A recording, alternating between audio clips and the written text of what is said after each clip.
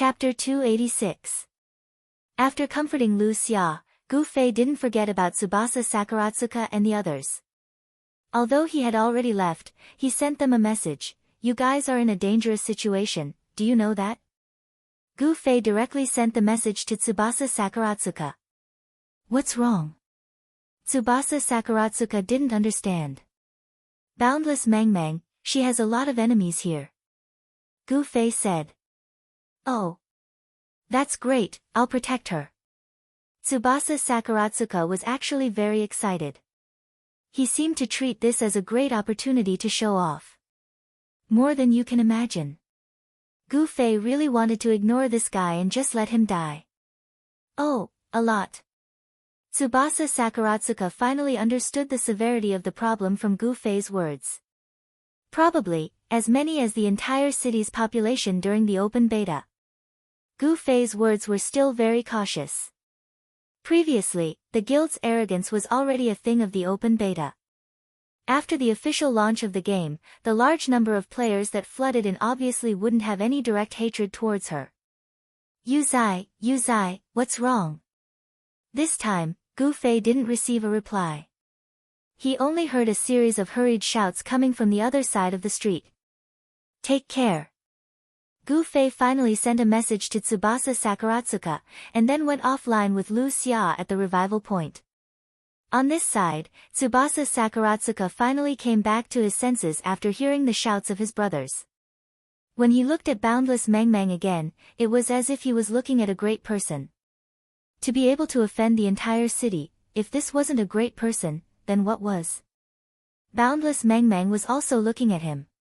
Finally, she looked at the group of people, smiled and said, You guys have fun, I'm going offline first.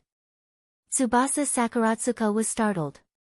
Although Boundless Mangmang was a girl, she was the online gaming madman type.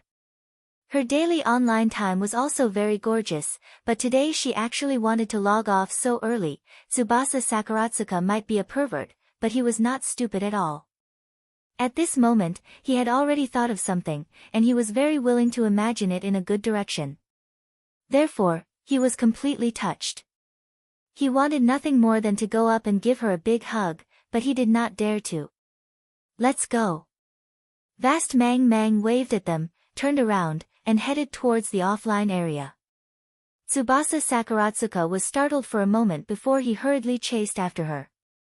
Let me send you off. There's no need for that. Boundless Mangmang said. Yes, just in case. Tsubasa Sakuratsuka didn't finish his sentence. He knew that Mangmang could understand him.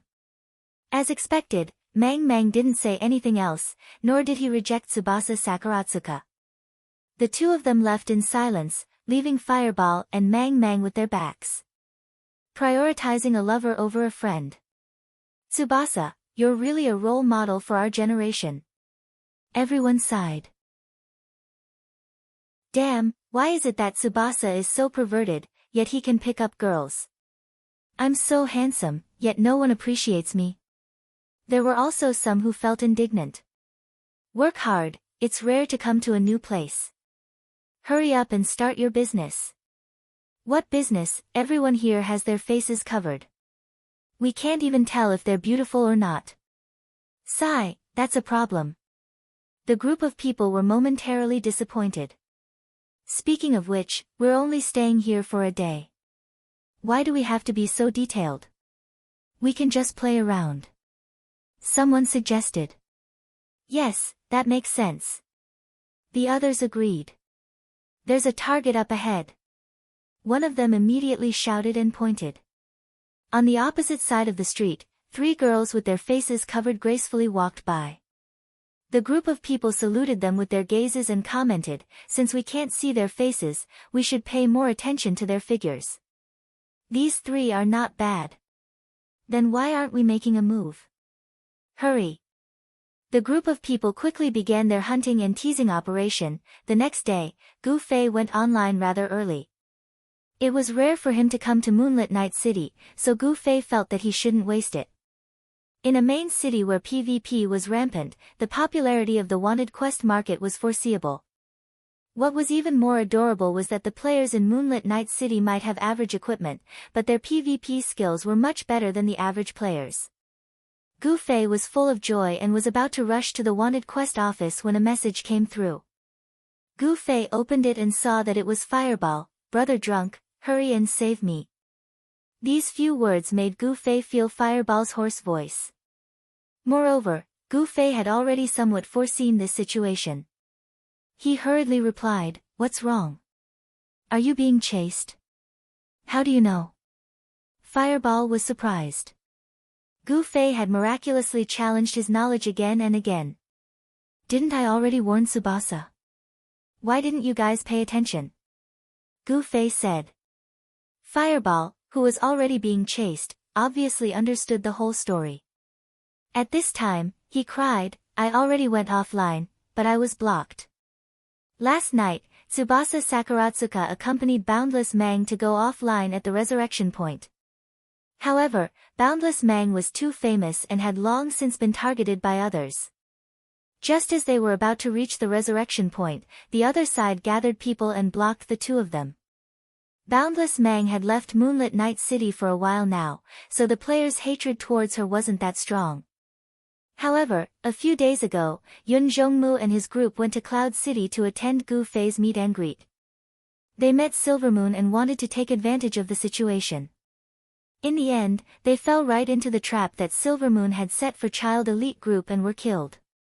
Yun Zhongmu was now considered an overlord and hadn't suffered such a loss in a long time. This old hatred naturally became fresh and spicy. Fortunately, he was busy participating in the tournament, so this matter was put on hold for now. Now that the tournament was over, this matter was put on the agenda. Silvermoon couldn't survive in Moonlit Night City and ran to Cloud City to develop. As for Yun Zhongmu's friends, Unsmiler and the others who were originally in Cloud City, because they weren't doing well in Cloud City, they ran to Moonlit Night City to join Yun Zhongmu. If Yun Zhongmu had some understanding of Cloud City in the past, then he knew nothing now. He had no idea how Silvermoon's development in Cloud City was or how much strength she had. From the contact that day, it seemed that she had some manpower. This caused Yun Zhongmu to be unable to decide how many people to send. If he sent too few, he was afraid that he wouldn't be able to deal with them. If he sent too many, he was afraid that the other players in Cloud City would misunderstand. Silvermoon was very sinister and was very good at using external forces, so he couldn't be careless. Later, he gathered a few people and prepared to go to Cloud City to scout for information. In the end, these people came back halfway and said that the road from Moonlit Night City to Cloud City was cut off and couldn't go. This was something that only the system could do. Yun Zhongmu didn't know what this was about, so his plan against Silvermoon could only be put on hold for now. These few days, he was also busy researching the quests that their guild received during the tournament. However, someone claimed to have seen Boundless Mang return to Moonlit Night City, so the pursuit began again. When Gu Fei came online, Tsubasa Sakuratsuka, Boundless Mang, and Fireball had already been on the run for an entire night and day. Fortunately, Boundless Mang had accumulated a lot of experience when she was a street rat in Moonlit Night City. She was very experienced in escaping through the streets and alleys. With Tsubasa Sakuratsuka and a bunch of trap experts in the team, they managed to drag it out until now. Unfortunately, all the respawn points and city gates in the city were already occupied by the other side. The players who passed by were even asked to take off their masks for inspection. With the power of Yun Zhongmu and the 10 Guild Alliance, no players dared to resist. Moreover, Boundless Mang wasn't a popular character here. As soon as they said that they were here to capture her, the players were very cooperative. If this doesn't work, we'll have to forcefully log off. I'm so tired. Fireball messaged Gu Fei. Where are they now? Gu Fei asked. Fireball reported the coordinates. Brother Drunk, we're counting on you. Help us kill a way out. Hee hee. Gu Fei only laughed. He tidied up his equipment and copied the style of the players in Moonlit Night City. He took out a cloth to cover his face and ran towards the coordinates Fireball gave him. Let me know if you're changing locations. Gu Fei messaged Fireball. Fireball didn't have time to reply because they were once again exchanging fire with the enemy. Fireball's Great Hunt mercenary group was completely based on their guild. It was similar to the relationship between the Four Seas mercenary group and Reigning the Four Seas. Currently, the mercenary group was level 2 with a total of 40 people. All of them had come to participate in this mission, but after a day of being chased, blocked, and killed, there were only 18 people left. The other 22 had died heroically and returned to the resurrection point, calmly logging off to sleep. Let's go. Boundless Mang led the way. The traps had already been set up behind them. Tsubasa Sakuratsuka looked at Fireball in confusion. I'm so curious. 22 people have died. Why isn't it your turn yet? If it was just Sakurazuka Tsukasa and his group of archers, it might not be difficult for them to escape. However, because of the vast expanse of grass and the two unusual creatures, the Fireball, their speed was slowed down. They could only rely on the traps to make up for it. Along the way, they heard countless screams of their opponents stepping on traps. Tsubasa Sakuratsuka and the others realized that it wasn't difficult to use traps against this group of people. It seemed like the straightforward style of Moonlit City had caused the players here to dislike passive attacks like traps. There weren't many people who practiced it, so naturally, they didn't come into contact with traps in PvP. Many people hadn't even seen traps before. That idiot Hakuba Ruayu had once foolishly placed a trap on a bluestone slab. In the end, it was stepped on by someone. This made Tsubasa Sakuratsuka very confused. Not good. Boundless Mang, who was leading the way, suddenly shouted. Why is there no way out? Boundless Mang looked around. The direction she and the others were rushing towards was a dead end. We used to be able to leave this place. Did they change it? Or did I remember wrongly? Boundless Mang had been away from Moonlit City for a long time, so she was a little unsure of herself. Damn it, we can only fight it out now. Tsubasa Sakuratsuka led the group back in a very imposing manner. There were traps at the intersection ahead. The enemies were chasing them from two directions. They had no way out. Brother Zue, we're at XXXX. There's no way out. Fireball replied to Gu Fei's message regretfully. Huh. What a coincidence, I'm just passing by. Gu Fei replied. Butterfly Knot, it's not easy to come to Moonlit City. My thoughts are surprisingly similar to Comrade Gu Fei's. Chapter 287. Fireball hurriedly looked around for Gu Fei's figure, but Gu Fei was nowhere to be found. The enemies had already rushed out from two different directions and met up at the intersection. Then there was a series of ah. A person beside Fireball spat on the ground and cursed, "Why are you always screaming like that? It's not like you're a girl. It's disgusting. Cut the crap and fire." Tsubasa Sakuratsuka yelled. Seeing that there was no way out, it was normal for people to want to drag a few more scapegoats down with them when they were about to die. An archer's volley was quite scary in a street fight.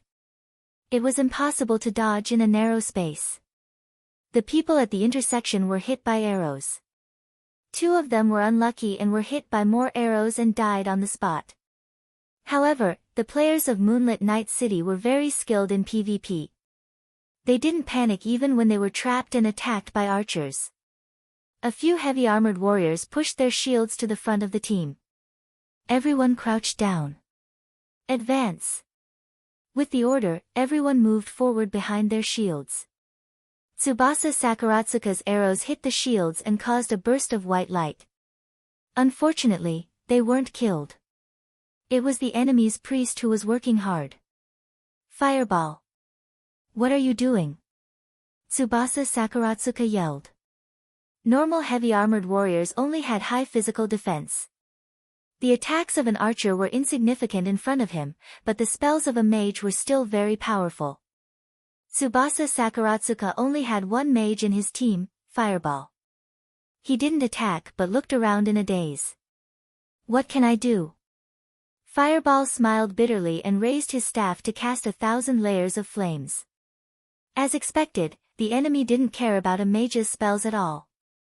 The priest continued to work hard and the team pushed forward. Focus fire, the one on the left.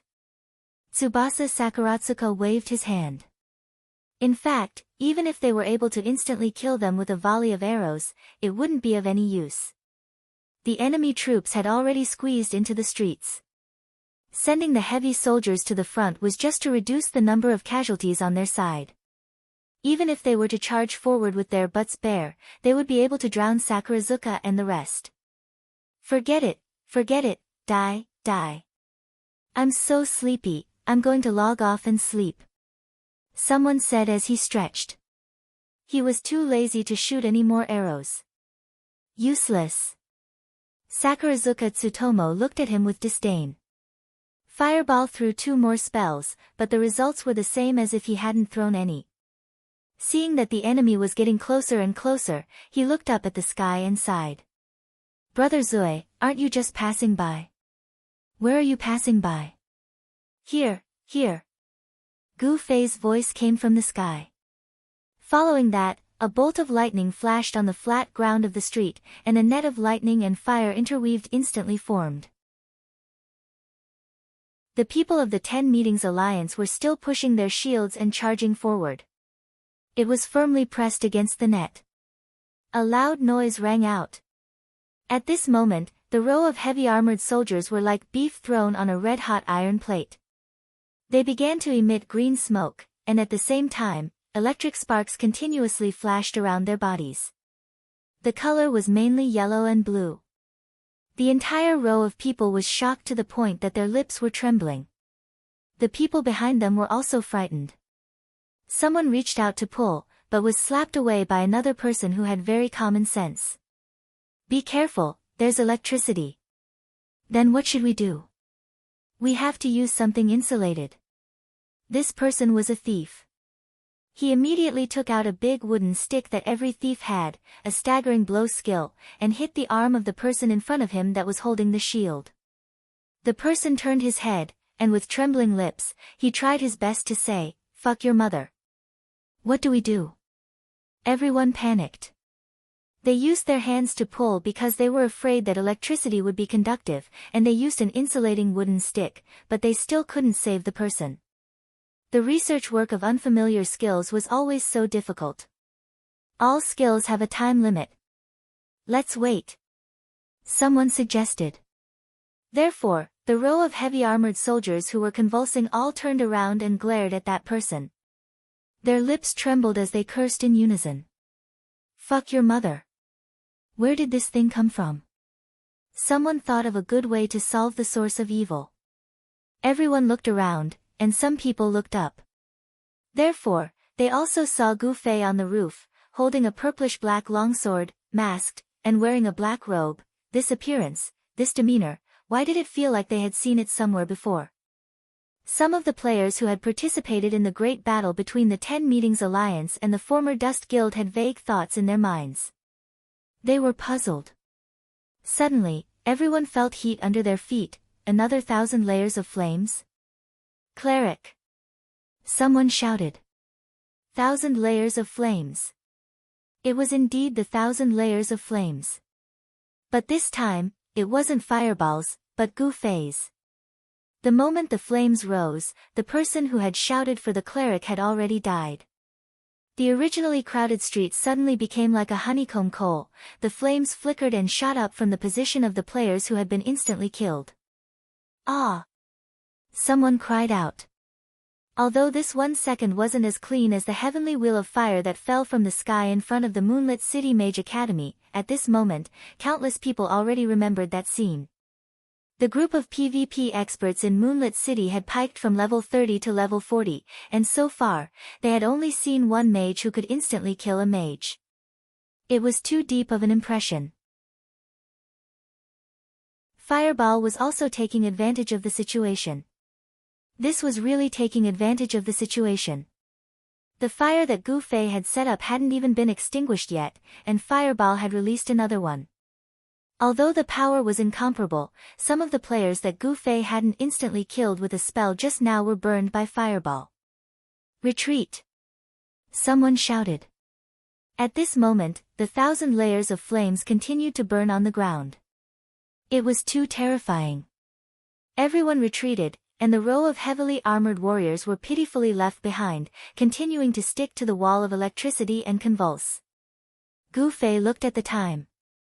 The wall of electricity lasted for 20 seconds, and these guys still had to draw for another 6 seconds. But speaking of which, Gu Fei remembered that when he first tried this skill on the streets of Cloud City, there were also players who reached out to touch it, but their fingers were immediately retracted after being electrocuted. He didn't see any of them being sucked in, so why were these guys? Is it because the area of contact is larger? Gu Fei analyzed. These guys had directly stuck their shields on it, so the area of contact was quite large. But this wall of electricity didn't seem to do much damage. After being electrocuted for so long, no one seemed to have died. Gu Fei sighed, and at the same time, he saw his mana starting to automatically recover, just like yesterday when he fought against the Suatu army. Looking down at the street below, as expected, the vast Mang Mang was raising his staff and casting a spell at him. The 10 Guild Alliance had already retreated outside of the range of the 1,000 layers of flames. The priests were frantically trying to save the injured, while the mages and archers began to attack Gu Fei on the roof. On the roof, Gu Fei ran with large strides, dodging the chain fireballs, picking off the homing arrows, and then lightly lifting his finger, he disappeared with a whoosh. These Moonlit Night City players naturally didn't know that Gu Fei had mastered the instant movement skill. Seeing him disappear into thin air, they were all stunned. But at this time, Gu Fei had already appeared beside them. The group of people were still looking up at the roof at a 45-degree angle. Gu Fei had already spread out his dual flame flash, and another circle of people disappeared. At this time, the wall of electricity finally ended, and the row of heavy warriors stopped convulsing, finally returning to peace. The few of them let out a long sigh, and wanted to hug each other and cry.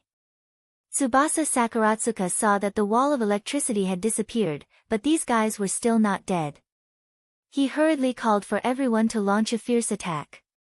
These people were indeed very badly electrocuted, but after all, they were still people with rich battle experience. At this time, they discovered that they weren't far from the opponents, and the opponents were all archers. As long as they got close, even though they were only heavy warriors, they could still take care of them. With this thought, the few of them very tacitly raised their shields in front of them, but this time, they didn't need to protect anyone behind them. The few of them bent down together, and were about to use charge to directly kill their way into the enemy's formation. In the end, the row of people stuck out their butts, but no one rushed out. The few of them were at a loss, and when they saw the situation, they all cursed, "Fuck, they're numb." Arrows fell like rain, landing on the shields with clanging sounds. Fireballs flaunted their might as they cast spells. At this time, the few of them didn't have the support of a priest, and they couldn't use charge to advance at high speed. They really didn't dare to push forward, and hurriedly turned around and retreated. Just as they retreated a few steps, they suddenly heard a crackling sound behind them. The few of them turned around to look, and couldn't help but start to tremble. Another wall of electricity was erected behind them again. Following that, they saw Gu Fei, who was killing everyone in their formation, suddenly disappear. The few of them didn't even have time to react, and the scorching flames had already poured over their bodies. Gu Fei flew behind them, and used a dual flame flash. No matter how heavy a warrior was, there was still a limit to their health. These people had endured so many disasters until now, and had long since been unable to bear the burden. In the end, they were met with a valiant attack like Gu Fei, and finally, they heroically sacrificed themselves with tears in their eyes.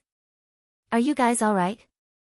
Gu Fei killed these guys, and turned around to ask Tsubasa Sakaratsuka and the others. "We're fine, these guys can't do anything to us."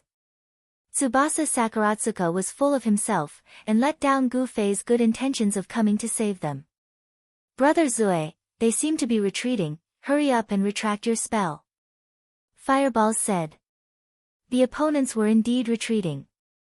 Gu-Fei shook his head and said, let them retreat, I don't have any more power left. After saying that, he looked at the vast expanse. This time, I don't seem to have recovered as much as yesterday. The vast expanse was also very helpless. You rushed too far ahead, and exceeded the range of the skill. Oh. Gu-Fei was incomparably regretful, and finally asked, what skill is it? Mana sacrifice, I'll give you my mana to use. The vast expanse replied. Oh. Gu-Fei responded again, and then carefully looked at the vast expanse.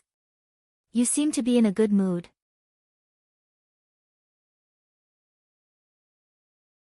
Chapter 288. Mang Mang was laughing. It was the kind of laughter that came from the bottom of her heart, so Gu-Fei felt that she was in a good mood. Of course, this was strange. After being chased for a day and a night, how could she laugh so happily? Was there something wrong with her? Moreover, Gu-Fei had never seen Mang Mang laugh like this. When they first met in Moonlit Night City, this woman's smile was arrogant and domineering. When they met again in Cloud City, Mang Mang in Cloud City didn't smile much. Her occasional smile was the most polite kind. After Gu-Fei finished speaking, Sakurazuka Tsukuzi and the others also noticed it, especially Sakurazuka Tsukuzi. His stubbornness caused him to have more contact with boundless Mang Mang than Gu-Fei, and his contact was also more detailed.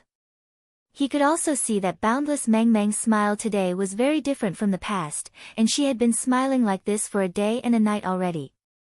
Tsubasa Sakuratsuka suddenly felt a bit scared and couldn't help but say, yeah, you've been smiling. What are you so happy about? Is that so? Did I smile? Mang Mang said with a smile. Everyone was speechless. Forget it, let's go. Gu-Fei said. When the electric wall disappeared, the group of people hurriedly walked to the intersection. As a result, when they looked around, the Ten Society Alliance did not completely retreat because of this. It was just that because of the sudden appearance of a strange and troublesome enemy like Gu-Fei, they temporarily stopped their previous active contact.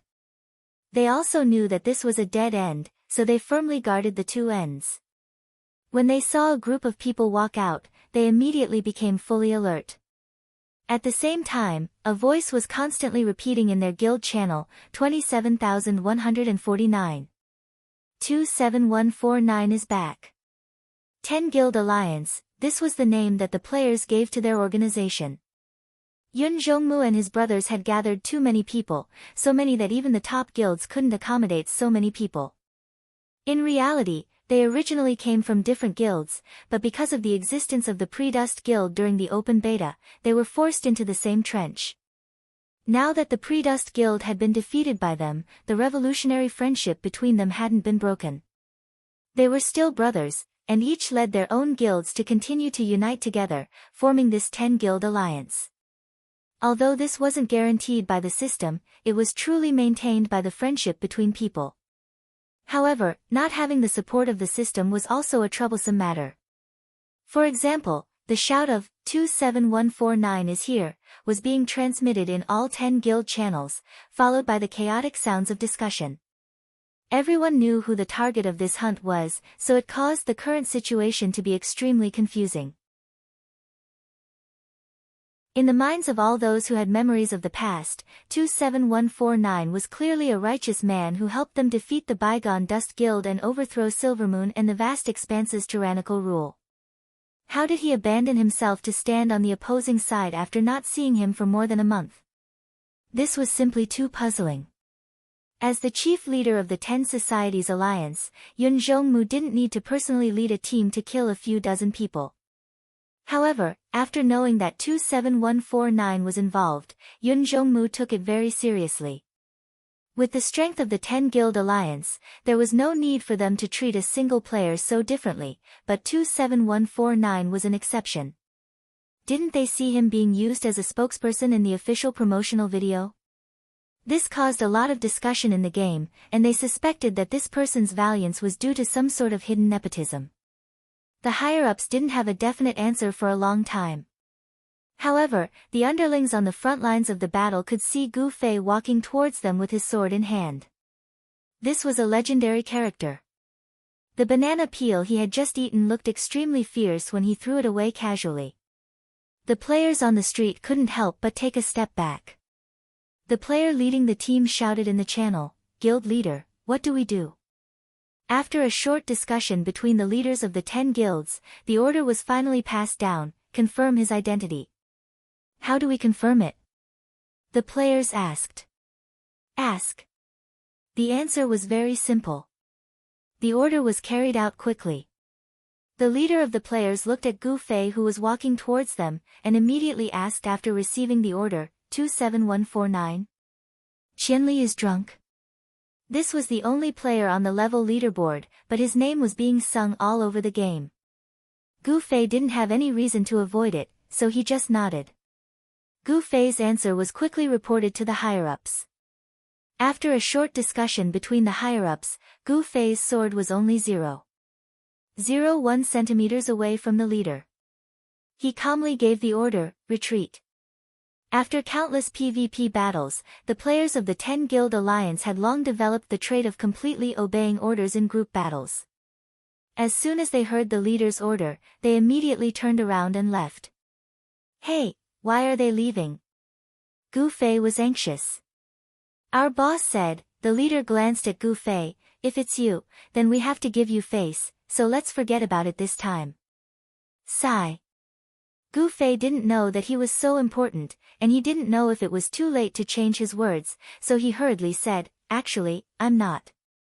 The other side was startled and stopped. One moment he was, the next moment he wasn't. It was very confusing. It was obvious that if Gu Fei wasn't 27149, the trouble would continue. Everyone was willing to believe that he was 27,149, and they had already made it clear that they would give him face. This was clearly something that could be taken advantage of, but he suddenly changed his words. It was really puzzling. There was no lack of PvP fanatics in the game, but it was extremely rare to see someone as crazy as Gu Fei. Gu Fei was PvP with them, but Fireball and the others were thinking about how to escape. When they heard that the other side was giving Gu Fei face, they were relieved. They didn't expect Gu Fei to be so troublesome. Seeing that the other side was starting to hesitate again, Fireball immediately jumped out and jumped to Gu Fei's side and said, "Drunk bro, don't be funny. It's obvious that an outstanding talent like you is 27,149. Apart from you, who else would have such skills? Your black robe, sharp sword, get lost." Gu Fei couldn't take it anymore. The other side listened and smiled. Indeed, Gu Fei matched the legendary 27149. His image, temperament, and valiant instant kills were all in line. With his identity, it was unnecessary to even ask about him. As for why he suddenly didn't admit it, who knew? No matter how brave the 10 Guild Alliance's Moonlit City players were, they couldn't help but be a little selfish. Leveling wasn't easy, and no one was willing to drop levels. With a strong opponent like Gu Fei, it would be best if they didn't have to fight him. Even if they had to fight him, it would be best if they didn't have to fight him first. The leader didn't say anything else with this bit of selfishness. He waved his hand and left with his group of brothers. The players on the other end of the street seemed to have received orders from their superiors to lure people away. Gu Fei was very disappointed and silently put his sword back into his pocket. The players under Tsubasa Sakuratsuka were all dumbfounded. Not only was this person good at picking up girls, but his skills were also unbeatable. He only gave his name and the other side said that he wanted to give face and leave. Thinking about how the other side had pursued him for a day and night, and now. In their eyes, Gu Fei's image continued to grow taller, taller, taller. Helpless, Gu Fei turned around and looked at the crowd. He spread his hands and said, "Looks like it's fine. Be careful. Maybe they're waiting outside or at the entrance of the safe zone to ambush us." Tsubasa Sakuratsuka said. They won't. Dazzling Mang shook his head and said, although these guys aren't good people, they always do what they say. Since they've already said it, it looks like they'll give you face today. Oh. Gu Fei nodded and didn't say anything. Sword Demon and Unscathed in Battle talked a lot about Yun Zhongmu's group. They all praised them for being hot-blooded, heroic, loyal, and manly.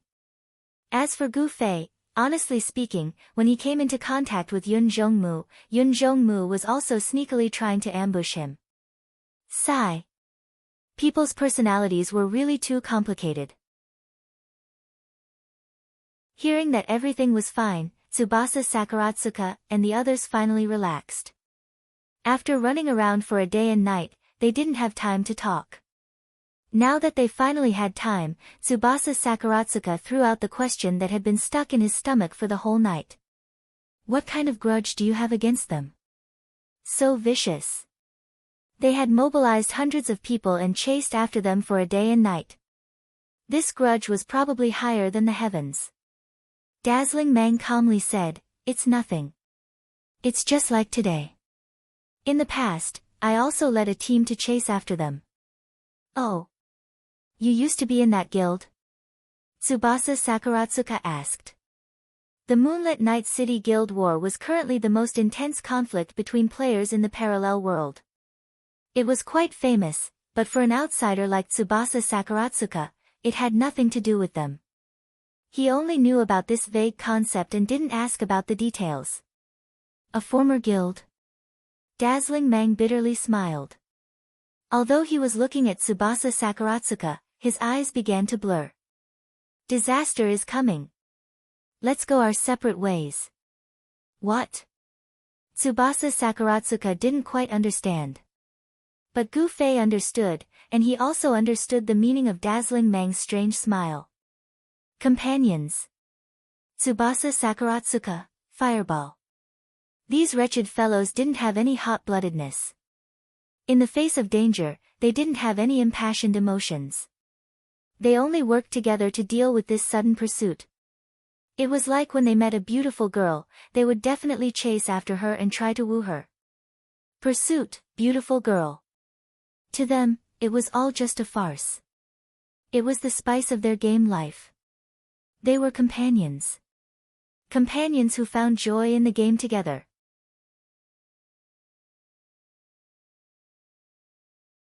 Chapter 289. Just as Boundless Mang said, Yun Zhongrong and the others did what they said. When Gu Fei and the others passed through the streets and walked under the watchful eyes of everyone in Moonlit Night City, no one came up to cause trouble for them. Some of them looked very familiar. They seemed to be the ones who had been chasing them for the whole night. At this time, the two sides were less than 5 meters apart. Tsubasa Sakuratsuka and the others were still on guard, but they were smiling casually. Are you going offline? Let's go together, someone even called out to them. Damn it, these bastards. Tsubasa Sakuratsuka and the others didn't know whether to laugh or cry. They were tired after running for a day and night, but it wasn't easy for the other side to chase after them. Of course, they had the advantage in numbers, so they could change shifts. However, Tsubasa Sakuratsuka did see some faces behind them. They were too persistent. Tsubasa Sakuratsuka and the others had sacrificed a total of 22 people, but the 10 Society Alliance had actually lost more players than them. They had all fallen into the trap by mistake. Then, Tsubasa Sakuratsuka saw that they had more time, so he ordered everyone to fire in unison, taking the levels of quite a few players. Log off. Let's rest. Tsubasa Sakuratsuka and the others were preparing to revive. What about tonight's quest? Gu Fei said in a daze. According to the schedule, after an hour, the main group should have set off for the next main city. If Tsubasa Sakuratsuka and the others logged off now, wouldn't that mean that they had given up on the quest? Brother Zui, didn't you hear what your leader said? They won't be leaving Moonlit Night City for now. It seems like their quest has some content that needs to be completed here. Tsubasa Sakuratsuka said. Really? What content? Gu Fei asked. I don't know. I've been on the run for an entire day. Where would I have the time to go to a meeting with them? Tsubasa Sakuratsuka said. Oh, then you guys go. Gu Fei waved at them. He had just logged on not long ago, so he obviously couldn't log off right now. Thus, the group of fellows chatted merrily as they left. Gu Fei had seen many players' resentful expressions after being piked, but he didn't expect these wretched guys to be so open-minded. Human nature was too complicated. Gu Fei could not help but lament again. After this matter was over, Gu Fei was about to hurry up and issue a wanted mission when he received another message. He opened it and saw that it was from the Sword Demon. Yun Zhongmu is treating us and specifically mentioned you. Can I come here for a moment? His movements were really fast. Gu Fei sighed ruefully. He'd just used his skills to save someone, and he reckoned that Yun Zhongmu would immediately ask the Sword Demon and the others about it. They had added each other as friends when they fought side by side last time. Knowing that the Sword Demon and the others had come to Moonlit Night City, Yun Zhongmu, the true host of Moonlit Night City, immediately expressed that he wanted to do his best as a host. The Sword Demon and Unscathed in Battle had a good impression of Yun Zhongmu and the others, so they probably wouldn't refuse. Yutian Shinming and Brother Yu were ambiguous, but being treated to a meal was a great advantage, so they probably wouldn't miss it. As for the Han family young master, perhaps he didn't see eye to eye with Yun Zhongmu, so he was even more likely to go. This guy would probably drink to his heart's content in order to attack Yun Zhongmu's wallet. Gu Fei didn't want to join in on the fun, but he thought about how Yun Zhongmu and the others had given him face today and let Boundless Mang and Tsubasa Sakuratsuka off. What about tomorrow? If they really didn't show any mercy, these fellows would probably have to flee from Moonlit Night City for the rest of their lives. The current 10 Guild alliance was much stronger than when they were chasing after Forestborn. It was better to go and find out what Yun Zhongmu and the others were planning. Gu Fei thought. After asking for the location, he went in the direction of the tavern. Moonlit Night City didn't have a player-opened little raised bar like Cloud City. In the end, Yun Zhongmu chose the largest tavern in the center of the city. The landlord was the landlord.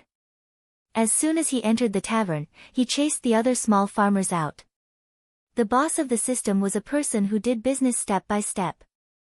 Of course, it wouldn't care about this kind of thing, so it wholeheartedly served the people who stayed in the tavern. When Gu Fei arrived at the tavern, it was filled with people from the 10 Guild Alliance. He even saw the leader of the group, who he had a direct conversation with, sitting at a table. It seemed like a few of them had died under his sword. As for the child elite group, they were all there, sitting in front of a large table that was made up of several small tables. Yun Zhongmu was sitting at the same table. Other than that, Gu Fei didn't know their names, but they were probably the heads of the 10 Guild Alliance. They were talking about the top 10 guilds. No matter what, they had to have 10 guild leaders, right? After Gu Fei entered the tavern gradually quieted down. Sword Demon and the others reached out to greet Gu Fei. Yun Zhongmu immediately turned around and displayed the agility of an expert thief. With a few swishes, he flashed in front of Gu Fei, shook his hand, and patted his shoulder. Brother, you're finally here. Quick, please come in. Gu Fei followed behind him to the table, sat down, and took off his mask. Yun Zhongmu personally poured a glass of wine and handed it to Gu Fei. Gu Fei took it and thanked him. The wine was the best wine. Gu Fei paid special attention to the other tables and found that everyone's wine was the same. They didn't make their table more noble. As expected, the Han family young master didn't miss this opportunity. He drank very quickly. However, Yun Zhongmu didn't mind at all. He just found that this guy really liked to drink, so he ordered a few more bottles and placed them in front of him. In addition, when Gu Fei saw Brother Yu watching the Han family young master drink and play with his fingers, he laughed inwardly. This guy was probably bored and calculating how much money the Han family young master drank. Frankly speaking, the people at this table weren't familiar with each other. Only Sword Demon had fought side by side with them. After Gu Fei sat down, Yun Zhongmu and the others expressed their admiration for Gu Fei, such as, "You're so fierce, so amazing," and so on. Gu Fei naturally responded politely, saying things like, "You're too kind," and, "Thank you, thank you." Yun Zhongmu and the others fought boldly and unruly, but talking to strangers wasn't their forte. Their temperaments were similar, and their words were simple and direct. Out of every 3 sentences, they would say, "Fuck you," and then, "Fuck you." They immediately felt that they had a common language with each other. When this group of people gathered together, there were clearly 10 leaders with 10 mouths, but they all spoke in the same style and tone.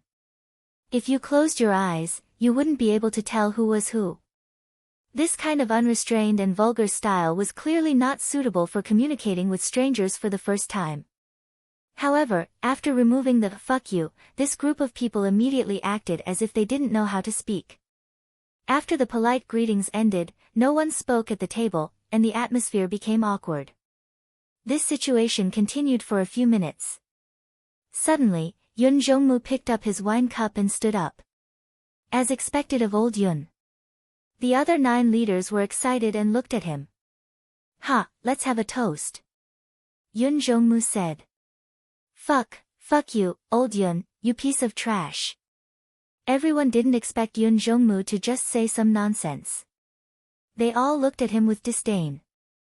Of course, Yun Zhongmu also felt a bit embarrassed. After swallowing a cup of wine, he racked his brains, but still couldn't think of anything to say. Back then, he had interacted with Sword Demon. That Sword Demon was an old player, and he was the same class as Yun Zhongmu. Everyone reminisced about the past, and then discussed the current thief class. It was easy to find common topics. Right now, facing Gu Fei, Yun Zhongmu really didn't know what to say. After a long time, he finally said, "Brother Qianli, what games have you played before?" "Oh, never played before," Gu Fei replied. If it was someone like Silvermoon sitting here, he would definitely immediately say, "You're so strong on your first game? What a genius." Then, a bunch of dizzying people would come forward. However, these people immediately felt that Gu Fei hadn't gone before. He was very different from them, and the 2 sides were really very far apart. Just like that, everyone was holding their own wine cups to entertain themselves. Even Cloud Twilight himself felt ashamed of himself for inviting this group of trash to the table. He inwardly regretted inviting these useless people to the table. He should have invited the higher-ups of the Ascendant Association to liven up the atmosphere. When he thought of this, Yun Zhongmu became angry again. He slapped the table and said, "Zhu Xian, you bastard. Don't you usually talk a lot? Why aren't you talking today?" Zhu Xian shrunk his head, and after looking at Gu Fei, he finally said, "You seem to have cut me before." Yun Zhongmu fainted. "I asked you to talk, and you actually said something so disrespectful. I really want to personally drag this guy out and kill him." Unexpectedly, Gu Fei nodded and said, "I think so. You were with Non-Smiler last time, right? Speaking of which, I haven't seen Non-Smiler in a long time," Gu Fei said as he looked at the people around him. In the end, they all raised their cups and drank in an orderly manner, looking as if they were watching a show. Yun Zhongmu said a bit awkwardly, "Oh, he's not here." Non-Smiler was online, but Yun Zhongmu didn't call him. Even if he did, Non-Smiler wouldn't be willing to come. In the battle with Gu Fei and the others, Unsmiler had lost 10 levels. However, if one were to convert that low-level experience, it would be equivalent to today's 40-level loss of 39. In comparison, it wasn't that big of a deal. Even so, the negative effects of this incident were very big. Even now, when people asked for his name in-game, Non-Smiler would be like a ball of fire. In the hearts of countless players who knew of that incident, Non-Smiler already had the attributes of a grandson. No matter how strong you became in the future, in front of this Qianli, you would always be a grandson. Non-Smiler's hatred towards Gu Fei wasn't something that could be easily resolved. It was an eternal psychological wound that hurt whenever he thought about it. Yun Jongmu was Non-Smiler's good friend, but not only did he not take revenge for him, he was sitting at the same table as Gu Fei and drinking. This was the reason why he felt awkward. This was because he had no other choice. From a personal point of view, Yun Jongmu wanted to help Non-Smiler kill Gu Fei. Unfortunately, Non-Smiler wasn't a very good person. Out of the 10 guild leaders sitting at the same table, 8 didn't like him. The only one, Zhu Xian, was an idiot who didn't care about anything. Didn't you see that he even brought up the topic of being killed by you and Gu Fei? Even Yun Jongmu himself sometimes wondered how he and Non-Smiler became brothers. It was very clear that in that non-simulated era, the impression of people in the game was very vague. Most of it was made up from one's imagination.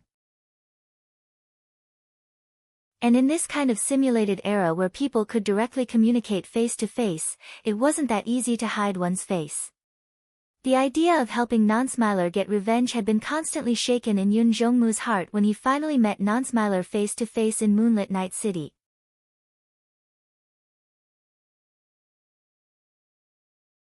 Chapter 290. Yun Jongmu was still reminiscing about his past with Non-Smiler, but this Zhu Xian really got into a conversation with Gu Fei about being hacked by you. Gu Fei killed him when he saved Boundless Mang in Cloud City. Because of their actions at that time, Gu Fei didn't have a good impression of this comrade called Zhu Xian. However, because of this matter, the topic naturally shifted to Boundless Mang, which was exactly what Gu Fei wanted. At that time, when they saved Boundless Mang, Zhu Xian and the others didn't know that Gu Fei was 27149. Now that their identities were connected, as to why Gu Fei saved Boundless Mang today, Yun Jongmu had a vague feeling of the answer. At that time, Mang had indeed been chased miserably by them. However, this woman was very stubborn. She was clearly alone and weak, but in front of so many people, she still had the arrogant appearance from when she was in her prime. It really made people not have the slightest bit of tenderness for the fairer sex. Frankly speaking, Boundless Mang was hated for so long, a large part of it was because she asked for it. Her personality of admitting defeat but not giving in was very effective in inspiring the fighting spirit of her enemies. After continuously chasing her for a month, this patience could be said to have been honed by her opponents. However, this was relative to people who were in the game. From an outsider's point of view, Boundless Mang could easily win sympathy. However, Yun Jongmu felt that Gu Fei should be on their side. At that time, didn't Gu Fei also offend her and get stuck in the high-level leveling area outside Moonlit Night City? Since Boundless Mang's stubbornness wouldn't win sympathy from Yun Jongmu and the others, she shouldn't get sympathy from Gu Fei either. This was too puzzling.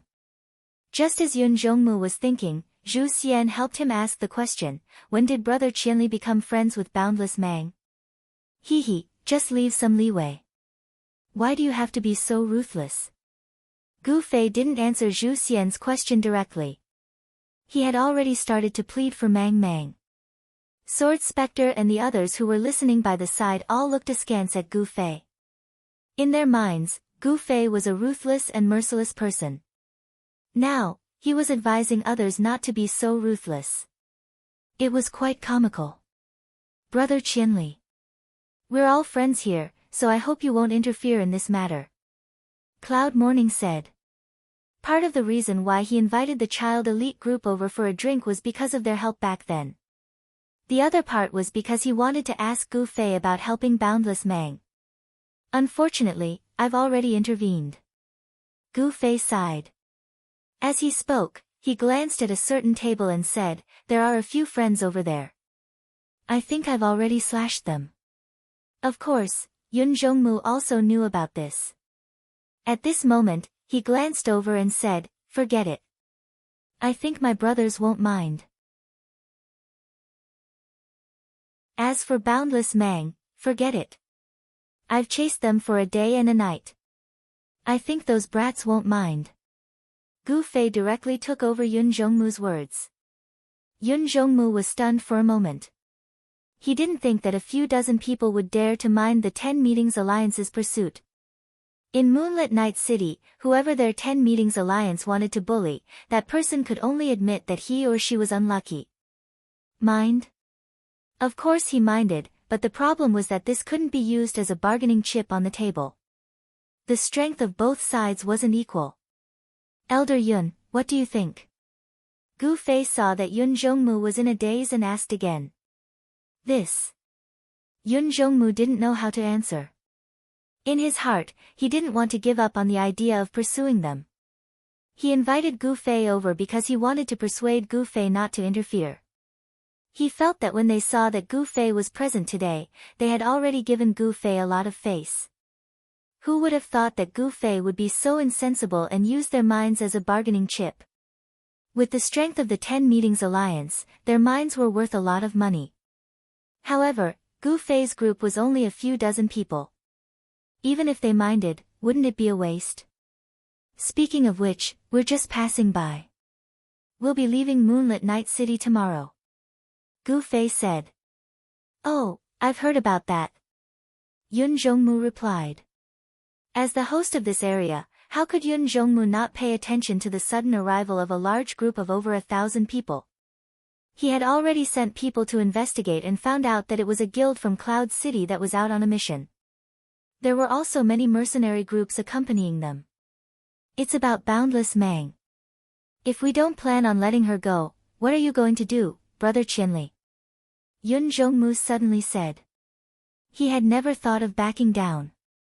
Even though Gu Fei was strong, their 10 Meetings Alliance had 2 rank 5 guilds, 4 rank 4 guilds, 3 rank 3 guilds and 1 rank 2 guild. They had a total of 4,550 people. There was no reason for them to be afraid of Gu Fei.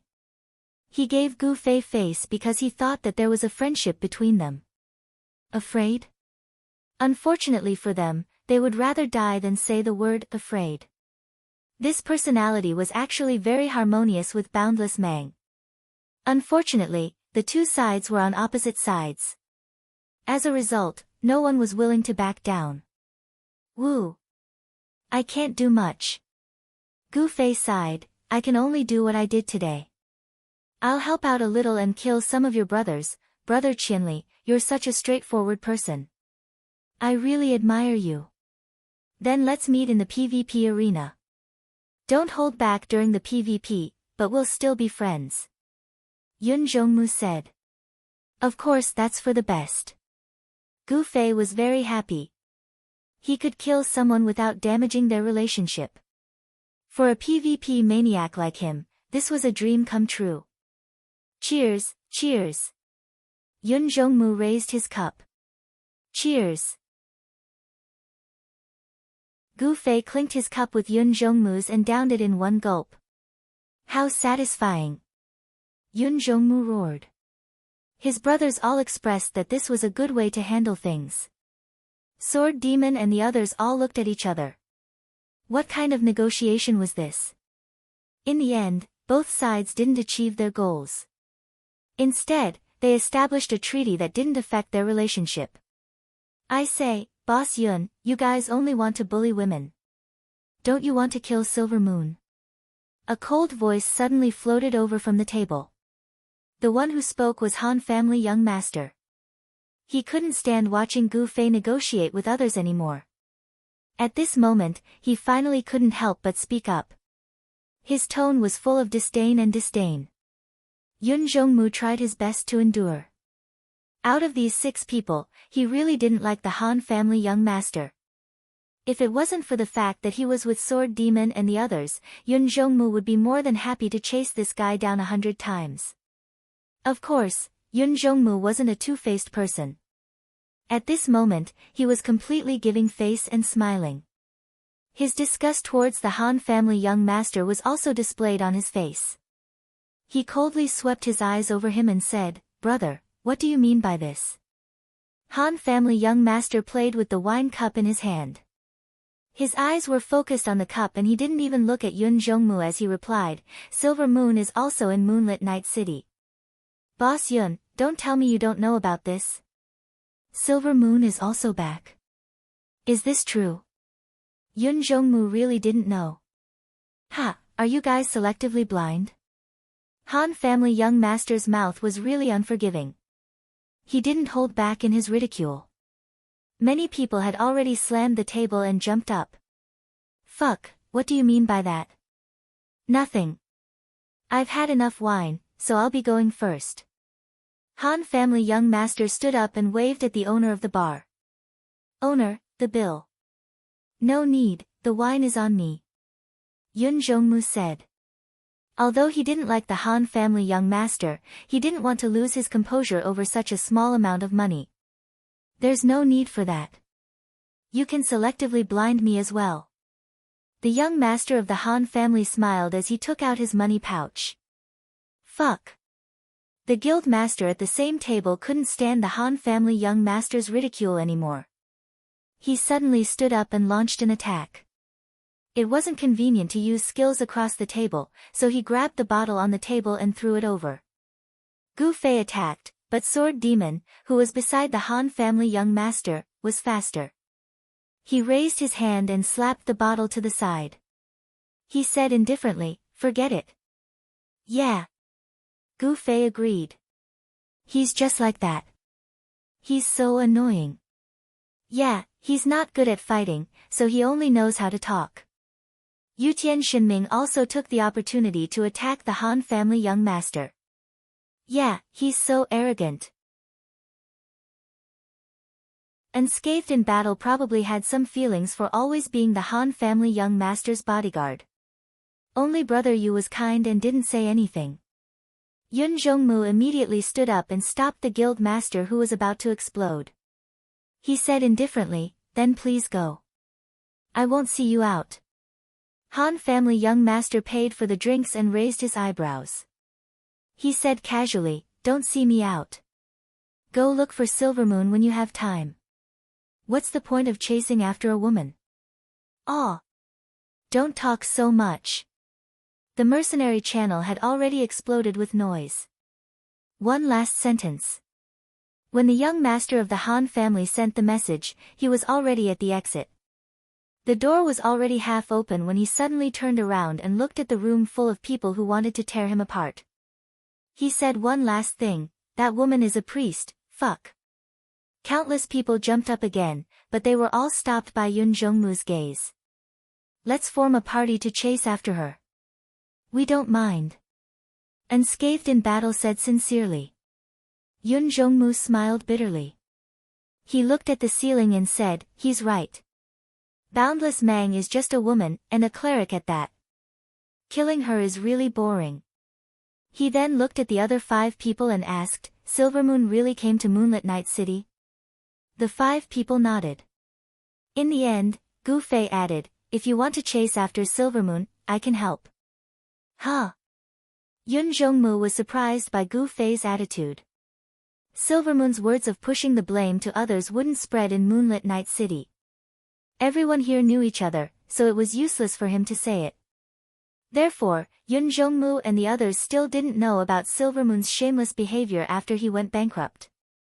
They still considered Silvermoon and Boundless Mang as one family. After Gu Fei told them about Silvermoon, the people in the tavern erupted again, fuck, Silvermoon, that dog, he's not a man. He's so disloyal. I thought he was a man before. Shameless. What else is there to say? Kill him. Kill him. Yun Zhongmu slammed the table. Call everyone online and search for Silvermoon in the city. Reward anyone who provides any clues.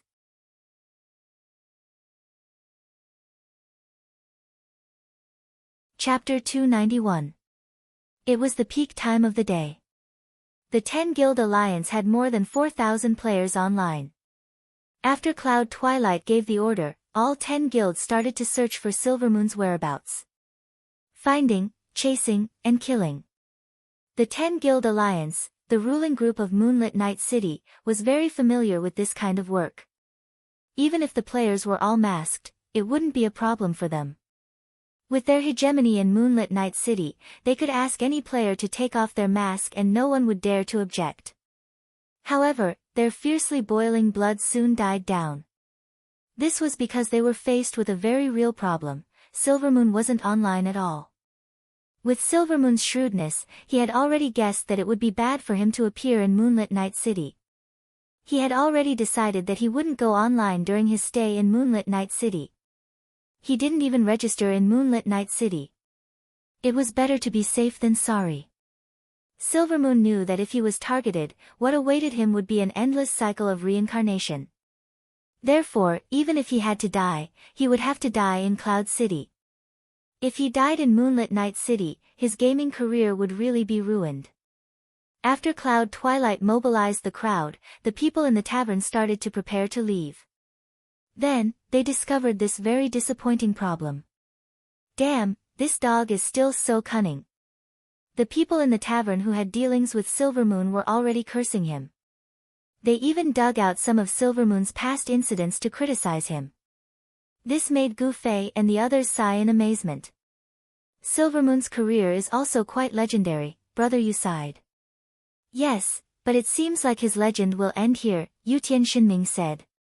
In the tavern, Cloud Twilight was giving out orders to leave people in the 7 major safe zones. All knights who were online would be strictly interrogated. In fact, it was mainly to take off their masks. Generally, when players saw the guild emblem of the 10 Guilds Alliance, they would swallow their anger and cooperate. As for those who had thoughts of resisting, frankly speaking, those who resisted would be killed regardless of whether they were from Silvermoon or not. So, in theory, Silvermoon had no chance of escaping. Humph. I'll kill him once at most. Han family young master couldn't help but interrupt Gu Fei and the others' discussion in the mercenary channel. Why? Yutian Shinming asked. If Silvermoon isn't online at this time, she's clearly hiding. Since he was aware of the danger, he would never register in Moonlit Night City just in case. Once he registered, he would die and return to Cloud City. Do you understand? Han family young master said. That makes sense. Not only did the others nod in agreement, but they also quickly relayed the Han family young master's deduction to Yun Zhongmu. When Yun Zhongmu heard this, he felt that it made a lot of sense. They had made such a big scene just to kill Silvermoon once. This really didn't give him the slightest bit of satisfaction. Old Yun, should we call some of our brothers to go to the Knights' encampment in Cloud City first? Someone suggested. This. Cloud Twilight hesitated. Cloud City was not their home ground. How was Silvermoon's development in Cloud City? How many friends did he make? Gu Fei and the others didn't know the answer to this. They only knew that Silvermoon had a mercenary group of 40 people. Apart from this, when they thought about Silvermoon's personality and diplomatic skills, they felt that they couldn't underestimate his power. Just from the time Gu Fei and Silvermoon were in prison together, they knew that this guy was very good at making friends. Moreover, he was different from Yun Zhongmu and the others. Yun Zhongmu and the others only made friends with people that they liked and liked. It was almost impossible for Yun Zhongmu and the Han family young master to become friends. As for Silvermoon, he was hypocritical and fickle. He would fish in a loose net and call everyone his brother. Even when he was scheming against you, he would smile without batting an eyelid. He was much harder to deal with than Yun Zhongmu. The relationship between the two groups in Moonlit Night City was proof of this. If it wasn't for Gu Fei's help, Yun Zhongmu and the others would still be under Silvermoon's feet. Moreover, Yun Zhongmu had already been schemed against by Silvermoon in Cloud City. Now that he thought about it, he felt that even if all 4,000 people in the Alliance went there, it still wouldn't be enough. After thinking about it, Yun Zhongmu had an idea. He asked Gu Fei and the others, "What is your mission this time?" "Help that guild escort the item to the destination," Gu Fei and the others replied. "Then we have to pass through other main cities." Yun Zhongmu's eyes lit up. "Yes, we have to pass through 5 main cities. I remember that's what they said back then, brother," you replied. "You want to?" The 5 of them guessed what Yun Zhongmu was thinking. Silvermoon doesn't dare to register in Moonlit Night City. We'll let him pass this part in peace. At the next main city, he won't be like this again, right? At that time, we'll make a move and take him down. No matter how good he is, he can't do anything to a main city that he hasn't been to before. Yun Jongmu said confidently. Yes, yes, yes. Everyone nodded. Very good. Then let's pick some brothers. We'll follow these brothers from Cloud City. When we reach the next main city, we'll teach Silvermoon a lesson, Yun Jongmu said in high spirits. The tavern was filled with cheers. Everyone passionately volunteered. Yun Jongmu glanced at them and said in a low voice, some brothers came later, so don't fight. Let's give this chance to bully Silvermoon to the brothers who were bullied by Silvermoon before. Yes, yes, yes. Zhu Xian was the first to stand up and heavily slammed the table. I'll bully him to death. The tavern roared with laughter. Zhu Xian's enthusiastic response exposed a problem. This guy had been bullied by Silvermoon before. Zhu Xian came back to his senses. He was embarrassed and sat back down. As such, Gu Fei and the others didn't know how Yun Jongmu and the others would choose people in the guild channel. In short, the five of them just watched how these enemies of Silvermoon would arrange a show to destroy Silvermoon. Isn't it too cruel? Unscathed in battle asked Sword Demon. What do you think? Sword Demon asked Yutian Shinming. I'm looking forward to it. Yutian Shinming said and looked at Gu Fei. They have so many people. It looks like they don't want my help anymore. Gu Fei was disappointed. Brother Yu patted him and comforted him, there are other things that are more meaningful. What? Gu Fei looked at Brother Yu. It's almost 7. Mission. Brother Yu said. Aren't we staying in Moonlit Night City today? Gu Fei was confused. We don't need to rush today, but the mission still needs to continue. Did you forget? We still haven't seen what Unscathed is escorting. Because the escorted item was picked up in Moonlit Night City today. Brother Yu said. Why don't I know? Gu Fei was puzzled. Yutian Shinming patted him, go online more and you'll know everything. Obviously, the peak period after 7:00 every night was the main time to gather people to carry out the mission. However, information, plans, and so on were all discussed in the wee hours of the morning and during the day. Gu Fei was not present at this time, so it was no wonder that he did not know. The five of them got up and said goodbye to Yun Jongmu. Yun Jongmu walked them out of the tavern and didn't forget to remind them, if you see Silvermoon, don't forget to let us know. After confirming the plan, Yun Jongmu had already withdrawn from the resurrection points in order to not make Silvermoon suspicious. Don't worry. The five of them said. Oh right, where's your next main city? I'll see if we can prepare in advance. Yun Jongmu said. White Stone City. Seems like it. Brother Yu replied, but we're not too sure how to get there. Oh, thank you. Yun Jongmu nodded. Oh right, old Yun. Yutian Shinming suddenly said, do you guys have any problems with drifting?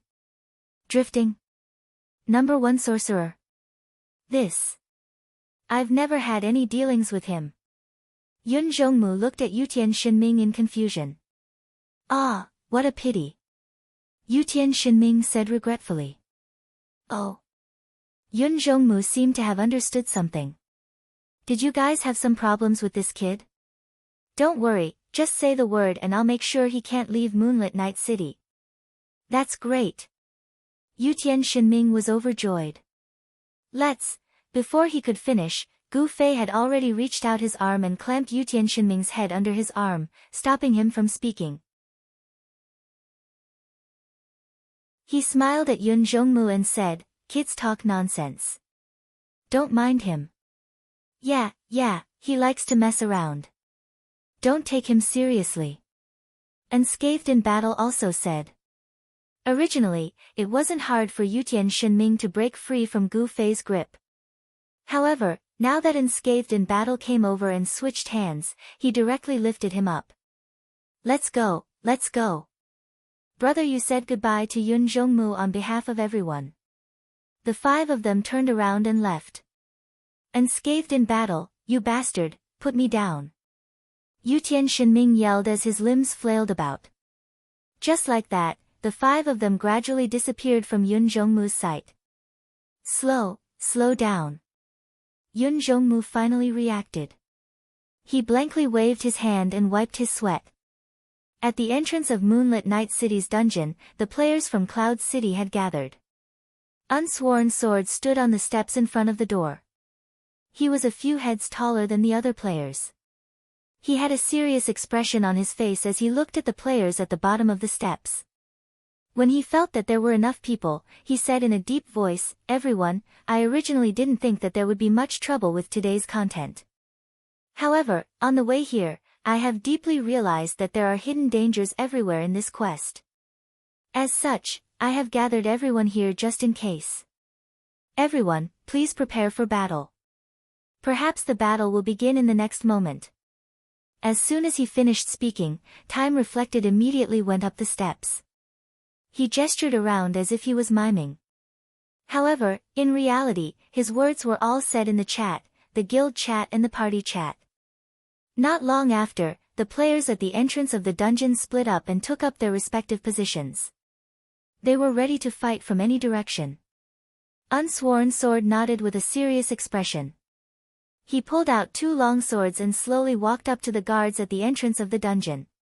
He first got into a fighting stance, then spoke to the NPC guards. "Fuck." After 2 sentences, Unsworn Sword angrily roared. All the players were shocked and looked around vigilantly. "Enemy, where is the enemy?" "Fuck." Unsworn Sword cursed again. His expression was as if his entire family had died. He turned around and said to the players, "Motherfucker, you want me to pay up?" "Fuck." All the players pointed their middle fingers at Unsworn Sword. "Does this mean we don't have to fight anymore?" Someone asked loudly. "Let's wait. Everyone, don't disperse yet. Continue to be vigilant," Unsworn Sword said. As such, the players didn't dare to be careless and continued to pay attention. Gu Fei and his elite group also occupied a certain position. At this time, their attitude was no different from the other players. However, from time to time, there would be players passing by them. They should be from Moonlit Night City.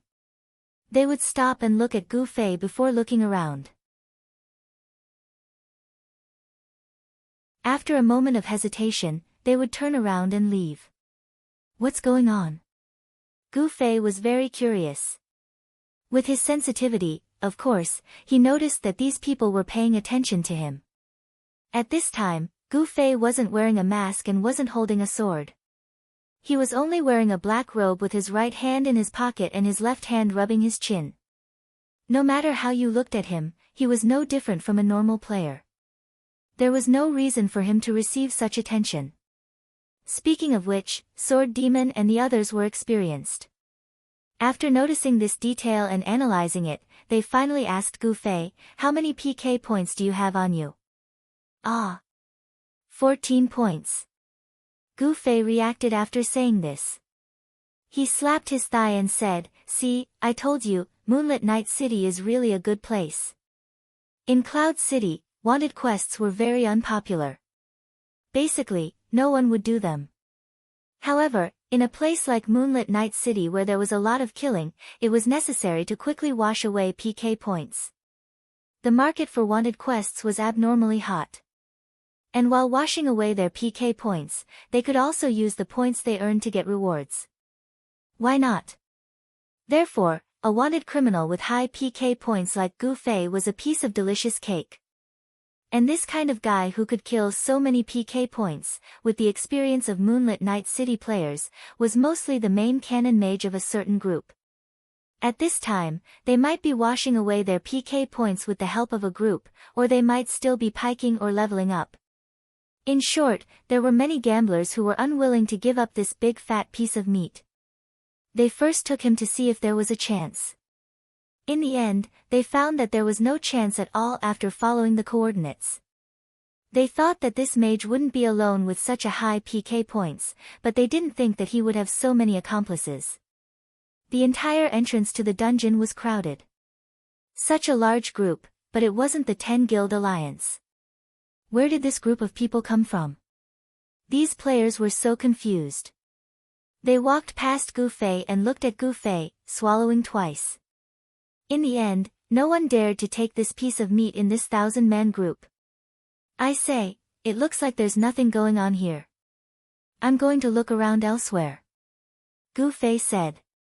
A few people squinted at him. Who couldn't see through Gu Fei's thoughts?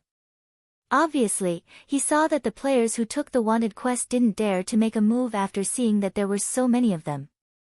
Therefore, Gu Fei took the initiative to create an opportunity for these guys, leaving himself alone so that these guys could attack him.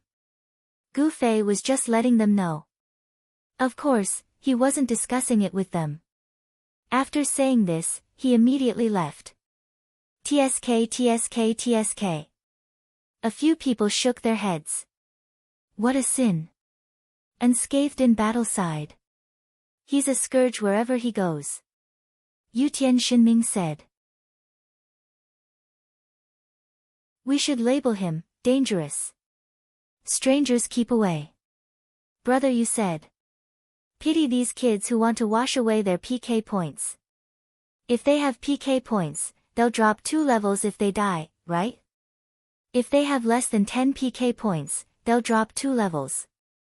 What a sin. A few people prayed for the levels that were about to drop under Gu Fei's sword. Gu Fei excitedly left the group.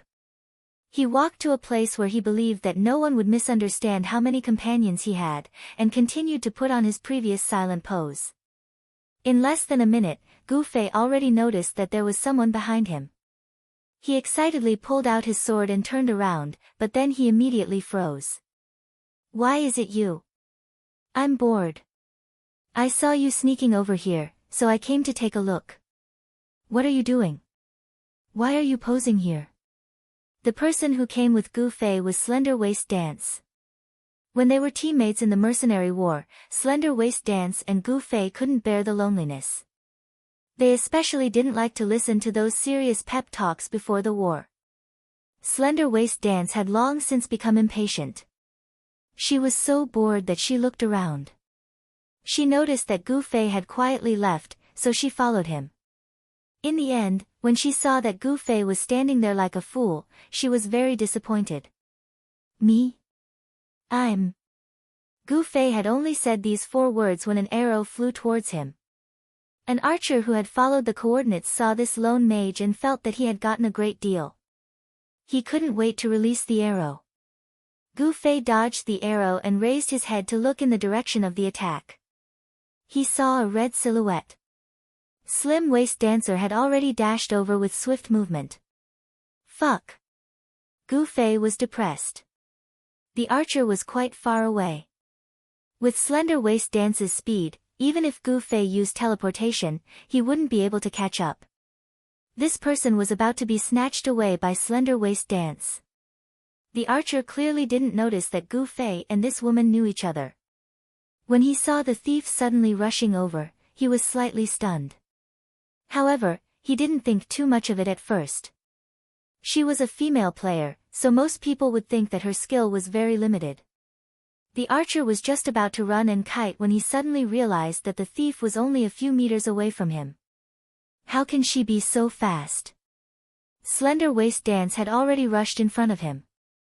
The archer panicked and wanted to turn around and run. Against a thief, this was a huge technical error. He directly exposed his back to the enemy. Thieves didn't even need to run and could use skills. Slender Waist Dance stretched out her hand and stabbed out with backstab. The world became quiet. Hey, why did he? Slender Waist Dance turned around to ask Gu Fei how he had been killed. In the end, she saw that Gu Fei was also fighting with a thief. It was actually an exaggeration to say that they were fighting. When Slender Waist Dance turned around, Gu Fei's sword flashed and burned the thief. Hey! Slender Waist Dance was just about to ask again when another voice came from the street. Ah, over here, quick! This time, 4 people came from the corner of the street. As soon as they saw Gu Fei, they immediately rushed over and pushed one of them, shouting, "You first." Obviously, this person was the only one on the quest. The others were his friends who had come to help. However, Slender Waist Dance was one step faster. She blocked in front of him and stabbed the "You first." You first didn't even understand what had happened before dying. In the end, he only realized that it seemed to be a beautiful woman who stabbed him. The other three were shocked. However, at this time, their friend on the quest had already been sacrificed. For them, there was no point in continuing. They originally wanted to escape, but Slender Waist Dance didn't let them go. In a few steps, she had already rushed in front of them. The three didn't dare to run anymore. They hurriedly turned around and prepared to face the enemy. Slender Waist Dancer suddenly took 2 steps back, and in the blink of an eye, she disappeared. Stealth. Be careful. The experienced Moonlit City players immediately stood back to back in a triangle, not giving Slender Waist Dance a chance to sneak attack from behind. Unfortunately, Slender Waist Dance didn't intend to sneak attack at all. With her style, she actually couldn't be bothered to use stealth. She just wanted to try it out in PK because she had created a new, stealth, skill. No matter how experienced the Moonlit City players were, they had never encountered this skill before. Someone was stabbed in the face by Slender Waist Dance, but no one appeared in front of him. He was completely at a loss. The Slender Waist Dance was followed by another slash. This person died heroically without even seeing his opponent. The next two weren't much better. Slender Waist Dance used sap to the left and backstab to the right. Then, she revealed herself and finished off the two. The experiment was over. The result of the test. He muttered to himself, quite sick. However, the blue fell too fast. Stealth consumes 7% of the maximum mana per second, which meant that it could be used for a maximum of 14 seconds. During these 14 seconds, if a skill was used to attack, some additional mana would be used. So, 14 seconds was only a theoretical value. It was impossible to last that long in a real battle. Slender Waist Dance had sprint and backstab before, so her mana wasn't full. She didn't even last 10 seconds in this experiment. In the end, after dealing with the last two people with sap and backstab, she immediately revealed herself because her mana was used up. At this time, she took some fruits to replenish and wanted to turn around to ask Gu Fei, but, why is there still more? Slender Waist Dance screamed. On the other side, Gu Fei was fighting someone again. At the entrance of the dungeon, unscathed in battle and Yutian Shinming, the sensitive ears of the old and the young, suddenly pricked up. The two looked at each other. Did you hear that? Brother, you frowned.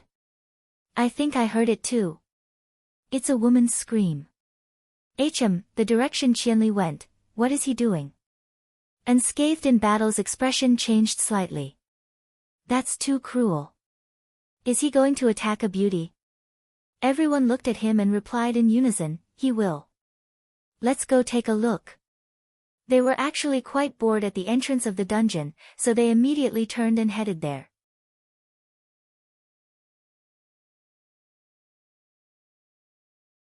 Chapter 292. The child elite group players were heading in their direction. Amethyst noticed that Slender Waist Dancer had disappeared, and when they heard her scream, they hurried over to check. The two teams took their own paths, and came out from both ends at the same time. In the end, they saw a black and a red figure run away from right under their noses. There were more people than they could have imagined. Gu Fei felt that he might have overestimated himself. After the official opening, the number of players in the main city increased. With the atmosphere in Moonlit Night City, there were countless players with PK points. Everyone wanted to clear their PK points, and when they saw Gu Fei at the top of the leaderboard with 14 PK points, those who were brave enough came to claim their points. Not only that, but Slender Waist Dance also killed people unrestrainedly. It didn't take long for her PK points to accumulate double. She became the second most wanted person in Moonlit Night City, which also attracted a lot of business. It just so happened that their location was close to the dungeon, and the dungeon belonged to the same system as the Wanted Quest distribution center, so it wasn't too far away. The players who had accepted the quest were pleasantly surprised to find that the coordinates were just a few steps away from them. It was easy to imagine how much pressure Gu Fei and Slender Waist Dancer were facing. Slender Waist Dancer had just used up all her mana while experimenting with stealth. She didn't even have time to eat fruits to replenish her mana. Gu Fei was even more pitiful. He didn't even have time to eat fruits after using up all his mana. Gu Fei's situation was even worse than Slender Waist Dancer's. Right now, his PK value was slightly higher than Slender Waist Dance's, so there were more players coming for him. Slender Waist Dance, on the other hand, had better equipment than Gu Fei. Even if he didn't use his skills, he was still extremely powerful. Although Gu Fei was an anomaly among mages, the fundamental characteristic of mages was that without mana, mages' damage was garbage. If the number of opponents was limited, Gu Fei could rely on his skills and Slender Waist Dancer's equipment to deal with them. But right now, Moonlit City's bounty office was like a military base, and Gu Fei and Slim Waist Dance's location was like a gathering point. The players who came out of the bounty office straightened their necks and ran in their direction. At a glance, they seemed to form a straight line. Hey! Even Slim Waist Dance, a woman who always pressed forward, felt fear in her heart. As she fought, she said to Gu Fei, "I can't, there are too many of them." Gu Fei also nodded very seriously. It was indeed satisfying to have so many people looking for him to fight, but Gu Fei did not want to die just because he was satisfied. Fighting was also a competitive sport, and the greatest charm of competition lay in winning and losing. Gu Fei liked PvP, but he would only feel satisfied if he defeated his opponent in PvP.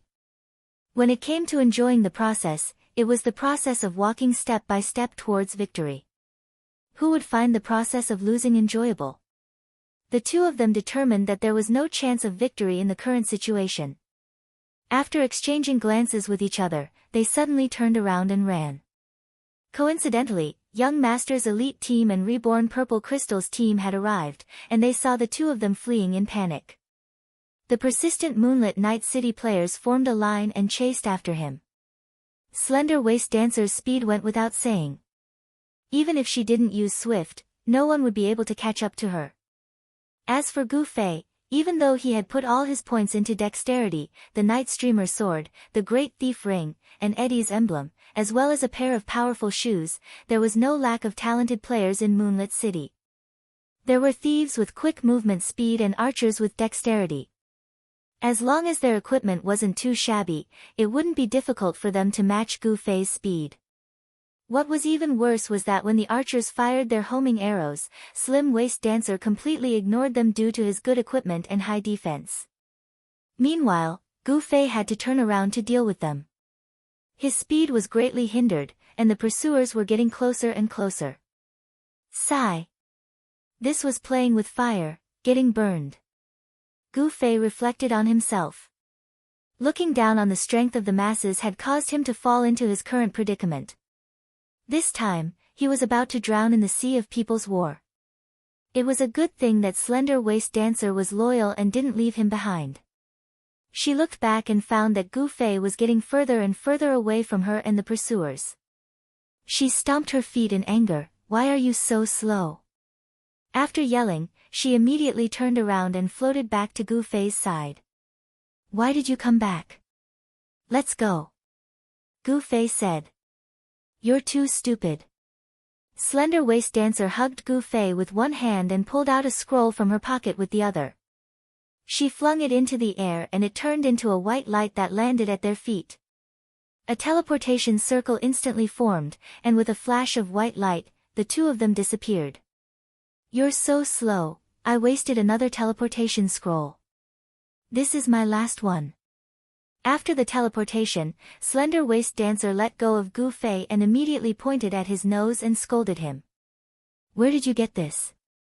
Gu Fei asked. "It was a quest reward, but now I can't buy it even if I have the money." Slender Waist Dancer said. There will be more in the future. Gu Fei comforted her and then immediately changed the topic. Where is this? Did we randomly teleport to an unfamiliar main city? Gu Fei said as he looked at the coordinates. You wish. Teleportation scrolls have a maximum radius, so it's impossible to teleport out of a main city. This should still be around Moonlit Night City. Slender Waist Dancer said. But why is this teleportation so unkind? Isn't it better to just leave it on the ground? Gu Fei looked left and right. That's why it's called random teleportation. Slender Waist Dancer wasn't in a good mood. The two of them were currently in a forest.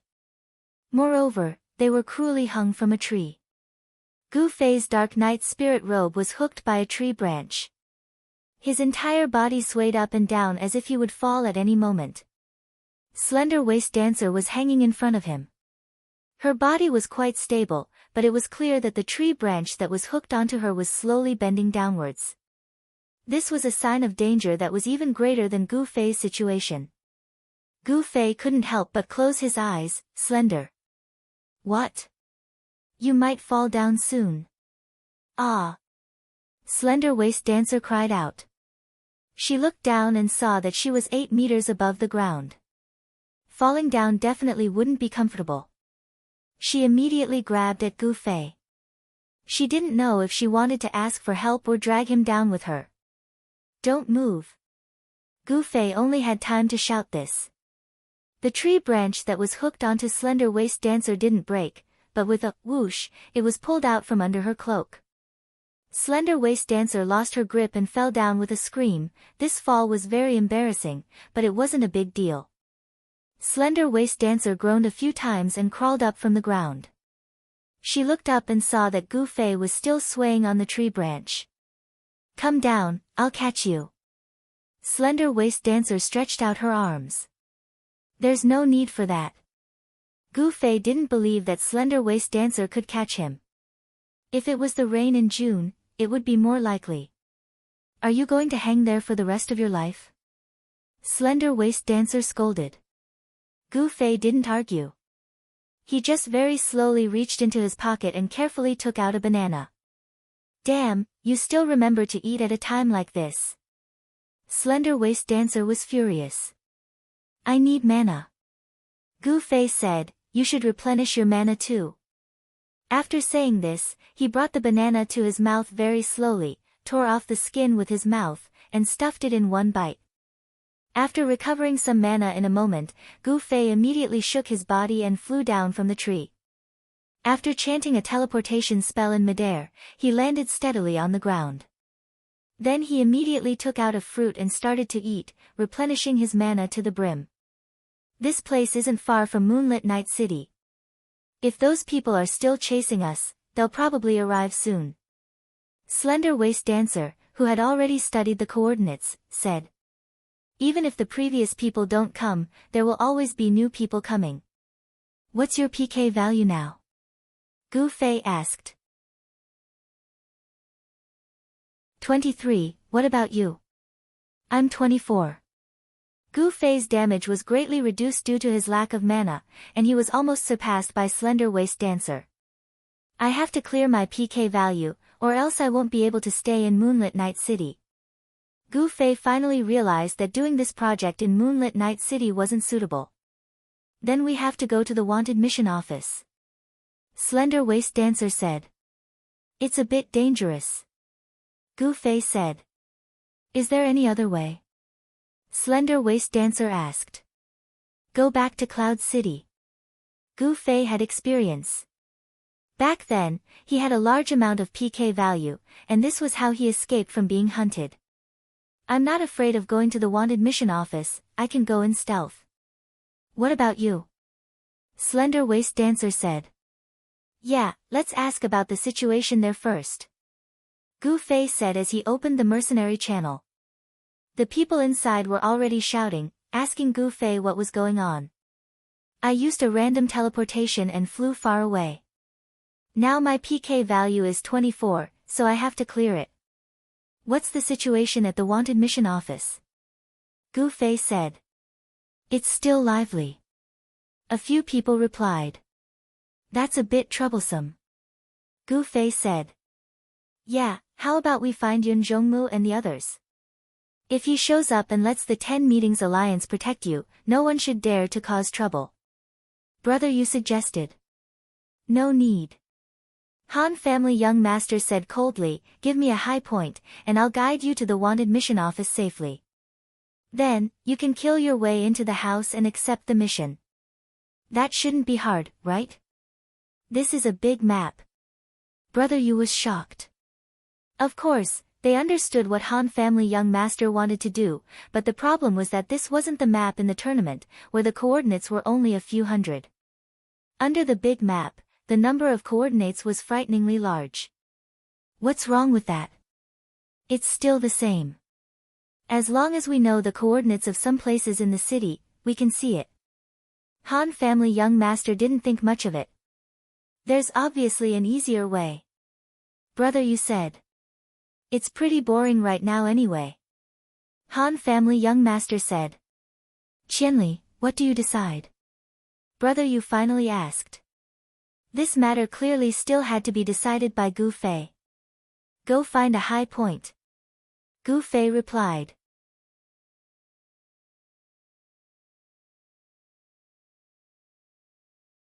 Chapter 293. The highest point of Moonlit Night City was clear to see. In the central plaza where Child Elite Group and Yun Zhongmu had a drink, there was an extremely tall tower. It was even taller than Cloud City's clock tower. In order not to repeat the name, although there was a clock on top of the tower, it wasn't called a clock tower, but a tower. Without further ado, Han family young master immediately headed towards the tower, calling Unscathed in battle along with him. In a place like Moonlit Night City where PvP was rampant, solo clerics were rare. They were too easy to bully. Although Han family young master thought highly of himself, he didn't want to be a punching bag. I want to do something more meaningful. Unscathed in battle was very reluctant to be a bodyguard. Forget it, follow them. Do you have the speed? Han family young master pointed at Sword Demon and Yutian Shinming. Unscathed in battle was speechless. Sword Demon and Yutian Shinming were left on the street in case they needed help. Brother Yu, on the other hand, went to the wanted quest office. After all, no matter how high he was, he couldn't see into the room. Gu Fei, who was still outside the city, received the signal from Han family young master that he was ready and returned to the city at the same time. Amethyst, who was reborn, was also asking what happened and if they needed help. However, Gu Fei and Slender Waist Dance had the same opinion. The girls couldn't be of much help. Slender Waist Dance suggested whether the girls could use a honey trap to divert the enemy's attention, but Gu Fei rejected the idea. In Moonlit City, which was a land of men, most players only had hot blood and killing in their eyes. One of the two characters they hated the most, Boundless Mang, was a beauty, but who had ever been soft-hearted? Thin Waist Dance was a beauty herself. None of the players who had accepted the quest had wavered. Standing at the top of the tower, the Han family young master looked down at the ground and nodded. The view in Moonlit Night City is much clearer. When you look down from the clock tower of Cloud City, it's all foggy. That's why it's called Cloud City. Unscathed in battle stood beside him, and imitated the Han family young master, looking down at the ground. Suddenly, he felt the world spinning around him, and his heart and liver trembled. His whole body softened like a noodle, and he quickly hugged the sturdy stone pillar beside him. The Han family young master squinted at him. Unscathed in battle composed himself and said, I think I'm sick. I suddenly feel like I'm afraid of heights, Unscathed in battle said. I know, the journey from Cloud City to Moonlit Night City must have been tough for you. The Han family young master rarely sympathized with others. For example, those who fell off the cliff, if they died, then they died. It was said that they only lost a level. Unscathed in battle didn't die, but the struggle on the verge of death twice had left an indelible psychological shadow in his heart. This was a very serious matter, because mental illness could be brought into reality. Perhaps one day, unscathed in battle would stand at the window of an office building and look down. He would also look for something to hug like today. If he accidentally hugged someone, no matter if it was a man or a woman, it would be hard to explain. Unscathed in battle hugged the stone pillar and slowly moved backwards. Finally, he didn't stand at the edge like the Han family young master, and returned to the center of the tower. The Han family young master couldn't be bothered with him anymore. His eyes scanned the entire city like a radar while he communicated with the others in the channel. The coordinates of the wanted mission office, Gu Fei's current coordinates, and the movement direction of the players that walked out of the wanted mission office. These were all the materials that the Han family young master was using to write the script. However, at this stage, the Han family young master was slightly startled. He waved his hand at unscathed in battle and said, "Go downstairs." There's no need for us to point the way. Why? Unscathed in battle didn't understand. He can go by himself. As the Han family young master went down the tower, he sent a message to Gu Fei. "There's no need for me to point the way." Oh. Gu Fei didn't understand. Thin waist dance can be used to sneak around, so it's not a big problem. "If it's you, you can just walk on the roofs," the Han family young master said. The roofs. Oh, that's right. Gu Fei also realized. It wasn't because the roofs were good for concealment, but because Gu Fei was the only one who could roam freely on all the roofs. Why? Because only Gu Fei could teleport. It was impossible for all the roofs to be connected. Some of the roofs were too far apart, and other than teleportation, there was no other way to get there. Because of that, if they both chased after Gu Fei on the roofs, they definitely wouldn't be able to catch up. If they chased after him on the streets, Gu Fei could just jump over the roofs and cross the street, and normal players would have to go around the intersection. How could they catch up? "We'll all go to the wanted mission office to help you keep an eye on him," the Han family young master said. "Got it," Gu Fei replied. At that moment, he and Slim Waist Dance were already on the way back to the city. The land outside the city was vast. Gu Fei had a lot of experience in being wanted, so he knew how to avoid the target's coordinates that refreshed every 5 minutes. But in Moonlit Night City, the main city where the wanted mission market was very popular, there were some fierce players who had already cleared PK 100 times. This meant that they had already received the reward of the wanted mission, the Wind Chaser emblem, which refreshed every minute was quite troublesome. Fortunately, there weren't many people like this. After all, they would only do this mission to clear PK. After clearing PK more than 100 times, there really weren't many people like this. But with Gu Fei and Slim Waist Dance's movement speed, besides rogues and archers, the other classes had basically been eliminated. In such a large-scale pursuit, their footsteps were completely insufficient. Even for these two major classes, it still depended on how much points and equipment you put in. If you were strong to the extreme, Gu Fei might not be able to beat you, but Slim Waist Dancer wouldn't be a problem either.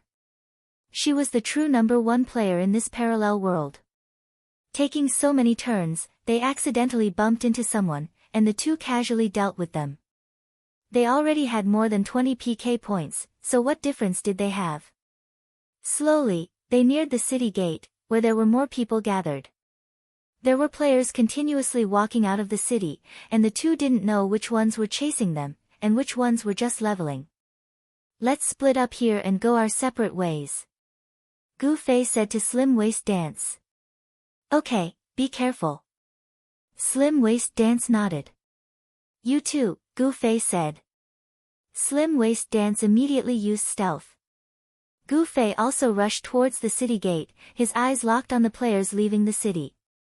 Among them, there might be the temporary constables that wanted to capture him. As expected, when Gu Fei rushed to the gate, 3 people immediately looked at him with fiery gazes, and each took out their weapons. That wasn't all.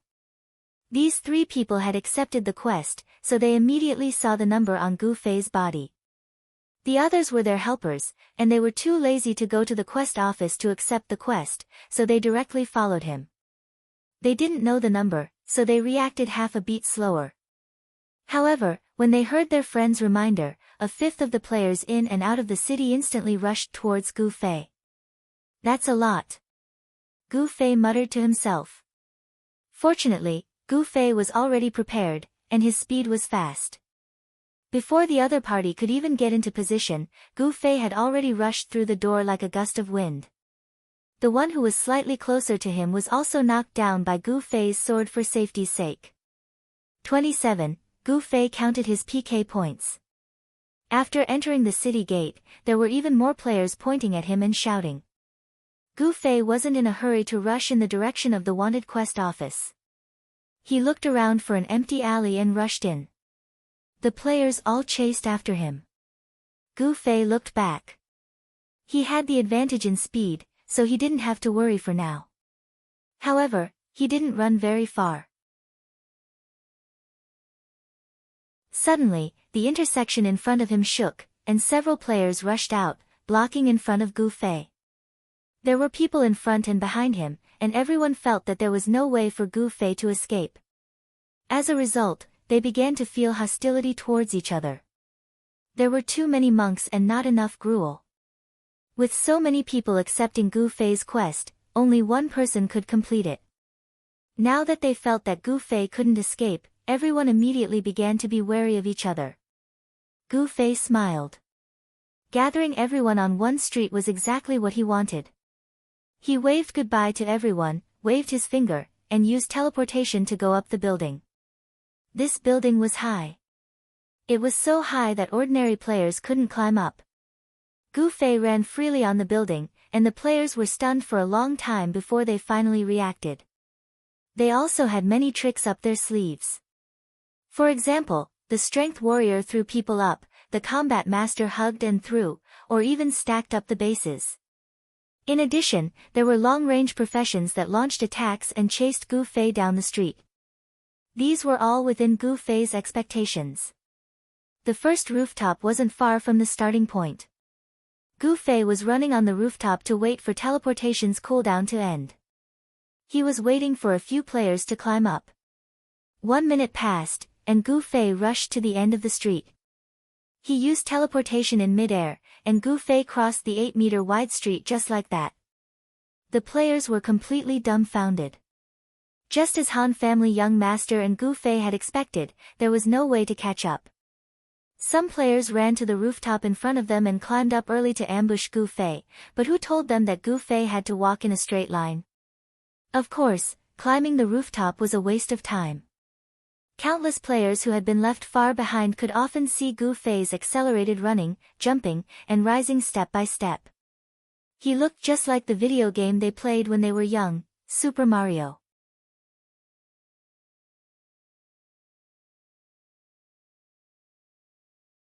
Chapter 294. The sky above moonlit night city became a place for Gu Fei to roam freely. He was not in a hurry to go to the wanted mission office. He was worried that doing so would expose his intentions and he would be ambushed. After jumping around on the roof for a while, even Slender Waist Dance sent a message, "Hey, what are you jumping around for? I've already received the quest." Slender Waist Dance sneaked all the way and carefully entered the wanted mission office.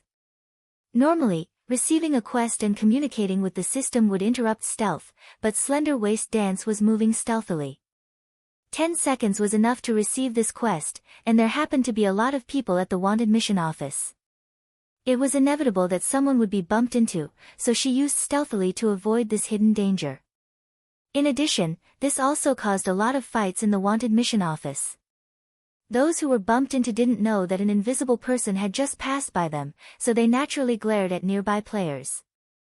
There were not many good people in Moonlit Night City to begin with, and this kind of attitude was not worthy of the guild badge of the 10 Meetings Alliance. Something was definitely going to happen. Slender Waist Dance naturally didn't care about this. After leaving the wanted mission office, although her mana had been exhausted, it was nothing more than the effect of stealthily disappearing. Her stealth state was still maintained, and no one knew where she was. Her job could be said to be extremely easy. Gu Fei also said hello to Sword Demon and the others, asking those who had the Windchaser coat of arms to temporarily contribute. When Yutian Shinming heard that he was borrowing a beauty for his use, he was naturally very enthusiastic. After setting a place and sneakily meeting, Yutian Shinming handed over the Windchaser coat of arms. Slender Waist Dance took it and looked at it. Before she could thank him, she first asked, "Are you selling it?" Yutian Shinming was startled and subconsciously replied, "How much for?" "How much do you want?" Slender Waist Dance asked. Yutian Shinming was a little hesitant. The value of the Windchaser emblem varied from person to person. A person like Gu Fei would definitely view it as a treasure, and a player who frequently caused trouble in Moonlit City would also view it as a valuable item. However, to an ordinary, well-behaved player, the Windchaser emblem wasn't of much use. Yutian Shinming was an honest child who never took the initiative to stir up trouble. However, at this moment, he felt like a little expert, and felt that having such a rare piece of equipment was quite valuable. Just as he was about to refuse, Slim Waist Dancer asked, "Will you sell it for 500 gold coins?" Yutian Shinming immediately stretched out his hand. Sell. 500 gold coins had shattered Yutian Shinming's reputation as an expert. Slender Waist Dance, who was equipped with the Windchaser emblem, ate some fruits to replenish her mana, and continued to search for her target in stealth. At this time, Gu Fei received news from the Sword Demon and the others at the wanted mission office and rushed over. Due to the chaos caused by Slender Waist Dance's stealthy actions, the Han family young master felt that this was a good opportunity. Gu Fei arrived and directly teleported to the door. He dashed in and accepted the quest with great familiarity. When he accepted the quest, he was a little shocked, but he didn't have time to think about it. The players in the room had already noticed Gu Fei's arrival and were shouting as they prepared to attack him. Gu Fei dashed out of the door and threw an electric wall in front of the door. The two players who rushed out of the door fell into an ambush. They crackled in front of the door and attracted the attention of the crowd. Gu Fei took advantage of the chaos to leave in a hurry. He ran to a quiet place and quickly sent a message to Slender Waist Dance. "Hey, don't tell me the quest you accepted is the one with 27 PK points." "Of course not. Isn't the one with 27 PK points you?" Slender Waist Dance said. Not bad." Gu Fei let out a sigh of relief. When he accepted the quest, he saw the number 26. At the time, he was so excited that he almost accepted it. Luckily, he instantly realized that it was Slender Waist Dance. He thought that it was a close call. But soon, he was worried that Slender Waist Dance didn't realize it and accepted Gu Fei.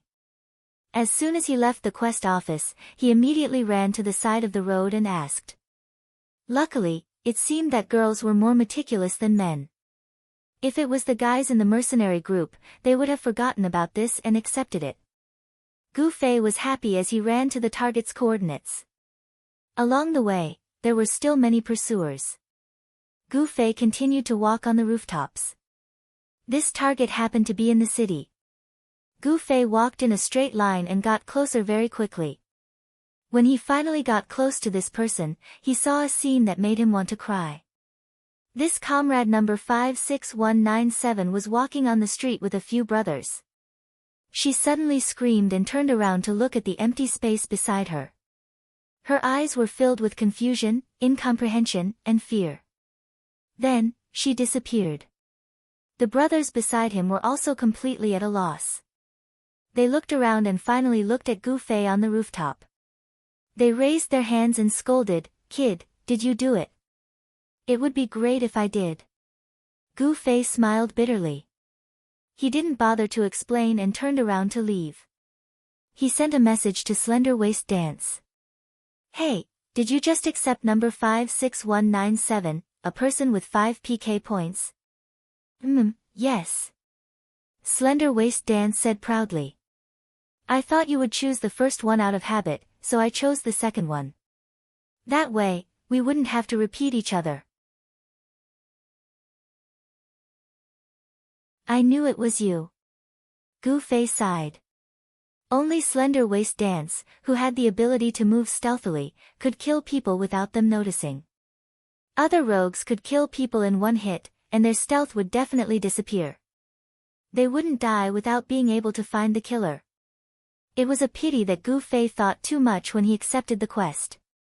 He probably chose the first location out of habit, so he also chose the second location. Just like that, the two of them had a tacit understanding of each other. At this time, Slender Waist Dance also reacted. Hey, don't tell me you also chose this person. If Gu Fei didn't choose this person, there was no reason for him to ask in such detail. Isn't that right? Gu Fei said gloomily. After you accept the quest number, squeak. Squeak. Slender Waist Dance said. She had completed the quest, so she could naturally use the wind-chasing emblem.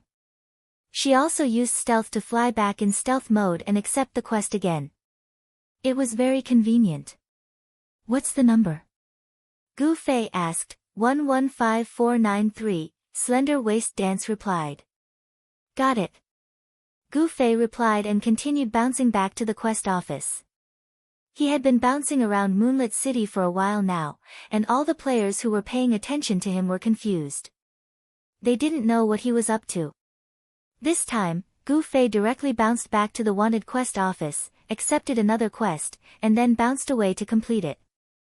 Then, it was more daunting than dangerous. Gu Fei had completed 2 wanted quests, and his PK value had dropped to 17.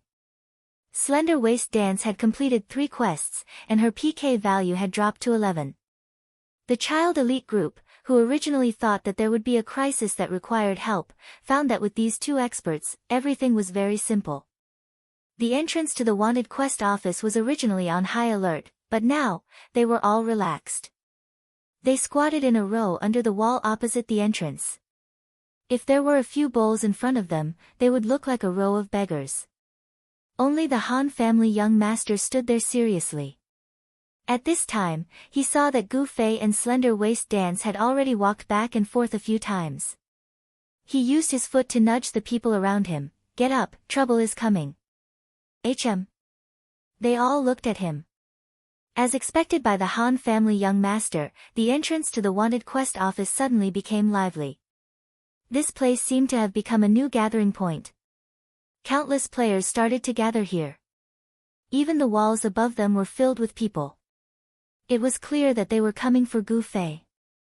These people had all accepted quests. Seeing the PK value of Gu Fei and Slender Waist Dance rapidly decrease, they obviously knew that these 2 guys were doing a wanted quest.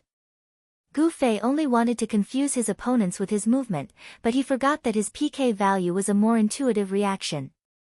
In such a short amount of time, 10 PK value was gone. There was no other reason other than a wanted quest. Tell Slender Waist Dance not to come back after this. You too. The Han family young master messaged Gu Fei. What's wrong? Gu Fei said. They've all come over here. Of course they'll notice that your PK value has decreased. The Han family young master said. Gu Fei reacted and immediately told Slender Waist Dance. Slender Waist Dance quickly understood.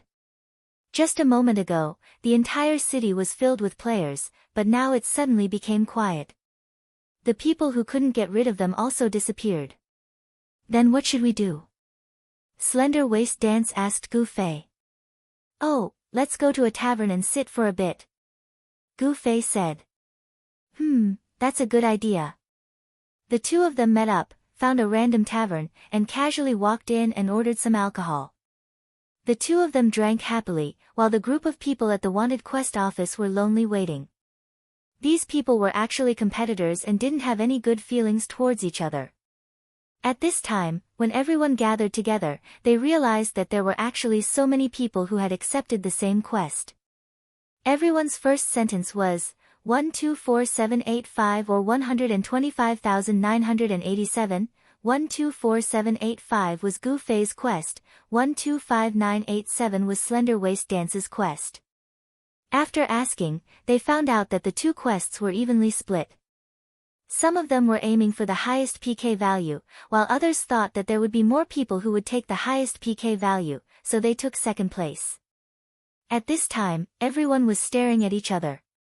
Sword Demon Yutian Shinming unscathed in battle. Brother Yu was the same. In the end, he asked the Han family young master, "There are so many people, can't we handle it? What's with all the noise? Just watch." The Han family young master crossed his arms and leaned against the wall, looking forward as if nothing had happened. Not long after, these people suddenly started to leave one after another. After realizing that there were so many people fighting for these two characters, some people who didn't have confidence in getting them decided to give up and left on the spot. Not long after, half of the people had left, and the rest were still hesitant. At this time, everyone who was staring at the coordinates noticed that these two people hadn't moved for a long time. Suddenly, they thought of those who had left first, and their expressions all changed. After whispering to each other, they sneakily left and continued. The Han family young master laughed coldly, lecturing his group members on the spot, "See that? If we aren't united, we can't do anything." In the end, he sent a message to Gu Fei, "Okay, you can come back now."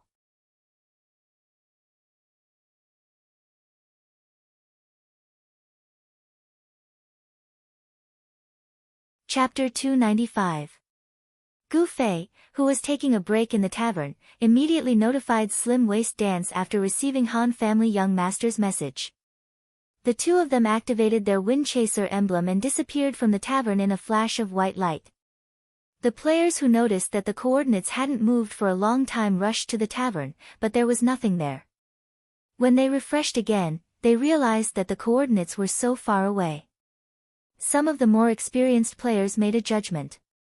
"Fuck, those two guys also have Wind Chaser emblem." The two of them flashed to the wanted quest office. There were some players in the room, but they weren't much of a threat to the two experts. The two of them quickly turned in their quests and accepted them.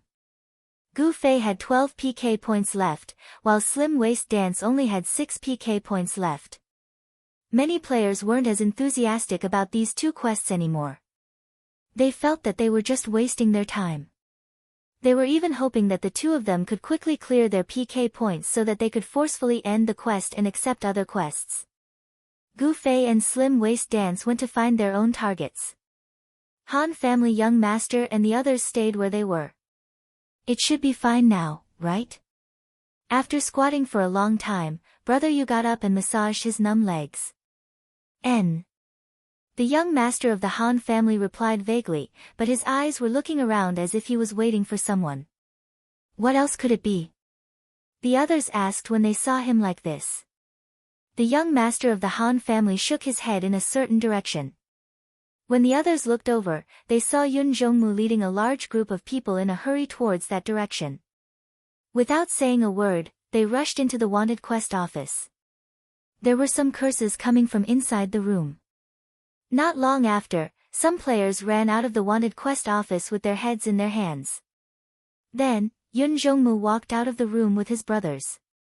He looked around with a stern expression.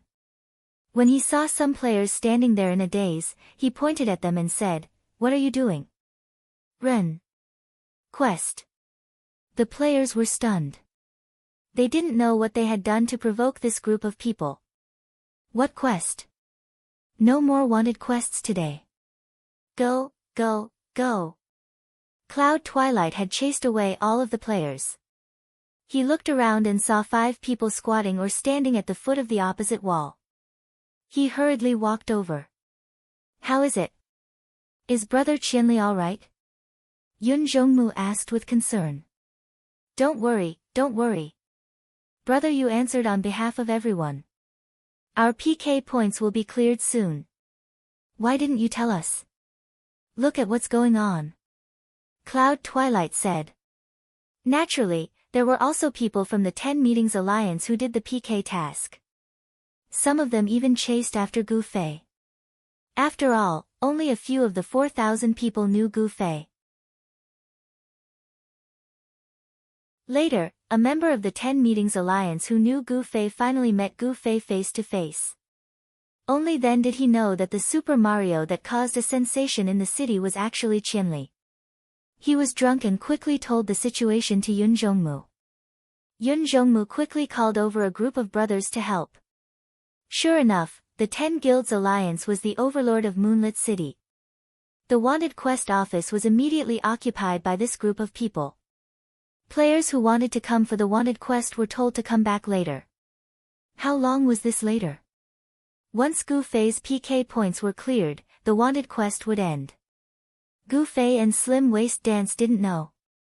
Fortunately, the first person to kill the target was Gu Fei. When he returned to the quest hall, he found that there was no one there. He was naturally surprised. Then, he took the quest and left. He saw a black mass of people. Gu Fei was startled. There were so many people blocking the way. Why didn't anyone warn him? Could it be that those people thought there was nothing to do and ran off to play?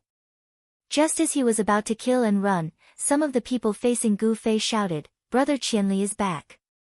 Everyone turned around. Cloud Twilight rushed out and grabbed Gu Fei's hands. "Brother Qianli, it's been hard on you." "Ah. It's not hard." Gu Fei was startled. "Our Moonlit City's people like to randomly PK. What's there to wash?" "Look, I never wash when I'm PK," Cloud Twilight said. That's right, that's right." Gu Fei followed along and agreed. Of course, he understood the purpose of this large group of people. No matter what, they had good intentions. Gu Fei expressed his thanks and continued, "It's almost done. There's no need for everyone to go through so much trouble. Let's go." "How many PK points are left?" Cloud Twilight asked. 7. Before Gu Fei could say anything, someone behind Cloud Twilight had already replied. There were quite a few people in the 10 Meetings Alliance who had followed Gu Fei. "Then you'll have to do 2 more quests. We'll help you guard here," Cloud Twilight said. "There's really no need to go through so much trouble," Gu Fei said. "We're all brothers. There's no need to be so polite." Cloud Twilight didn't seem to care. Gu Fei was helpless. He was just about to send a message to Slim Waist Dance to prevent any misunderstandings when he heard the door behind him open. Slim Waist Dance cried out, "Fuck, I've been surrounded." By the time Gu Fei turned around, Slim Waist Dance had already disappeared into stealth. Gu Fei hurriedly yelled, "Don't attack, she's one of us." Everything was silent. Everyone was staring at the air. Slim Waist Dance's fiery red figure slowly faded out. She had already rushed to Cloud Twilight's side, the dagger in her hand about to cut off Cloud Twilight's head. "Your friend?" Slim Waist Dance blinked. "Yeah." Gu Fei knocked Slim Waist Dance's arm that was still holding the dagger against Cloud Twilight's neck. He pulled her away and said, "Let's continue with the quest." Cloud Twilight's neck was still cold. If it wasn't for Gu Fei's quick shout, he probably really would have been killed by Slim Waist Dance. As a thief, he was quite surprised. How could she move so quickly in stealth? What kind of person was this? How should I address this heroine? Cloud Twilight asked. Slim Waist Dance. Slim Waist Dance introduced herself. Oh. Everyone let out a long sigh. These bandits had also heard of the #1 RMB warrior, the current #1 player in the parallel world. "Let's go, let's go." Gu Fei called out to everyone as he dragged Slim Waist Dance out. At this time, Slim Waist Dance only had 1 PK point left. After this quest, it had been completely wiped out. Gu Fei had 7 PK points, which was the result of 2 more quests. The uproar finally came to an end. After thanking Cloud Twilight a few more times, Cloud Twilight and his brothers also left. Slim Waist Dance went to find the girls from Reborn Amethyst. Gu Fei watched the 2 leave. He dusted off his mage robes, turned around, and headed back to the Wanted Quest office. "Where are you going?" The 5 child elite group members at the foot of the wall were startled. A quest, Gu Fei said. Isn't it already done? The 5 said. Gu Fei turned around. The 5 of them came to their senses. Bounty quests were Gu Fei's main game. TCH. The 5 pointed their middle fingers at him, lined up and dispersed from the foot of the wall. At this time, the guild quest for reigning the 4 seas had already ended. A large group of people had gathered and were on high alert. In the end, there was no battle at all. After Unsworn Sword paid the fee, he didn't take out any goods from the dungeon, but a person. To be more accurate, it was an NPC. An NPC with disheveled hair and a dirty face, wearing a rough prison uniform. His hands and feet were chained up. The quest's plot was now a little clearer. It was said that this NPC held an important position in a major city. Later on, he was investigated for corruption, so he fled and was unfortunately captured in Moonlit Night City. Reigning the 4 Seas Guild quest was to bring this corrupt person back to his major city for trial. Of course, only the people from Reigning the 4 Seas knew this plot. The mercenary group players squatted in front of the dungeon for a long time without doing anything. They were very unhappy. Unsworn Sword was also regretful. If he had known it would be so easy, he would have brought the person out earlier and everyone would be on their way. In the end, they wasted a lot of time setting up formations and equipping themselves in front of the dungeon. Moreover, many people found out that they wouldn't be on their way today, so they didn't know where they ran off to play. Helpless, they could only continue with their decision to set off tomorrow. The mercenary group players dispersed. Unsworn Sword didn't know what to do with this NPC. Was he supposed to bring him along when he leveled up? What if he went offline? What would he do? When he asked the quest NPC, he fainted. It wasn't a problem to bring him along when he leveled up, but if something happened to him and he died, the quest would be considered a failure. More importantly, if he were to log off, he would have to be escorted back to the dungeon for the time being. The dungeon was a system organization, so of course there would be a management fee. It was the same fee that Unsworn Sword had to pay to bring him back today. In other words, Unsworn Sword was a white-collar worker today. The money was wasted. When he was about to go offline, he would have to return the NPC. He would have to come back tomorrow to pay the fee and bring him back. Unsworn Sword angrily shoved the NPC back into the dungeon and dispersed with his group of brothers. Gu Fei was happily farming wanted quests. The PK value of the players in Moonlit Night City wasn't low. There were a bunch of players with a PK value of 5. Otherwise, Gu Fei and Slim Waist Dance wouldn't have cleared PK so quickly. The higher the PK value, the better the rewards. Gu Fei's experience was rising, his wallet was bulging, and he was addicted to fighting. At this point in the game, he had nothing else to ask for. Sword Demon and the others sent a message saying that they had found some new quests that weren't available in Cloud City. They asked him if he wanted to do them, but Gu Fei rejected them all. The quests in Cloud City were all new to Gu Fei. If he wanted to do them, he would have done them long ago. Doing quests was better than doing wanted quests.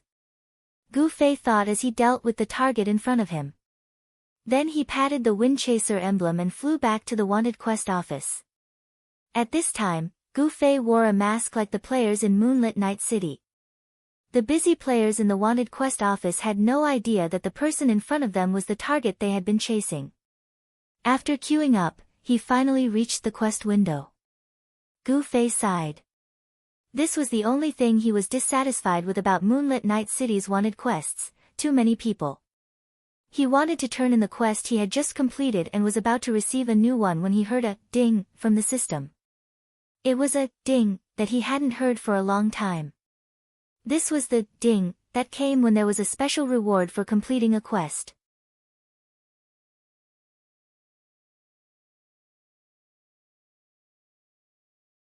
Chapter 296. After a ding, an explanation of why he had received this reward appeared. The system stated, player Qianli Drunk has eliminated a total of 400 PK points in the wanted mission. This was an amazing and outstanding achievement that only Gu Fei could achieve. This was because the system clearly indicated in brackets in the prompt, the corresponding PK value converted during PK is not included in the statistics. If it wasn't for PK points, no one would do a wanted mission, even in Moonlit Night City. Aside from Gu Fei, who else could have accumulated 400 PK points, who else could have accumulated that many bounty points? Finally, the reward was announced, Wind Chaser's Protection. Gu Fei had reason to believe that there was a lot of equipment hidden in this wanted mission, and they would all have a tacky name like Wind Chaser. But so be it, he still had to take out the newly obtained equipment to have a look. This protection was a necklace. Attributes, HP plus 60, max HP plus 35%. This attribute was exactly the same as the plus 60 movement and plus 35% movement speed of the Windchaser boots, which clearly showed that they were from the same series. The relationship between adding points to HP and Constitution was the same as adding points to movement and agility. The mage's HP growth was on the weaker side, at 0.85. The initial HP was 85. And for every point in Constitution, the HP would increase by 0.85. Gu Fei was now level 40, and apart from the automatic 40 points in Constitution, he didn't add any points. He had a total of 119 HP, and when he wore Eddie's emblem, he had an additional 6 points of Constitution, giving him a total of 124 HP. The number after the decimal point was never displayed in the parallel world. Whether or not it could be used in battle depended on a game theorist, mathematician, and scientist like Brother Yu to figure it out. Now that he had Windchaser's protection, Gu Fei's HP could reach up to 248, which was double his HP. Even an idiot would know that Windchaser's protection was as amazing as the Windchaser boots. Unfortunately, Gu Fei didn't like it. As a character who hadn't really sacrificed himself in the game, Gu Fei didn't care much about the lack of HP, but the lack of mana made him suffer. It would be great if this thing was something that could increase one's magical power. Gu Fei mumbled to himself as he looked at the necklace in his hand. As for health, basically, no one could hurt Gu Fei.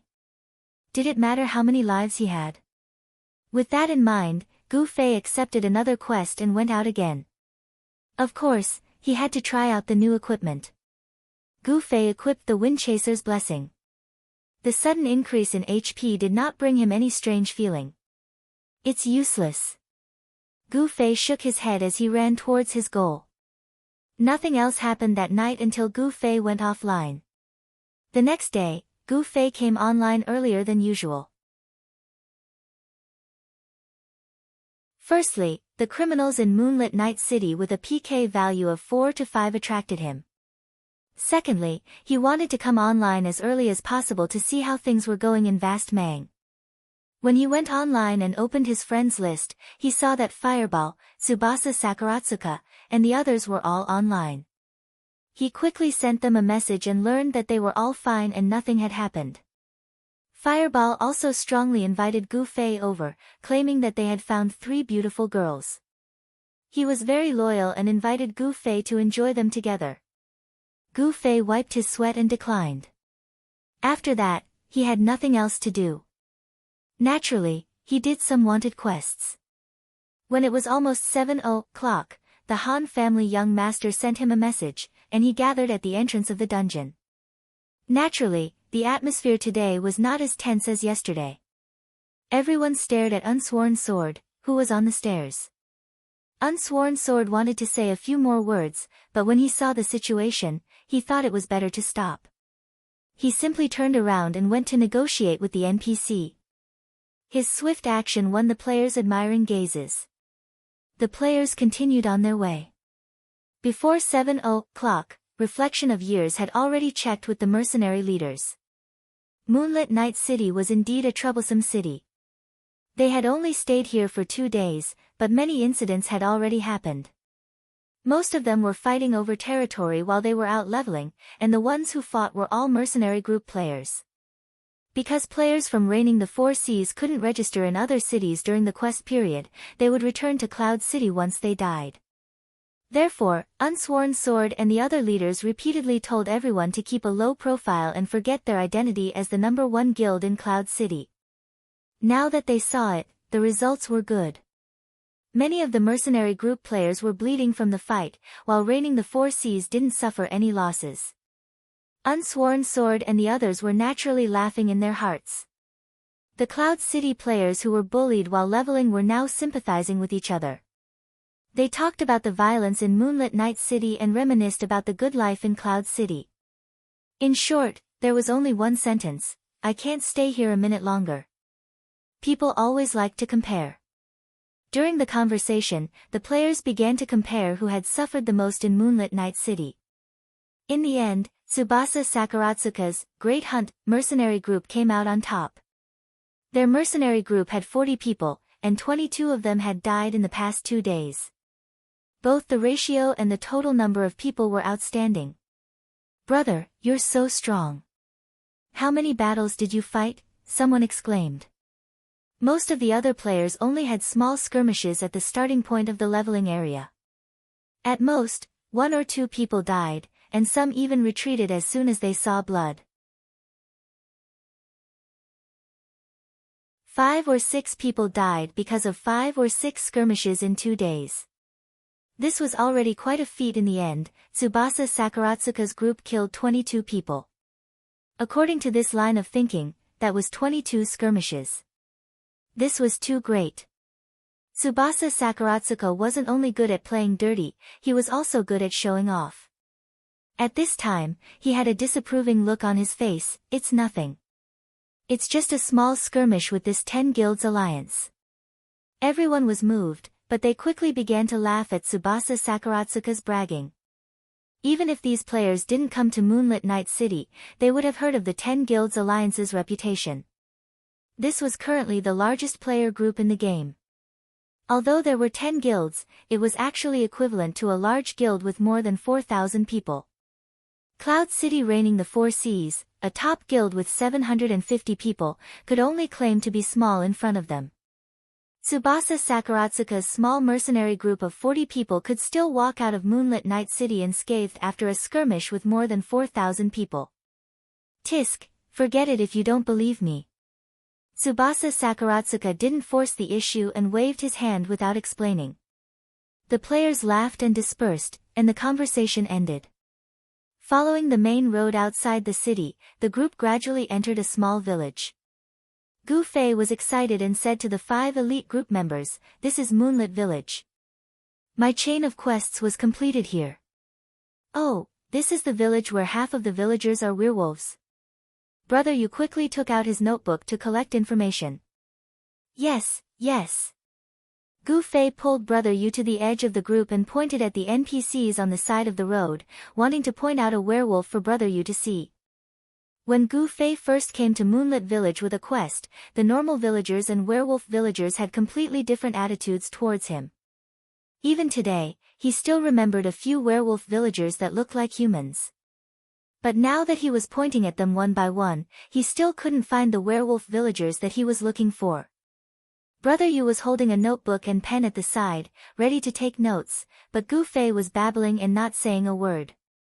Brother Yu raised his head and looked at him strangely. Suddenly, someone jumped in front of the two of them with a "Hey! Little Rain!" Gu Fei called out. June Rain looked quite excited and said to Gu Fei, "We're at this village again." "That's right." Gu Fei replied as he continued to look around. "Do you remember the secret of this village?" June Rain said mysteriously. "What secret?" Gu Fei was startled. June Rain moved closer to his ear and whispered, "There's a werewolf." Gu Fei didn't know whether to laugh or cry. He found that he had fallen into June Rain's intelligence trap. From a certain point of view, June Rain was as scary as the Han family young master. Because how far a person's thoughts could go and how simple a person's thoughts could be, people who hadn't reached his level might not be able to understand. Gu Fei felt that he was still relatively close to the young master of the Han family, but he was still very far away from the Rain in June. "What, you don't remember?" June Rain used her intelligence to evaluate Gu Fei. Seeing that Gu Fei didn't say anything for a long time, she asked. I remember. Didn't I want to find a werewolf? Gu Fei said. If you want to find a werewolf, look for me. June Rain patted her chest. Gu Fei didn't understand. Then June Rain took out her mission notebook from her pocket and flipped to the Moonlit Night City chapter of the Werewolves distribution in the Luminous Village chapter. Coordinates XXXX. Villager Fane, werewolf. June Rain muttered as she looked at her feet. She stepped on the coordinates and deviated from the team's direction. After a few steps, June Rain was already standing at the coordinates she had recorded. But after looking around and walking in 2 circles, there were no villagers at the coordinates. What's going on? June Rain's pure eyes flashed with confusion. Let's look at the next one. The kind Gu Fei pointed to the next one in her notebook. Coordinates XXXX, Villager Sammy, werewolf. June Rain mumbled as she began to step on the coordinates again. In the end, she arrived at an uninhabited area. June Rain didn't wait for Gu Fei to speak and directly moved on to the next one. This time, there were people in the coordinate area, but they weren't the werewolf villagers that June Rain had recorded. June Rain talked to this NPC 5 times, and the NPC insisted that he was called Reed, and not Quentin, which June Rain's notebook recorded. Did I remember it wrong? June Rain scratched her head. For someone who often made muddle-headed mistakes, she didn't have much confidence in herself. Probably not. Gu Fei said. Then what's going on? The werewolves don't seem to be here anymore. Gu Fei said. The werewolves don't seem to be here. Brother Yu, who had been following the two, repeated.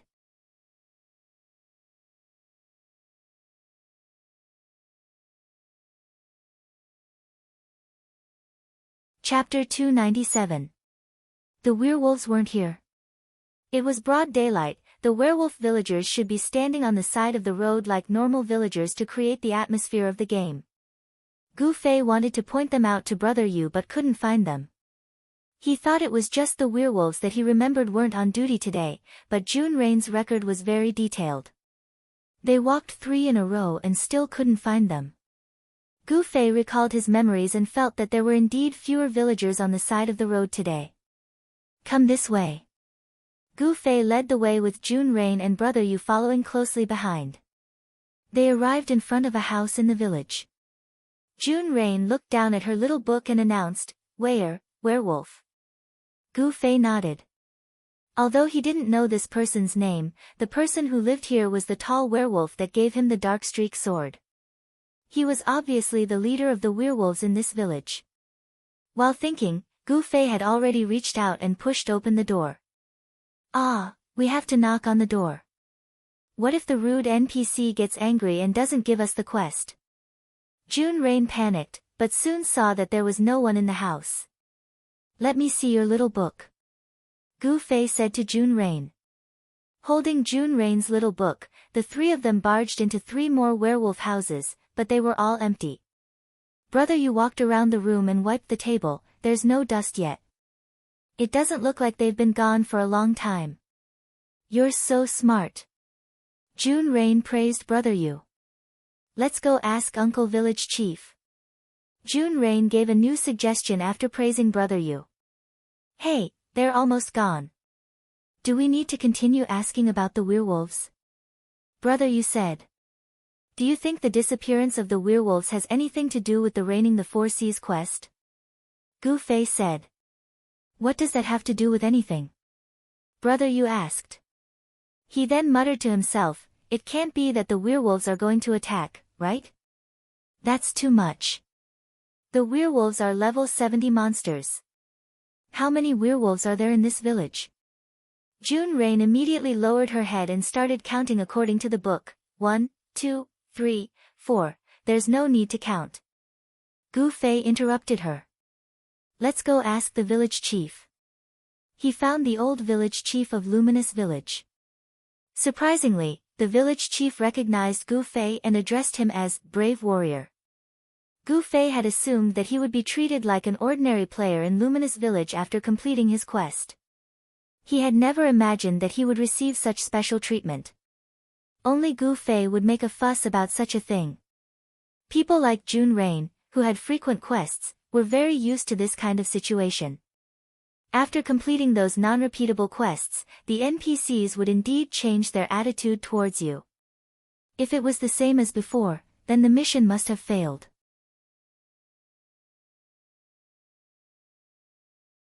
You can start over again, village chief. After greeting them, Gu Fei picked out a few names from Little Yu's notebook and asked about their whereabouts. Oh, them. The weather is very good today. They went hunting, the village head replied. Hunting? Where to hunt? Gu Fei asked. In the forest? North of the village? Or in the mountains? That I don't know. The village head said. Do they hunt often? Gu Fei asked again. The village head shook his head. Look, it's not normal.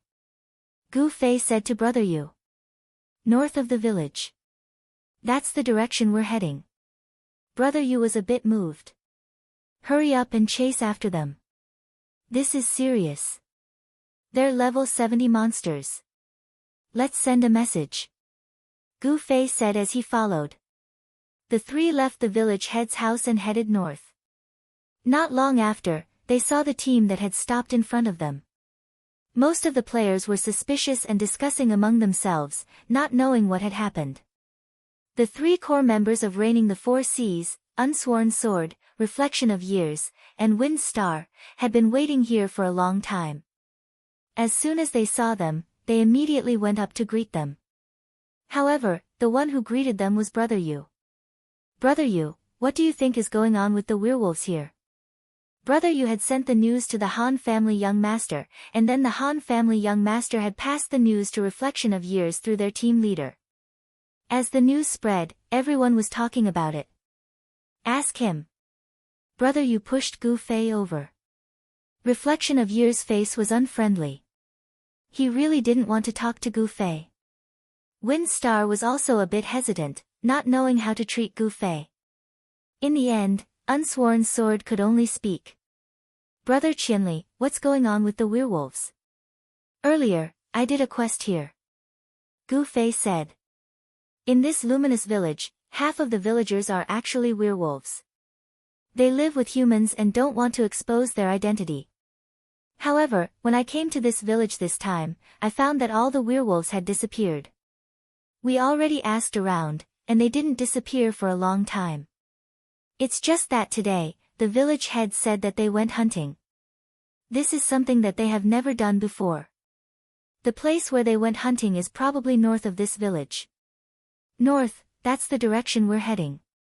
Unsworn Sword and the other two looked at each other. You mean, the werewolves might attack us?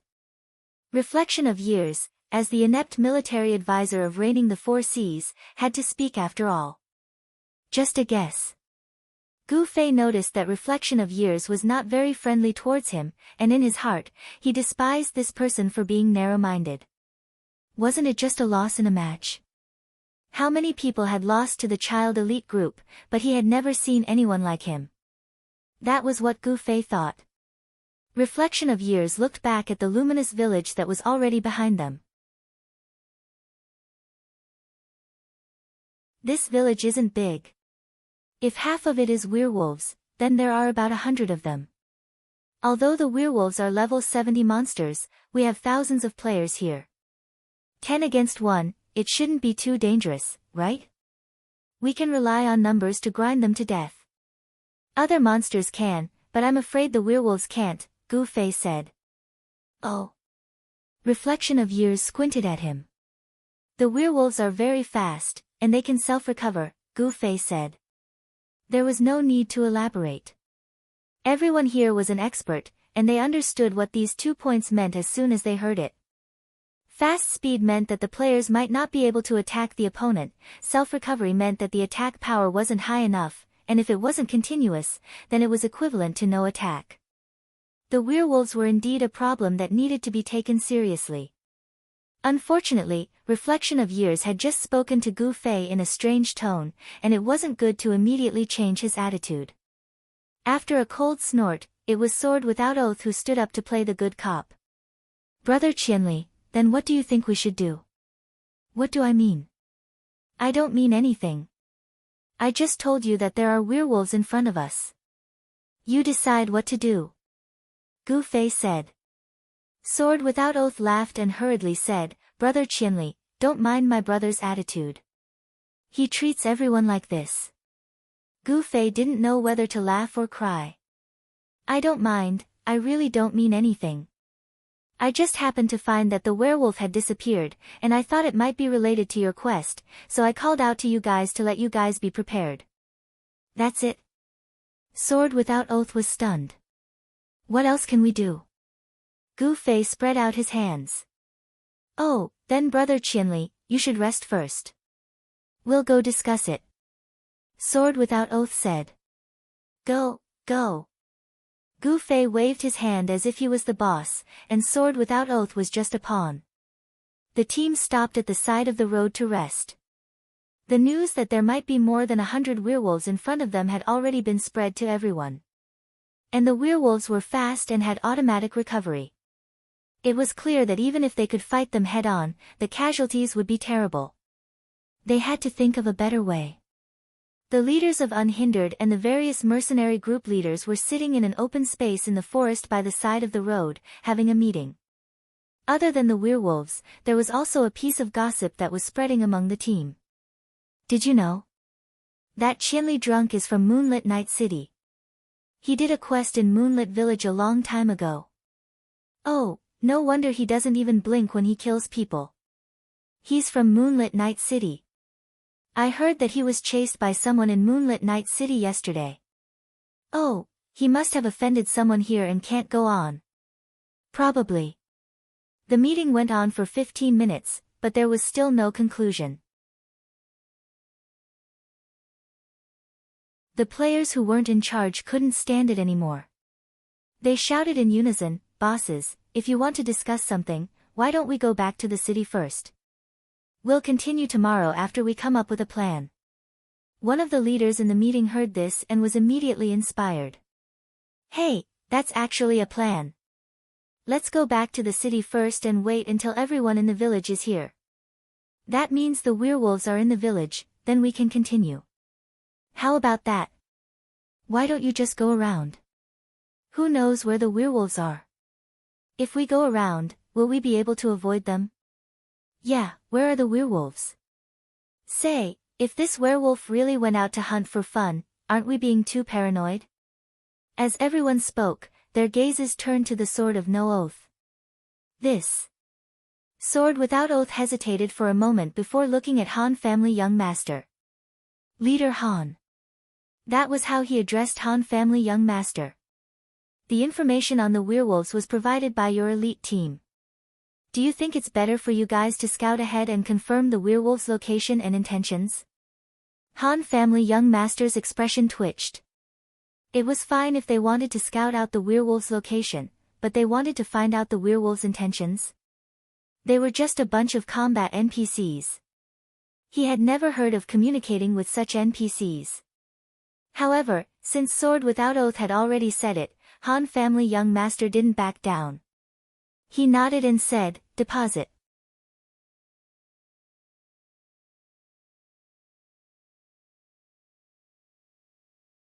Chapter 298. Everyone was stunned by the Han Family Young Master's words. A few of them even asked in surprise, What? Nothing, nothing. Unsworn Sword answered first, Let's bring our brothers around for a bit.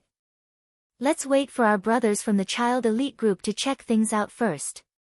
The Han Family Young Master smiled as he watched the other mercenary group leaders get up and disperse. Unsworn Sword hurriedly went up to the Han Family Young Master and said, About the deposit, let's talk about it in private, brother. I'm sorry, I forgot. The Han Family Young Master continued to smile. Every mercenary group and raiding the 4 seas negotiated different prices, especially the Child Elite group. Under the terrible negotiations of the Han family young master, they achieved a series of extremely unequal terms. Unsworn Sword took into consideration that the child elite group were all experts, and that there were only 6 of them, so he reluctantly agreed. However, if this condition was exposed, all the other mercenary groups would do the same. No matter how rich reigning the 4 seas was, they would not be able to afford it. That was why when the Han family young master raised the deposit in front of everyone, Unsworn Sword was scared out of his wits. Not to mention the amount of the deposit, there were many ordinary mercenary groups that did not have the custom of paying extra for tasks. Fortunately, the players did not pay too much attention to it, and Unsworn Sword finally left after a few words. Leaving the Han family young master alone, the 2 sides quickly negotiated the price in private. After exiting the forest, reigning the 4 seas and the other mercenary groups were already strolling around as if they were on a vacation. Only Gu Fei and the other 4 noticed that the Han family young master did not come out with the other mercenary group leaders. They guessed that something bad was going to happen, so they stood at the edge of the forest and waited. When they saw him come out, they immediately looked over with questioning gazes. The Han family young master acted like a boss, and waved at the 5 of them. The 5 of them looked away in unison, pretending that they did not know this person. Come here, come here. The Han family young master waved at the 5 of them. The 5 of them staggered forward and surrounded him. It's none of your business. The Han family young master first said to the other 4 people except Gu Fei. Fuck. The 4 of them cursed in unison. You. Han family young master turned to Gu Fei and said, Go and find the werewolf. Where am I supposed to find it? Gu Fei was dumbfounded. Didn't you say north of the village? Let's go take a look. If not, we'll continue our journey. Han family young master said. Everyone listened and looked at the Han family young master. After such a long time, you came up with such a lousy task. You don't have to work hard and you can make money. Why don't you get me a job like this, said the Han family young master. Why me? Gu Fei asked. We don't know any werewolves. Ha ha ha. The Han family young master shrugged. Bah. Gu Fei spat on the ground, and resentfully turned around to leave. Hey, I'll go with you. Brother, you suddenly caught up. Information. Brother, you explained. This, if the situation is bad and I have to run, what will brother you do? Gu Fei hesitated. No problem, you go and negotiate with the werewolf. I'll just observe from afar. Brother, you had already planned it out. Gu Fei was also helpless. The 2 of them went on the road and headed north. Unsworn Sword had entrusted this mission to the child elite group. Of course, he had been paying attention to the 6 of them.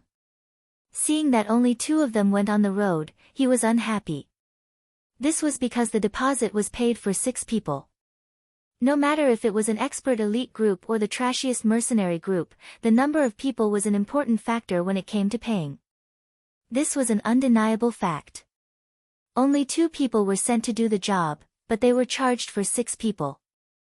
This was too unfair. Unsworn Sword felt indignant and immediately went over to the Han family young master. Leader Han, are you busy? Bang! The Han family young master just happened to open a bottle of wine, giving Unsworn Sword a fright. He then said, Don't worry, we'll definitely complete the mission you gave us. Yeah, I saw it. Brother Qianli and brother you seem to have set off. Unsworn Sword emphasized the word, 10 times more. Yeah, I'll send them to scout ahead. The 4 of us will go to the left and right to take a look. Get up, let's go.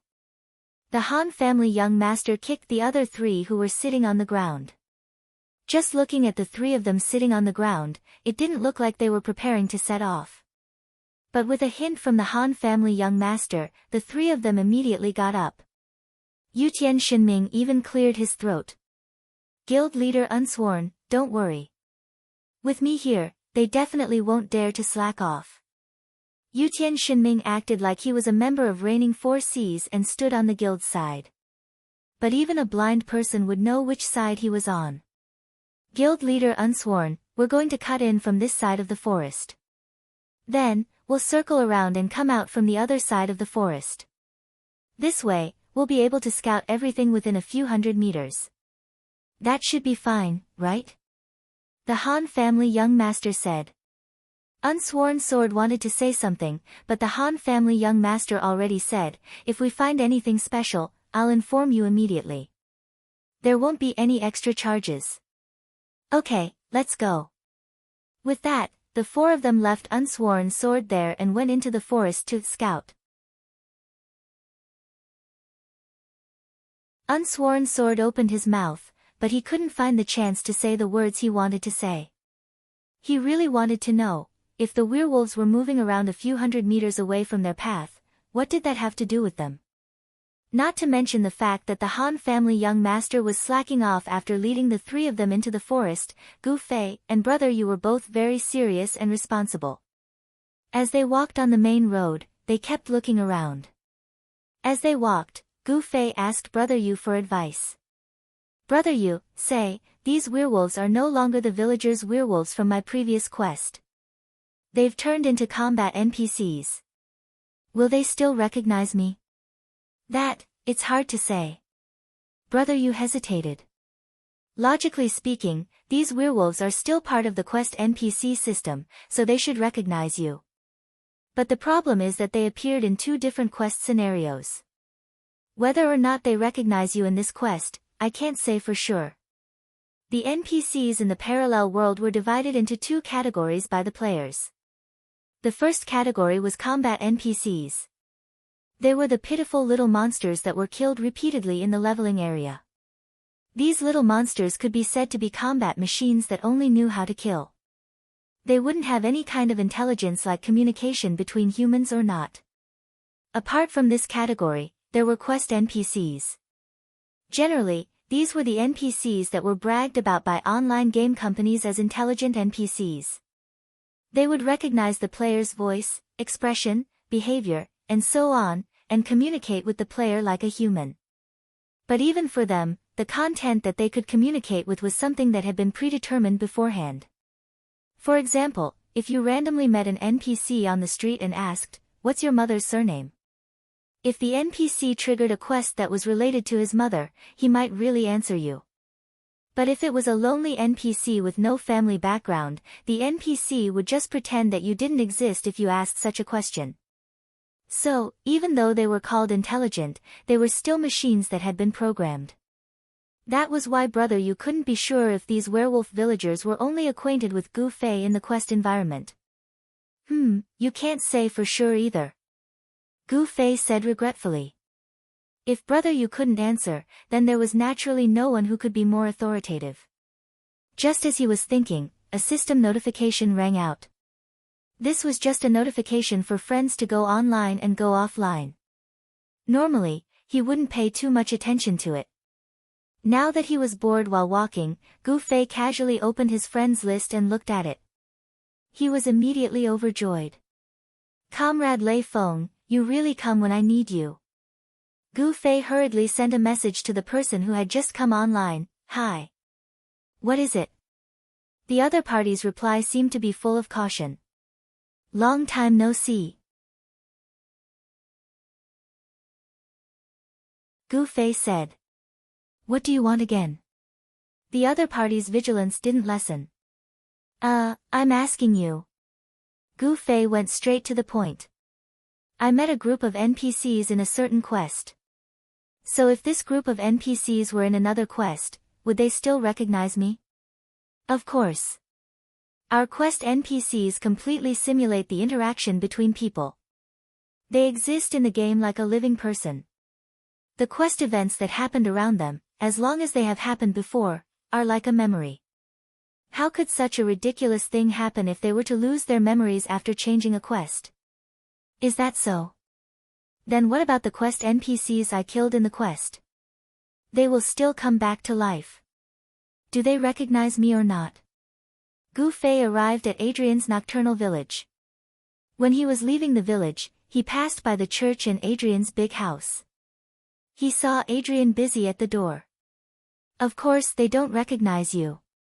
Although he looks like he has the same name as the previous NPC and carries the same mission, in reality, he's already a different person. It's like the same job. The original person passed away and a new person came in to do the same job. Oh.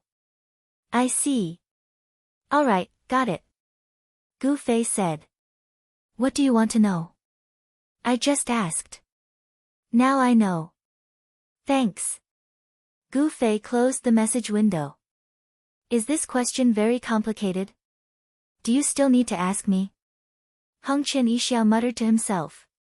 Did I accidentally sell him some important information again? Heng Chen Yixiao was indeed overthinking this time.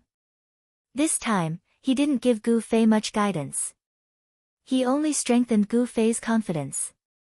He also guessed that this was the case in the game. Brother Yu was the same. It was just that he didn't have first-hand information as evidence, so he didn't dare to believe it.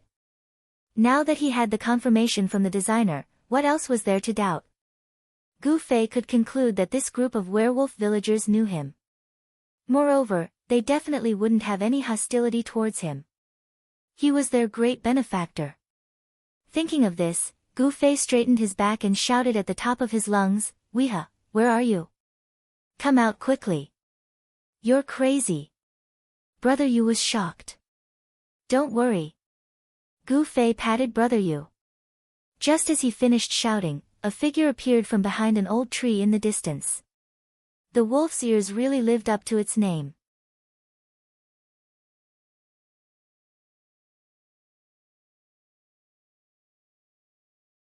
Chapter 299. The wolf's ears were really sharp. It could hear Gu Fei's shout from hundreds of meters away. The wolf's voice was also very loud. The tall werewolf came out from behind the tree and howled. Countless silhouettes flashed across the horizon. They stood in their wolf forms and rushed towards Gu Fei and Brother Yu at lightning speed. Brother Yu's face had long since turned pale. He said with a trembling voice, Hey, are you okay? Gu Fei was a bit shocked when he saw this aura. There was no doubt about Heng Chen Yixiao's intelligence. The werewolves in Luminous Village definitely knew him. However, the problem was that there was no relationship between knowing him and attacking him. He and Silvermoon could be considered to know each other, but Gu Fei wouldn't hesitate to kill Silvermoon. Although he was indebted to the werewolves, it was hard to say whether or not the werewolves were humane. Thinking about this, Gu Fei wanted to retreat. Brother Yu's face became even uglier. Hey, you're not thinking of running away, are you? With the current distance, Gu Fei might be able to escape if he ran and teleported, but Brother Yu would definitely die. Gu Fei thought that he couldn't be so disloyal, so he continued to be calm. Of course, if we're going to die, of course we'll die together. Brother Yu didn't think that Gu Fei would be so calm. In the end, the only thing he could say was death. He was instantly disheartened. The speed of the werewolves' advance was incomparable to any current player team. In the blink of an eye, they had already surrounded the two. Gu Fei watched the tall werewolf approach from afar. However, Gu Fei didn't know if it was the werewolf leader Weeha. The one that Gu Fei knew was Weeha in human form. Now that he had become a werewolf, he looked like a pack of wolves in the eyes of normal people. They all looked the same. The tall werewolf walked towards Gu Fei step by step. Gu Fei nervously held the sword in his hand, but he watched as the werewolf's body shrank and deformed as he walked. By the time it reached Gu Fei, it had transformed into a human form, but it was still taller than Gu Fei. It was indeed the leader of the werewolves. Gu Fei heaved a sigh of relief. If the werewolves were hostile, there was no need for them to return to their human forms. Although he was just an NPC, this kind of deduction was still useful. As expected, there was no hostility in Prestige's eyes when he looked at Gu Fei. Instead, he greeted him in a very friendly manner, "Warrior. What are you doing here?" Gu Fei asked. This might seem like a simple greeting between friends, but it was an important command when communicating with an NPC. According to the incomplete statistics of the players, there were two commonly used phrases when communicating with NPCs and triggering quests. The first one was, "What are you doing?" and the second one was usually followed by, "What do you need me to do?" Usually, after hearing the first sentence, the NPC would start to ramble on about the introduction of the quest. This time was no exception.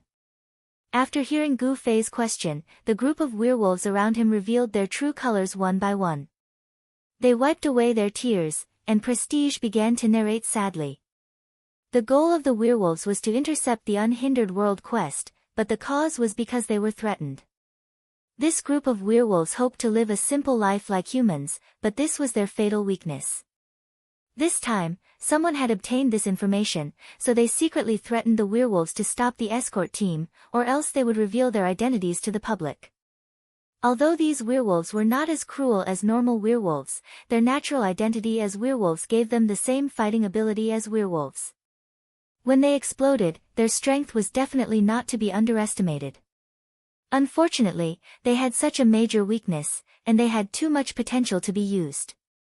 Gu Fei sighed, and then threw out the second phrase of triggering the quest. "What can I do for you?" Prestige looked dumbfounded. "If we know this person's identity, everything will be easy to solve." The person Prestige was talking about was, of course, the one who had threatened them. Gu Fei was puzzled. "You didn't see him?" "We only received this letter." Prestige handed Gu Fei a note. Gu Fei took it. On it was written, "Take care of Todd, or else you and your people will be in trouble." Afraid that it wasn't clear enough, there was also a small picture attached, depicting a group of humans hunting a wolf. The surrounding werewolves could see the small picture on the letter in Gu Fei's hand, and a look of fear appeared on their faces. Gu Fei, on the other hand, had no interest in the artwork. He asked doubtfully, "Todd?" "Brother," you reminded him hurriedly. "The person Unhindered World took out from prison." Silencing him. Gu Fei sighed. Outsiders didn't know about Todd's plot, but the child elite group had Yutian Shinming, a member of Unhindered World. When Todd was taken out from prison, all the members of Unhindered World had received the relevant plot and notification. Yutian Shinming had already broadcasted it to them in the mercenary channel, and all 5 of them knew that Todd was a corrupt person. Gu Fei waved the note and said to Prestige, "You don't have to worry about this, I'll think of a way to help you solve it." Prestige was overjoyed. "That's great." Last time, he still didn't trust Gu Fei, but it was clear that the matter had been solved, and they had strong confidence in Gu Fei. Gu Fei suddenly remembered that the night streamer had been given to him by the werewolf after the last mission. If he dealt with the matter this time, would he receive a similar reward? Probably not. "Brother, you gave a simple analysis. It's not the same mission. Even if it's the same NPC, the reward won't be the same." "Oh. Speaking of which, there's nothing in the mission list." Gu Fei said. "Hidden mission?" "Brother, you said. Hidden mission. If the mission isn't announced, then we don't even know if it's triggered or not." Gu Fei said. "That's why it's a hidden mission." "Brother, you said." "Hey, are you serious?" While the two were talking, they had already comforted the werewolves and let them rest. However, the werewolves also told Gu Fei that they would keep an eye on Todd's movements. If he left their range of control, they would immediately take action.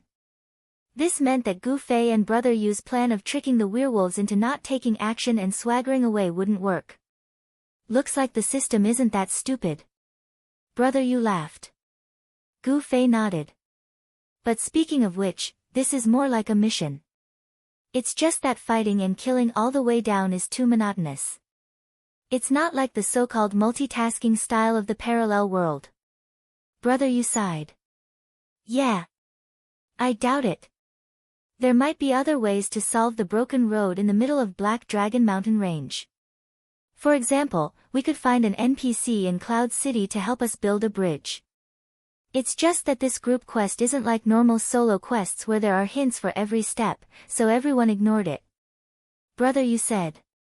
Then how do we solve this? Gu Fei waved the small piece of paper at brother Yu. Let's talk about it when we get back. Brother Yu said. The two talked as they returned to the encampment of the main army.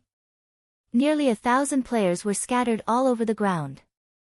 Unsworn Sword and a few core members of Reigning the Seas who were concerned about their quest had been stretching their necks out in anticipation. When they saw the figures of Gu Fei and brother Yu returning, they were already standing on the road waiting for them. Gu Fei showed the piece of paper to Unsworn Sword and told him the whole story. This was the quality a mercenary should have. When someone was hired to do something, of course they had to report the situation to their employer. This wasn't a problem of attitude in the game, but a problem of character. Gu Fei was quite kind in this aspect. Oh, I see. Unsworn Sword held the small piece of paper and looked at it again and again. He said to Gu Fei, Brother Qianli, you've worked hard. Take a rest first, let's discuss what we should do. Oh. Gu Fei didn't say anything and silently left. As a result, Unsworn Sword, Reflection of Years, and Windwalk, the two core members, found a corner and began a heated debate. Let's not talk about how to solve this matter first. Whether or not Gu Fei's information was trustworthy became the focus of the debate. Gu Fei was indeed a kind and well-behaved mercenary, but even though he was kind, it was inevitable that others would measure the heart of a gentleman with the yardstick of a villain. For example, Reflection Years had a huge prejudice against Gu Fei. He felt that there must be something fishy going on. Just this piece of paper. If you need, I'll draw 100 for you. Reflection Years said. This handwriting doesn't look like it's his, Windwalking said. How do you know? The other two raised their heads. Ugh, this, that, ah. Windwalking stammered.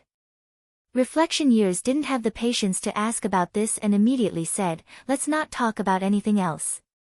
He said he knew these werewolves, so the werewolves didn't make things difficult for him and asked him about the key point.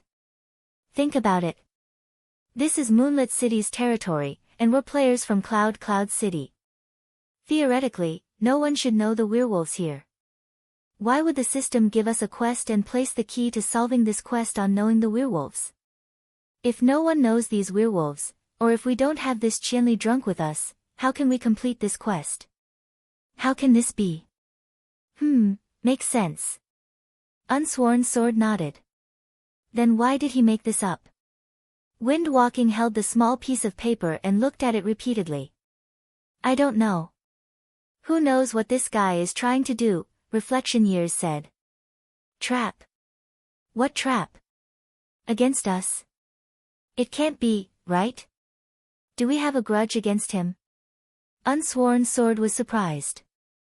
Even though they had plans to deal with Qianli Drunk and his mercenary group, it was just a plan.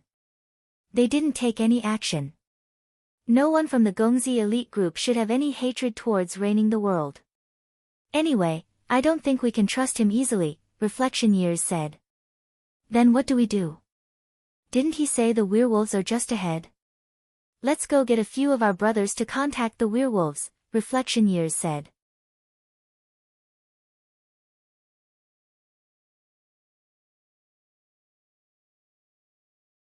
Chapter 300. As the core of reigning the Four Seas, of course, he was more concerned about this mission than anyone else. After the discussion, the Reflection of Years immediately picked a few members with excellent speed and rushed forward with him. The few of them were indeed people with outstanding speed. They left quickly and returned quickly as well. However, there were 4 of them when they left, but only 2 came back. The Reflection of Years' face turned pale. Sword Without Oath hurriedly asked, what's going on? I saw the werewolves, the Reflection of Years said. But they said they only trust Qianli Drunk. Unsworn Sword was dumbfounded. There's really such a thing. How is that possible? If we didn't invite him for this mission, we wouldn't have completed it. The Reflection of Years did not say anything. This doubt was the reason why he strongly refuted Gu Fei's words just now. Where are Little C and Little Ha? Sword Without Oath asked. 4 had gone, and the other 2 were nowhere to be seen. They died, the reflection of years said. What happened? Sword Without Oath was shocked. The werewolves attacked them as soon as they met. They were killed on the spot. Fortunately, I shouted in time that we came to help them, and the werewolves let us go. The reflection of years still had a lingering fear in his heart. The player who escaped with him also had a dull look in his eyes, and his body was trembling slightly. It seemed that the werewolves had really shocked them. I'm thinking, Time's reflection finally spoke. It's still impossible for someone who isn't from our guild to become the key to our quest. Qianli drunk was just a coincidence. It just so happened that he had experienced a mission related to these werewolves. We must have a way to win the werewolves' trust. We just need to find it. It seems that we don't need to do that. We just need to do what Qianli drunk said before, find the guy who threatened the werewolves and kill him. Not only will we win the werewolves' trust, but the current crisis will also be resolved, Feng Xing said. I'm just afraid that this mission was triggered by Qianli drunk. If we do this, won't we be missing some clues? The reflection of years said. Or, he will deliberately hide some important clues and use it to blackmail us again. It's highly possible. Unsworn Sword waved his fist.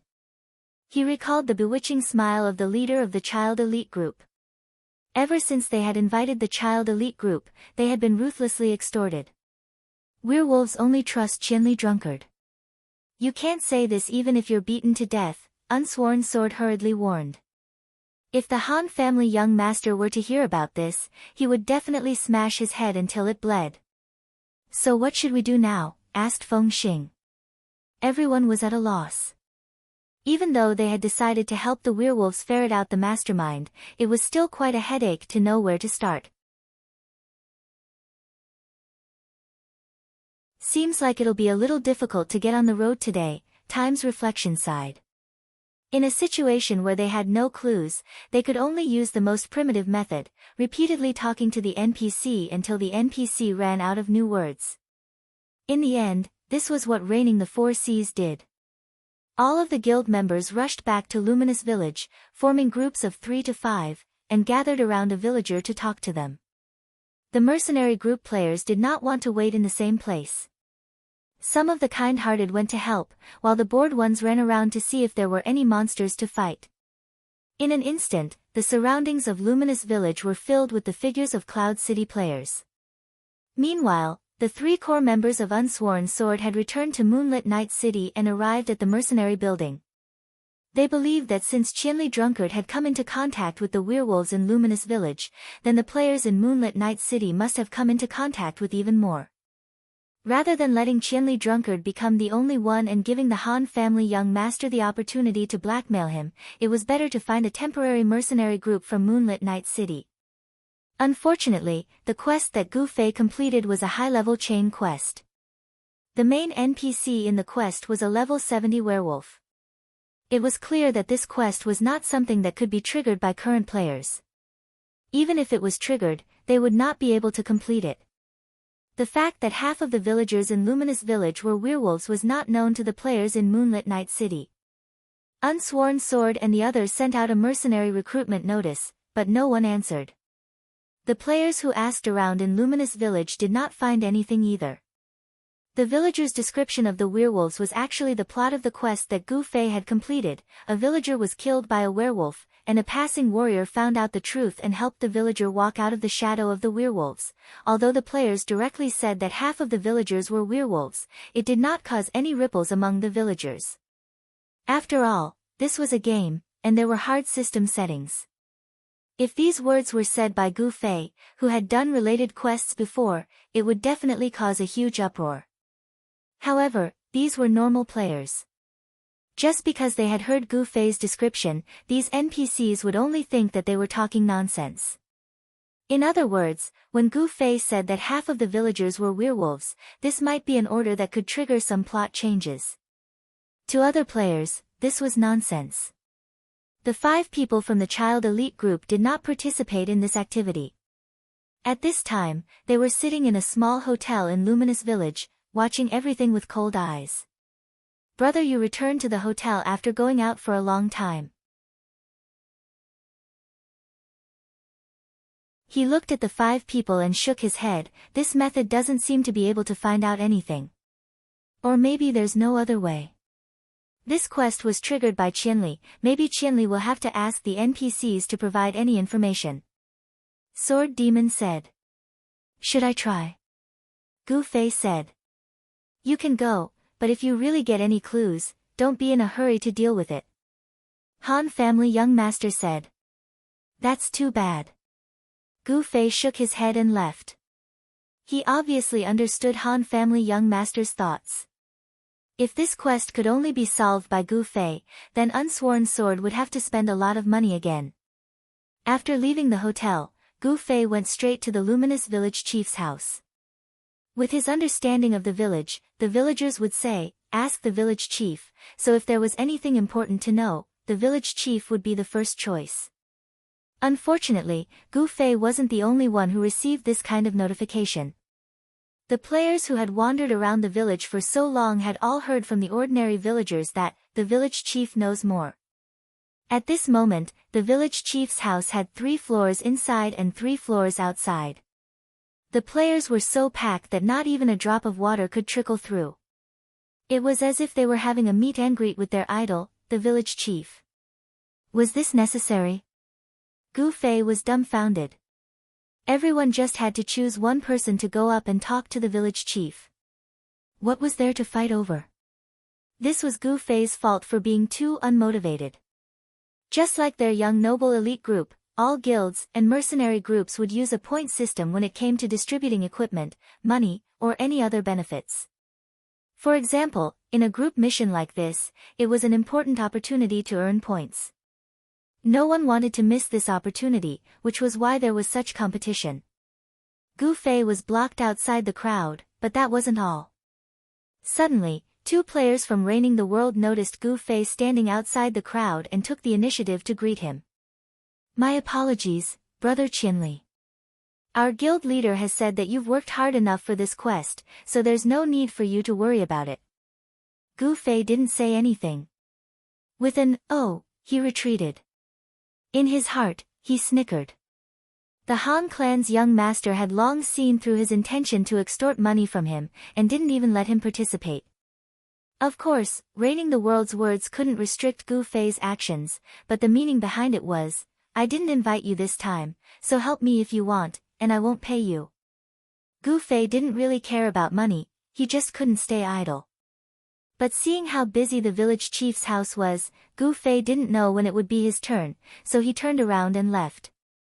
When he returned to the hotel, the 5 people were surprised. So fast. What did you find out? Nothing, said Gu Fei. Reigning the World said he didn't need me to interfere. Everyone looked at the Han family young master. How many people have you extorted? They're all guarding against you like thieves. They'd rather work themselves than give up such a convenient opportunity. The Han family young master also muttered, it's not a lot, but it does seem a bit too frequent. But you can't blame me. It's because we're too outstanding. The Han family young master's narcissism finally brought everyone along, so he didn't attract any disgust. Everyone nodded. Yes, we're too outstanding. Sort of no oath, the more he doesn't want us to extort him, the more I want to extort him. The Han family young master rubbed his hands. Extort him, extort him. Yutian Shinming didn't hesitate to betray his guild leader when he saw that there was a profit to be made. Qianli, who do you think is behind this? Asked the Han family young master. How would I know? Said Gu Fei. Who was the final boss of your last mission? Asked the Han family young master. Adrian. Gu Fei paused after saying that. Could it be this guy again? What's the situation? Everyone asked. I specifically asked around today. The previous Adrian was killed by me during my mission. So this guy, although he's also called Adrian and has the same identity in the village, he's actually a new NPC. But Gu Fei recalled Heng Qiao's words. The new NPC has the same mission and is doing the same job as the previous NPC. What do you mean? The others didn't understand.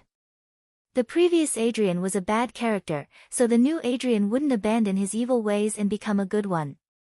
He's probably still doing the job of using the werewolves. Analyzed the Han family young master. Gu Fei nodded. I think so too. Let's go find him. Yutian Shinming was excited. The six of them stood up. Brother, you moved to Gu Fei's side. Where did you hear about this? It's not convenient to say, said Gu Fei as he glanced at Heng Qiao in his friends list. Brother, if this mission really falls on Adrian again, then you've helped me a lot. Butterfly Knot, it's already 300 chapters. It's already 300 chapters by accident. Close combat is actually so long.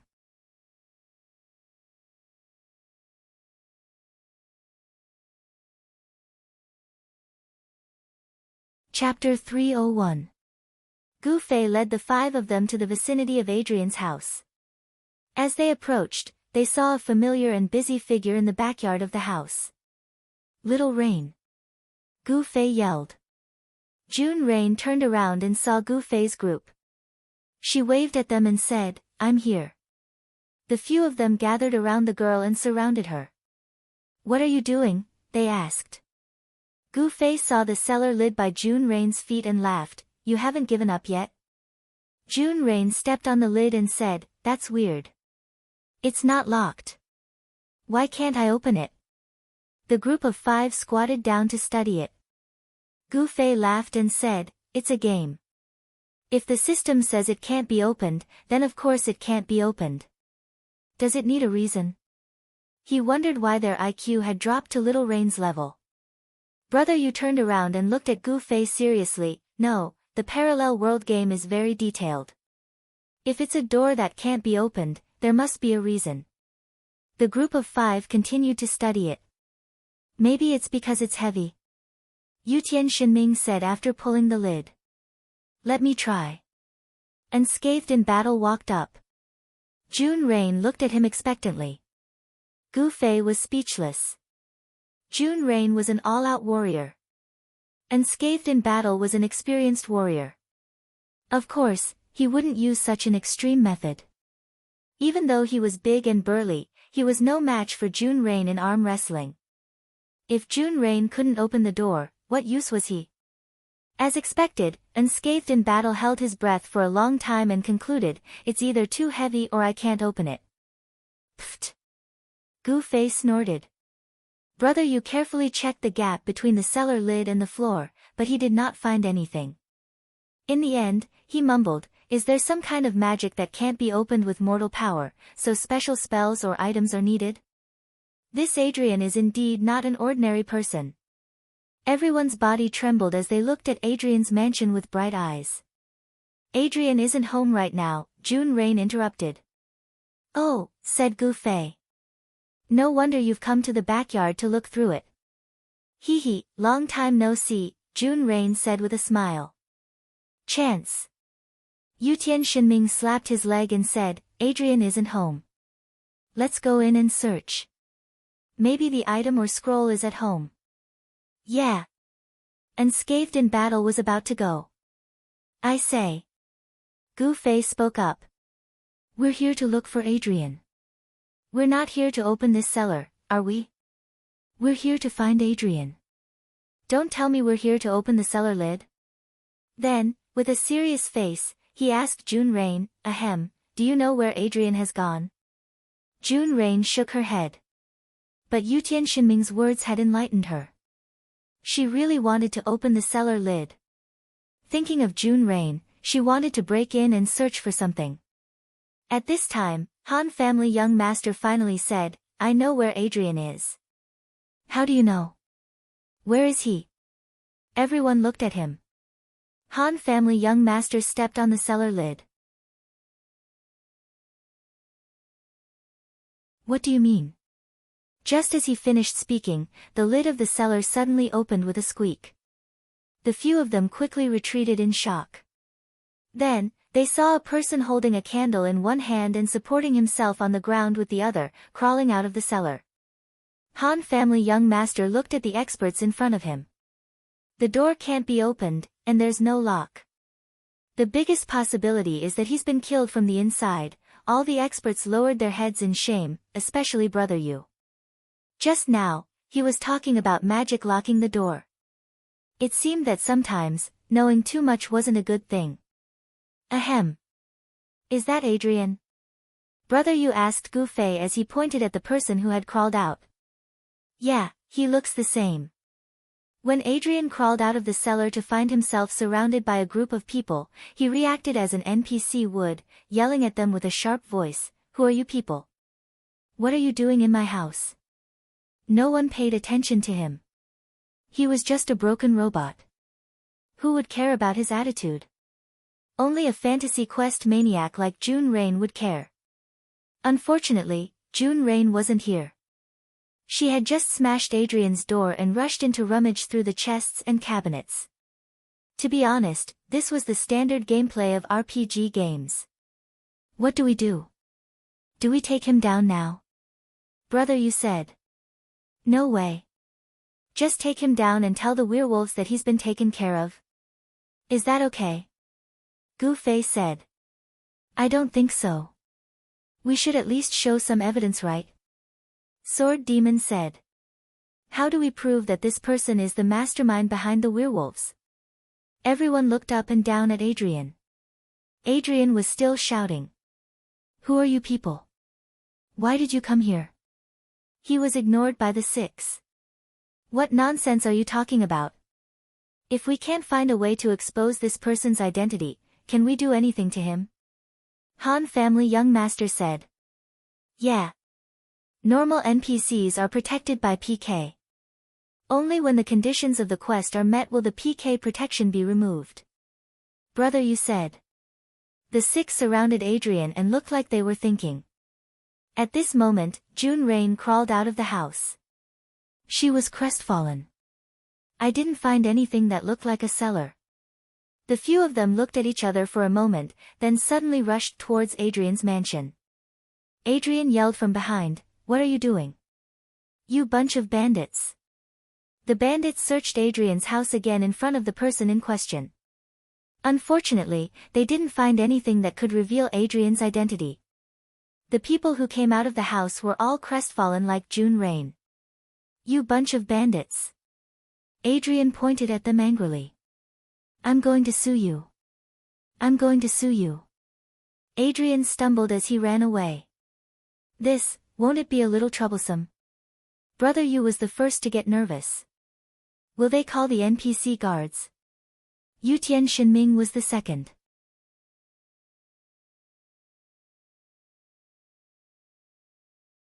Who fought with the NPC guards before? Unscathed in battle asked. Everyone's eyes turned to Gu Fei. He was a PK maniac. If his PK value went over 20, he would be chased by the guards. Gu Fei shook his head. I was chased, but I didn't dare fight. Everyone sucked in a breath of cold air. If even Gu Fei didn't dare fight, then he must be very strong. Is he strong? Yutian Shinming asked with a trembling voice. I don't know, but there will be a lot of people. Gu Fei said. They looked at each other. It was quiet.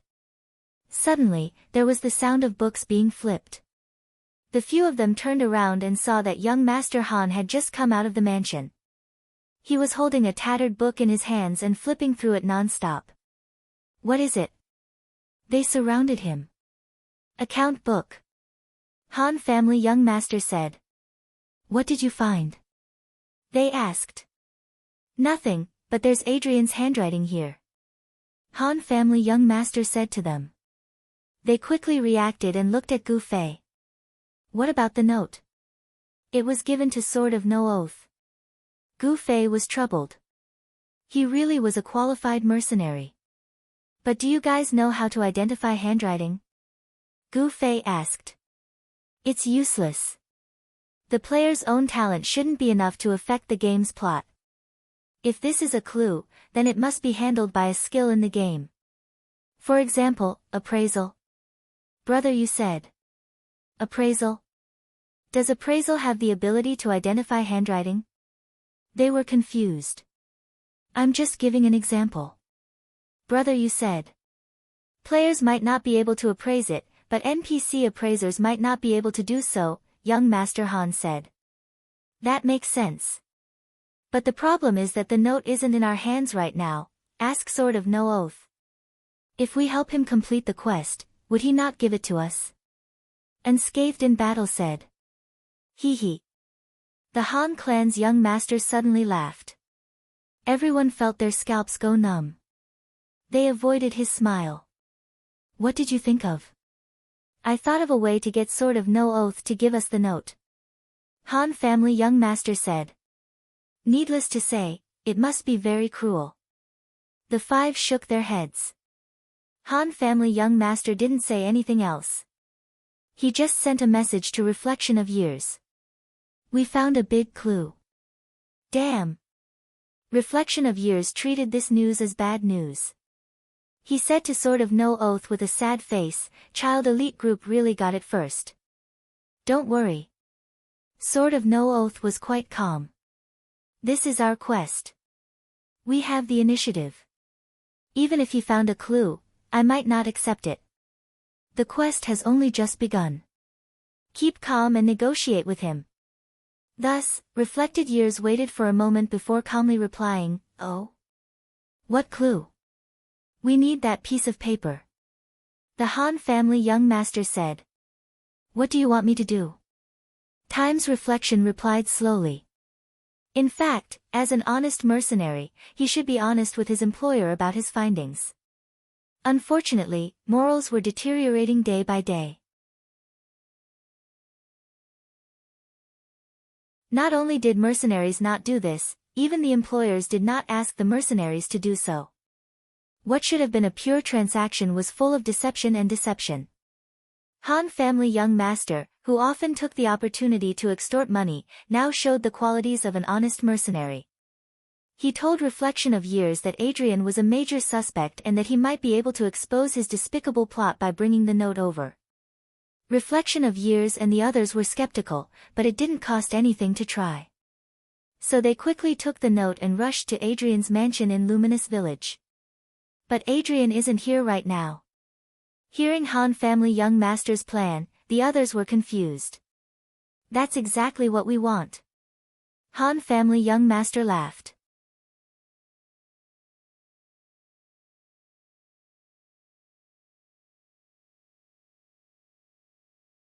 Chapter 302. The 6 members of Child Elite Group pulled Little Rain along with them and hid in a dilapidated church courtyard, peeking at Adrian's house from the top of the wall. It didn't take long before players from Unhindered rushed over from all directions and surrounded the mansion. In the end, the 3 core members, Unsworn Sword, Reflection of Years, and Wind Walking, arrived and directed the guild players to set up another formation. The innocent June Rain was very confused. Adrian isn't here right now, what are they going to do? It was too difficult for June Rain to understand the thoughts of the Han family young master, so the 6 of them remained silent. Only Brother Yu was slightly anxious. It's been so long, is Adrian coming back soon? Yeah, I heard he went to call the guards. What do you think he'll think if he comes back with the NPC guards and sees so many people surrounding his house? Han family young master said. This. Everyone felt a chill in their hearts. Isn't this a bit too much? No, it's very interesting. Han family young master held onto the wall with one arm and took out a bottle of wine with the other, as if he was going to enjoy the pitiful experience of reigning 4 seas. Now that crisscrossing had surrounded Unsworn Swordsman took a deep breath and held the slip of paper in his hand. He knocked on the door 3 times, and with lightning speed, he darted back to the formation. His movements were so agile that it made people wonder if he was even a warrior. Of course, no one answered in the empty house. After a long time of intense concentration, they began to look at each other. Unsworn Sword walked up again and knocked on the door. This time, he didn't rush to escape, but instead listened to the movements in the house. Reflection of years and wind walking also followed. The three of them neatly leaned on the door and pressed their ears against it. Then, the three of them shook their heads. Let's go in and take a look. The three of them exchanged glances and entered the house. TSK TSK TSK. The 6 peeping players all sighed in unison. What are they doing? Are they here to steal the gold? It was June Rain's turn to be nervous. No, they're here to find someone. Gu Fei comforted her. The June Rain relaxed at once. Pure people were easy to get rid of. Sworn Sword's group of 3 entered Adrian's house and walked around. Naturally, they did not discover anything. They only felt that the house was a little messy, but they could not figure out what was going on. Thus, they came out in a daze. Just as the 6 of them were snickering, they heard a hoarse voice coming from the periphery of the encirclement. Who are you people? When the 6 of them heard this sound, they subconsciously shrank their necks. Adrian had finally returned. Gu Fei sighed at the rain in June. Did you notice? Nothing about this resurrected Adrian has changed, but his voice is different. Resurrect? June Rain was confused. I'm fine. Gu Fei forced himself to calm down. A few of them craned their necks to continue peeping. Although she had thought that the Han family young master had gone overboard by setting up a trap for Reigning 4 to fight Adrian's men, she was disappointed when she saw that Adrian was still alone. Brother, you put away his notebook. I thought I'd have a chance to understand the strength of the NPC soldiers. Before Oathless Sword could give the order, Reigning the 4 Seas players had already surrounded Adrian. Unsworn Sword walked out from the crowd, waving the small piece of paper in his hand at Adrian. Adrian, we already know what you've done. Why don't you surrender? All the players were nervous, including the 6 from Child Elite group behind the wall. Sworn Sword was undoubtedly showing off his item to the NPC.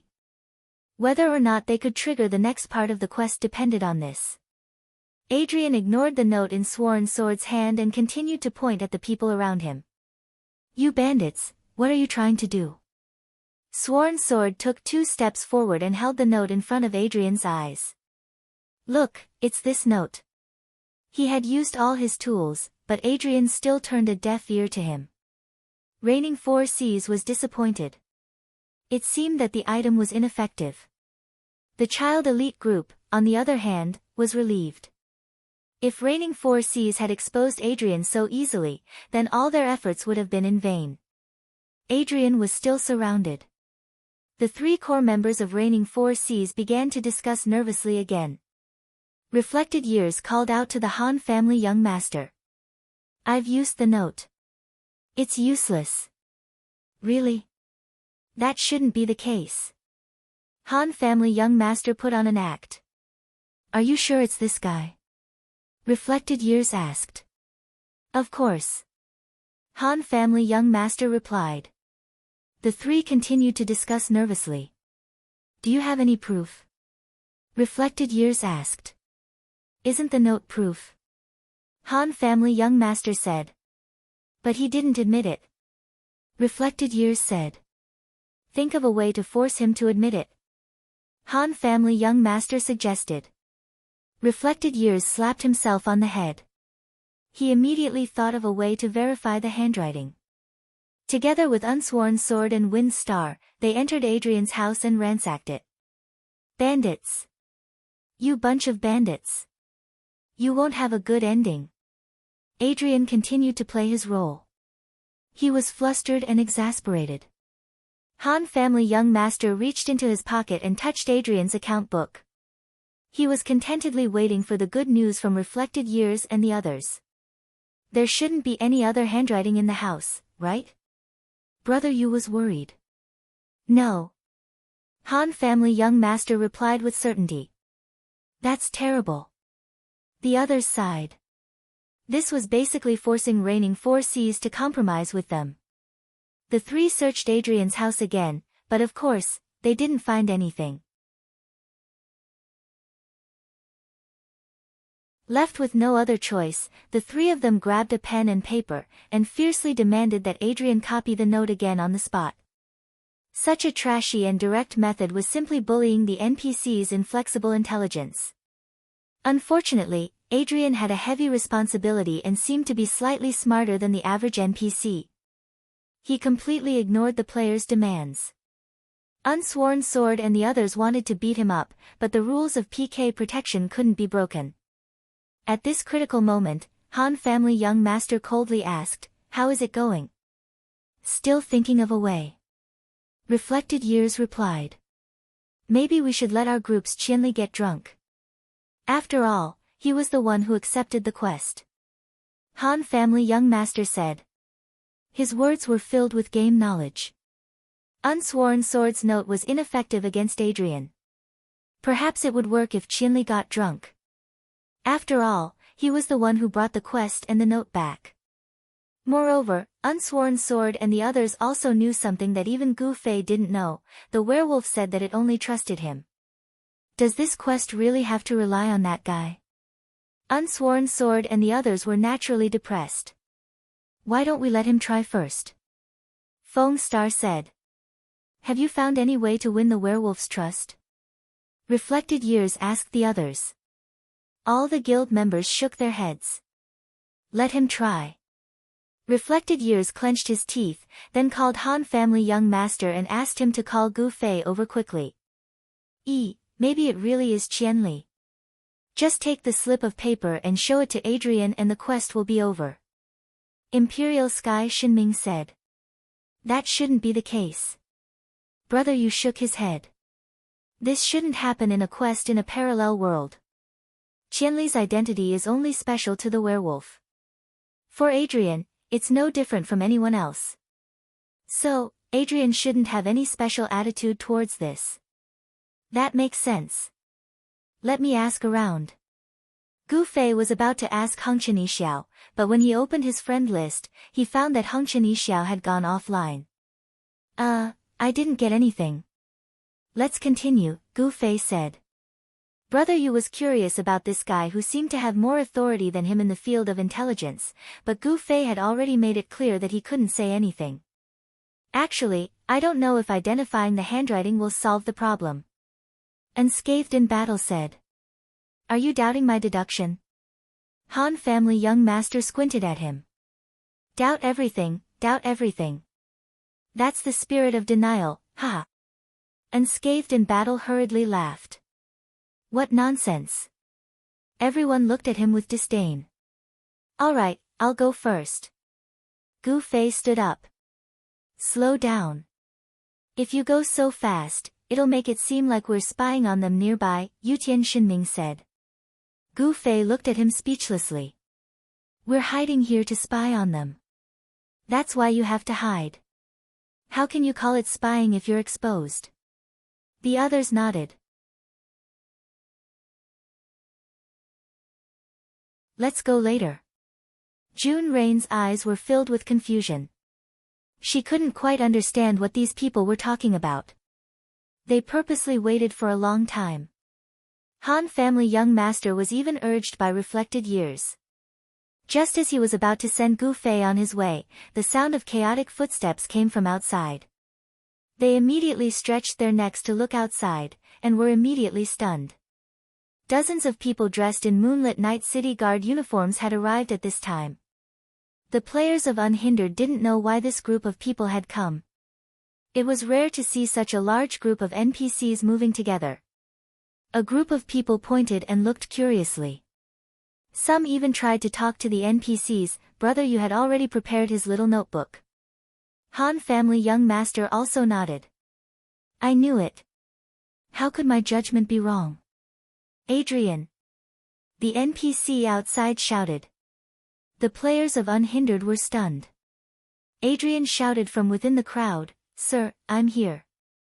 Quickly get rid of these bandits. Bandits? The players of Unhindered were still confused, but the NPC soldiers had already drawn their swords. The leader raised his long sword high and shouted, Charge, get ready. In an instant, a crimson light spread from his body, and a ring of light appeared beneath the feet of his companions. Holy shit, a battle formation skill. The peeping players were the first to get excited.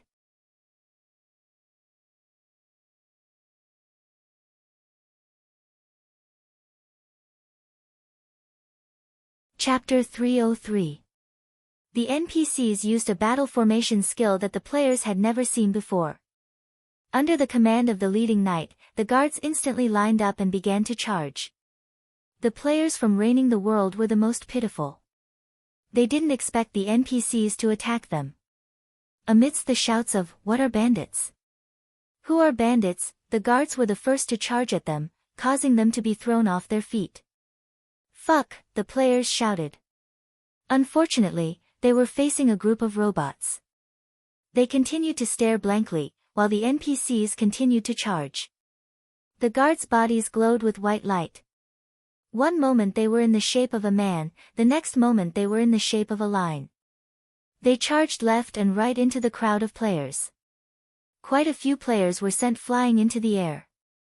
The scene was chaotic and beautiful. TSK Tisk. The players from the Child Elite group sighed. Brother Yu recorded quickly in his notebook as he muttered, "Too fierce. Too fierce. How tragic." Yutian Shinming closed his eyes, pretending to be compassionate. "Isn't this a bit too much?" The sword demon couldn't bear to watch. "There's no other way. Who can stop them now?" The Han family young master sighed. "No," Gu Fei said. Even he was filled with a sense of powerlessness in front of this group of valiant guards. Whether it was the formation when they charged or the movements when they attacked, all the details were meticulously uniform. This was where humans couldn't be compared to machines. How long would it take for humans to train to this level of perfect teamwork and teamwork? In Kung Fu terms, when faced with such an opponent, there were no openings. Even though one could create openings if there were no openings, that still required a corresponding level of strength. No one knew what level these NPC guards were. Any one of them had the strength of a boss. Now that they were in a group, even the level 40 Gu Fei couldn't do anything. No matter how skilled they were, this was still an online game, wasn't it?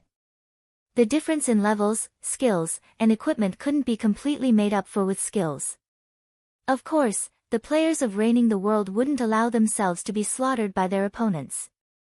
Reflection of Years, who was usually in charge of the team battle, was shouting himself hoarse. Messages were flooding the guild channel like they had been hit by a virus. The players from Reigning the Seas quickly formed a formation as they evaded their opponent's charge.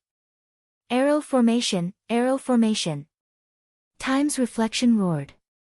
He was the one who researched and trained the 4C's arrow formation, and it was what he was most proud of.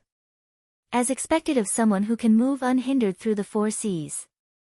He does have some skill. The experts all praised.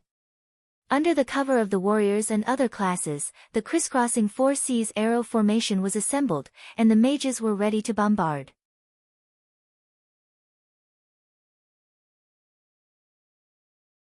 Shoot! Shoot! There was no time to wait. Seeing that the archers were almost ready, Reflected Years immediately gave the order. Arrows filled the sky and flew towards the vanguard of the guards. The first wave of shots caused the opponent to pause for a moment. Just as the players from Reigning the Seas saw a glimmer of hope, they heard the leader of the opposing team yell, "Protect the charge." Thus, the guards once again took out their shields in unison and placed them in front of their bodies. The second wave of arrows immediately dispersed like the wind. Charge! At the command, the guards held their shields in front of their bodies in their left hands and their swords in their right, ready to attack at any time. They continued to charge forward. Shameless! The players from Reigning the Seas cried and wiped away their tears. The formation that they had painstakingly formed was once again broken. From the class settings of the parallel world, those who could reach the shield coefficient and use a shield to defend themselves were all heavy warriors. This was the ultimate HP class in the parallel world, but their combat performance was mediocre. At this moment, these NPC guards wielded their swords and could also take out their shields to protect themselves. Both weapons met the coefficient requirement. What else could it be if not shameless? In theory, this was no different from a dual practitioner of magic and martial arts. The members of the child elite group were naturally shocked. Brother Yu said as he recorded, "What classes do these guards have? Are they warriors or knights?" Everyone shook their heads. "I'll go and test it out," Brother Yu said. "There's no need." Yutian Shinming stopped him. "The guild channel is in an uproar. Countless people have appraised them, but they're all question marks. Their levels are quite high." Brother Yu exclaimed. Their gazes returned to the battlefield. The scattered Raining the Seas finally found some clues. Some people pointed at the shields of the guards and said, "They're the guards of Moonlit Night City. They're the guards of Moonlit Night City." In the parallel world, people's teams were always divided by badges. Every major city had their own badges, which could be seen everywhere inside and outside the main city. The pattern on the shields of the guards was the emblem of Moonlit Night City. But even though they knew, they were still at a loss. Everyone didn't understand how they had offended the NPCs of Moonlit Night City and suffered such inhumane attacks. Even Raining's trump card, the arrow formation, was useless, and the other resistance was not even worth mentioning. Whether it was the carpet bombing of the mages, the sneak attack of the thieves, or the head-on collision of the warriors, everything that was hit by the guards could only be described with one word: fly. The players of Raining the Seas fell one after another. They ignored the commands of their bosses and fled in all directions. Even the 3 core members of Unsworn Sword were no longer in the mood to resist. They each chose a direction and retreated with the remaining players around them. The guards didn't chase after them. When Raining the Seas began to flee, they still maintained the situation where they were. A moment later, all the players of Raining the Seas who could run had fled. The rest were the heavily injured who were lying on the ground, groaning. "Did you notice?" Brother Yu said in shock. "These guards charged here and there, but not a single person died." "I noticed it a long time ago," said the Han family young master. "No matter when or where, there would always be a white light when someone died. But the white light just now was all from the guards." The players of Raining the Seas didn't contribute at all. After fighting for so long, they had only been knocked down, but never killed. Then, the leading knight ordered the guards, "Take them all back to the prison." "Yes, sir." The guards shouted. Then, they picked up all the players who had fallen to the ground. They didn't know what kind of godly system skill they used, but the players couldn't resist at all. They were escorted into a line by the guards. The leading knight bowed to Adrian, then led the guards away with the group of players. The child elite group's jaws dropped. Even the Han family young master didn't expect such an ending. What's the meaning of this? Where are they being taken? Everyone guessed as they ordered Yutian Shinming to quickly send a message in the guild channel. "There's no news." "The people who were taken away didn't send any messages," replied Yutian Shinming, who was paying attention to the guild channel. "This. Could it be that they're locked up like they were in prison?" Brother Yu said.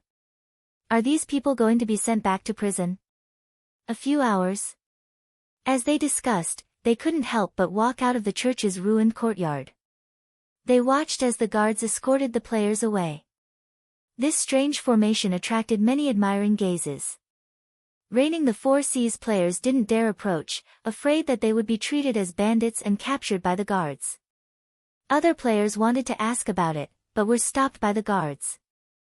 Those who didn't like the NPCs could only fly away. Making an enemy out of an NPC is a big mistake, Brother Yu sighed as he closed his notebook after he finished gathering information. Be careful in PvP next time. See how powerful the guards are. Unscathed in battle said to Gu Fei. There aren't usually this many guards in the city, said Gu Fei. Sooner or later, I'll get the guards to arrest you, a PvP maniac, said Yutian Shinming. He's a criminal. Just kill him on the spot, said unscathed in battle. Lu Xun didn't know what to say, but the Han family young master interrupted, "What are you talking about? Let's continue our business." What business? Everyone was enjoying a high-level fight that they wouldn't normally see, and forgot everything else in the excitement. "I'll contact Reflection of Years," said the Han family young master. But there was no reply. Reflection of Years was still online, but he didn't say anything. That guy was caught too. Everyone suddenly understood. "Don't tell me the note is in his hands." They looked at each other. "What's the rush?" said the Han family young master, looking at reigning the Four Seas situation. "We can't continue the quest today. Let's go back first." "Yeah, it's about time to log off." Gu Fei looked at the time. They didn't do anything that night, just running back and forth. The six of them prepared to return to Moonlit Night City. June Rain, who had been traveling with them, excitedly ran back to study Adrian's cellar. On the way back to the city, the guards escorting the players from reigning the Four Seas appeared in front of them. As the six of them walked, they unexpectedly bumped into reigning the Four Seas. Unsworn Sword and Feng Xing led a group of guild members, looking at the escorting team in front of them with melancholy. They saw the 6 members of Child Elite Group, but they were still expressionless, not even smiling. Guild Leader Unsworn. The Han family young master took the initiative to wave his hand in greeting. "Leader Han." Unsworn Sword waved back dispiritedly. "What's going on?" The Han family young master pointed at the team in front of them. "I think I saw your people with an NPC. I sent a message to Reflection of Years, but he didn't reply." The Han family young master asked a question he already knew the answer to. In the eyes of Gu Fei and the others who knew the ins and outs of the group, he was asking for a beating.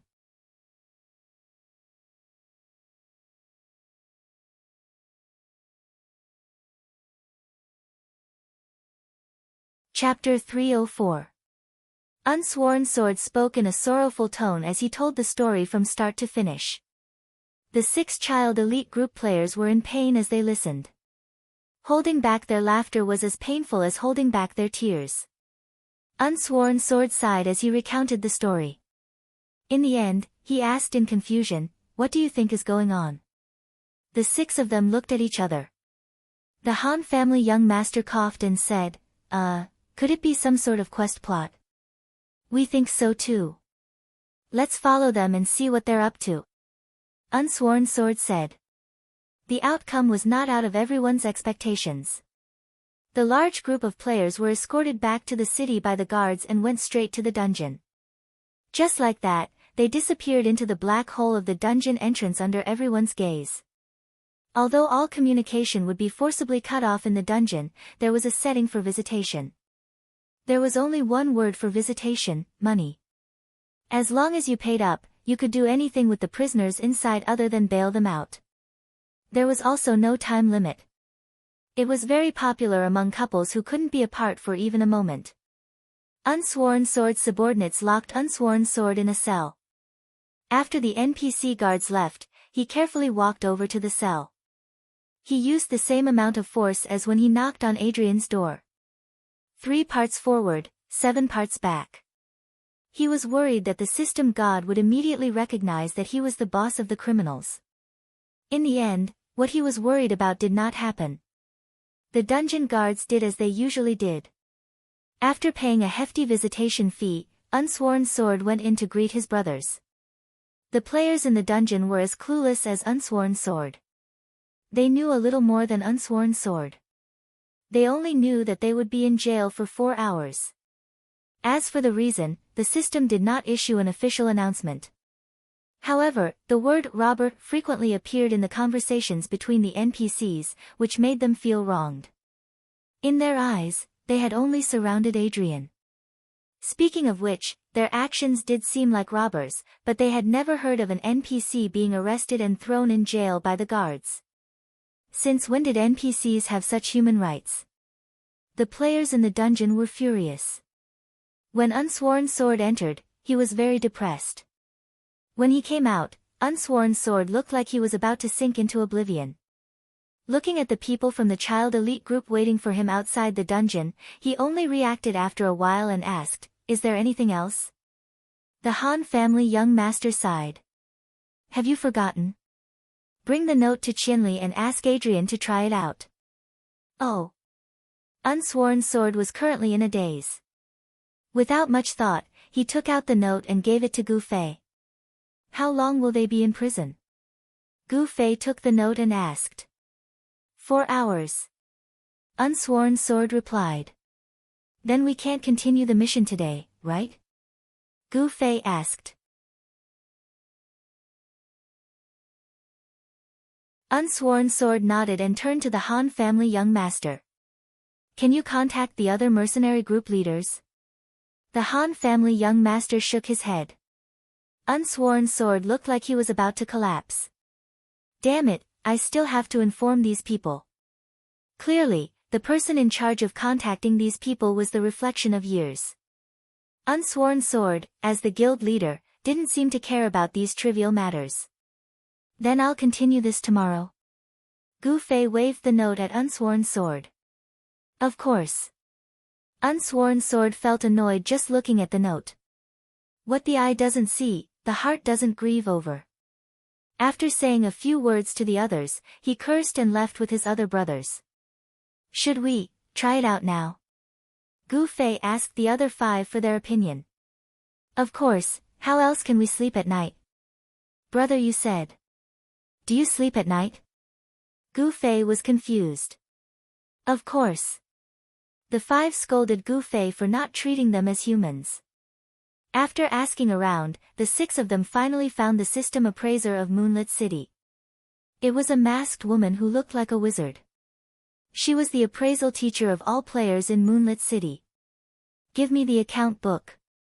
Gu Fei gestured to the Han family young master. "Wait. Brother, you said." "What?" Everyone looked at Brother Yu. "Let me try first. I want to see if this quest can only be completed by Qianli, who has a relationship with the werewolf," Brother Yu said. "Let's see what the logic of this parallel world setting is. If that's the case, you can't try. You went to meet the werewolf with Qianli. Logically speaking, it seems like you accepted this quest with Qianli," Sword Demon said. "Makes sense." Brother Yu nodded. "Let me try." Sword Demon stretched out his hand and asked for the note and account book. Gu Fei looked at them. Their tireless research on online games touched Gu Fei. It would be great if there were so many people who had the same spirit for Kung Fu. The Sword Ghost took the note and the account book and requested the appraiser to appraise the handwriting of the 2 items. Everyone was worried that the NPC didn't understand what they were talking about. The appraiser nodded and raised 2 fingers. 200 gold coins. Damn. The 6 of them cursed. Shameless. Profiteer. Despicable. The system is crazy poor. The game company wants money more than lives. The discussion went on for a full 10 minutes. Sword Demon weakly interrupted everyone. "Hey, are you going to appraise it or not?" "Appraise it. Wool comes from the sheep," Han family young master said. Therefore, the Sword Ghost took out 200 gold coins and tossed them to the appraiser before handing over the note and the account book. The appraiser took the note and glanced at it. Then, she picked up the account book and flipped through it. When the 6 of them were guessing which page she was going to stop at, the appraiser had already handed the note and account book back. It's the same handwriting. The appraisal process didn't take more than 5 seconds. The 6 of them didn't even have time to experience the tense moment of holding their breath and staring. 200 gold coins were spent just like that, but they didn't experience any entertainment at all. The 6 of them felt that the system was too despicable. Since it charged such a high price, it should at least do something to appraise it. Such a perfunctory process really made them unhappy. But no matter what, since the system had already spoken, it meant 2 things. First, Adrian was the real mastermind behind the scenes. Second, this plot wasn't only completed by Gu Fei. Han family young master hid Adrian's account book and caused a lot of trouble for Unhindered. Now that the plot is completed, will Adrian admit it when we go back? Sword Demon asked the others. Everyone was confused. The logic in a parallel world was not parallel to reality at all. Sometimes, it was like reality, and sometimes, it was like the rules of an online game. It was unpredictable and tormenting the players' nerves. Just in case, the 6 of them asked the appraiser to produce a proof to prove that the note and the account book were written by the same person. The 6 of them thought that this proof would be an important tool to get Adrian to admit his guilt. Proof. My words are proof. The masked woman was surprisingly arrogant. 6 great experts had been looked down upon by an NPC. The 6 of them could not help but feel indignant as they left. Are we going to find Adrian now? Of course, how can we sleep if we don't go? And so, the 6 of them continued on their way to Luminous Village. On the way, they met quite a number of Cloud City players who were returning to the city. After being informed by Unsworn Sword that they couldn't continue for the day, they were all unhappy that they had wasted an entire night. Looks like this unhindered quest will offend quite a few people. Brother, you looked at the unhappy players and sighed. They lack the qualities of a professional mercenary. Han family young master said. The 5 of them looked at him. Including us. He continued. TCH. The 5 of them looked at him with disdain. With so many mercenaries gathered together, there's no way they'll be united. If they succeed in this unhindered quest, then they'll be lucky. If they fail, then they'll be ruined because of this failure. Let's wait and see. Han family young master said. Why do you look like you're hoping for them to fail? Gu Fei said. I'm just not happy with the atmosphere. He invited us over, but he doesn't trust us enough. TSK, does he really think he can get people to do things for him just by spending some money? One look and I can tell he's not made for a boss. Han family young master said. I think you're thinking too deeply. Gu Fei said, it's not that they don't trust us, it's just that your frequent extortion has made them afraid, so they're avoiding us. You see, this is abnormal. Extortion? If it was extortion, then it wouldn't be this price. That's because they're jealous. They hate that we always have to help them at the crucial moment, so they're avoiding us. To be honest, we're only 6 people, do you think they'll pay us more than 100 people from the Black Hand mercenary group? Let me tell you, it's far from it. We're probably only worth 20 people from the Black Hand mercenary group. That's too much. Gu Fei was angry. I can kill 20 people from the Black Hand mercenary group by myself. That's why. There's no extortion at all. The price I offered is reasonable. Han family young master said. The sword ghost nudged him and said, there's extortion. You hid their account book. Han family young master looked at him in disdain. This isn't extortion, this is fighting for business. Everyone was speechless. You're tuning into the Blissful Bookshelf YouTube channel. We're so grateful for your support and don't forget to subscribe to join us on this incredible journey through captivating stories. Your generosity through donations truly makes a world of difference, as it's the primary source of revenue that allows me to expand and enhance this channel for you. Thank you from the bottom of my heart for being a part of this adventure.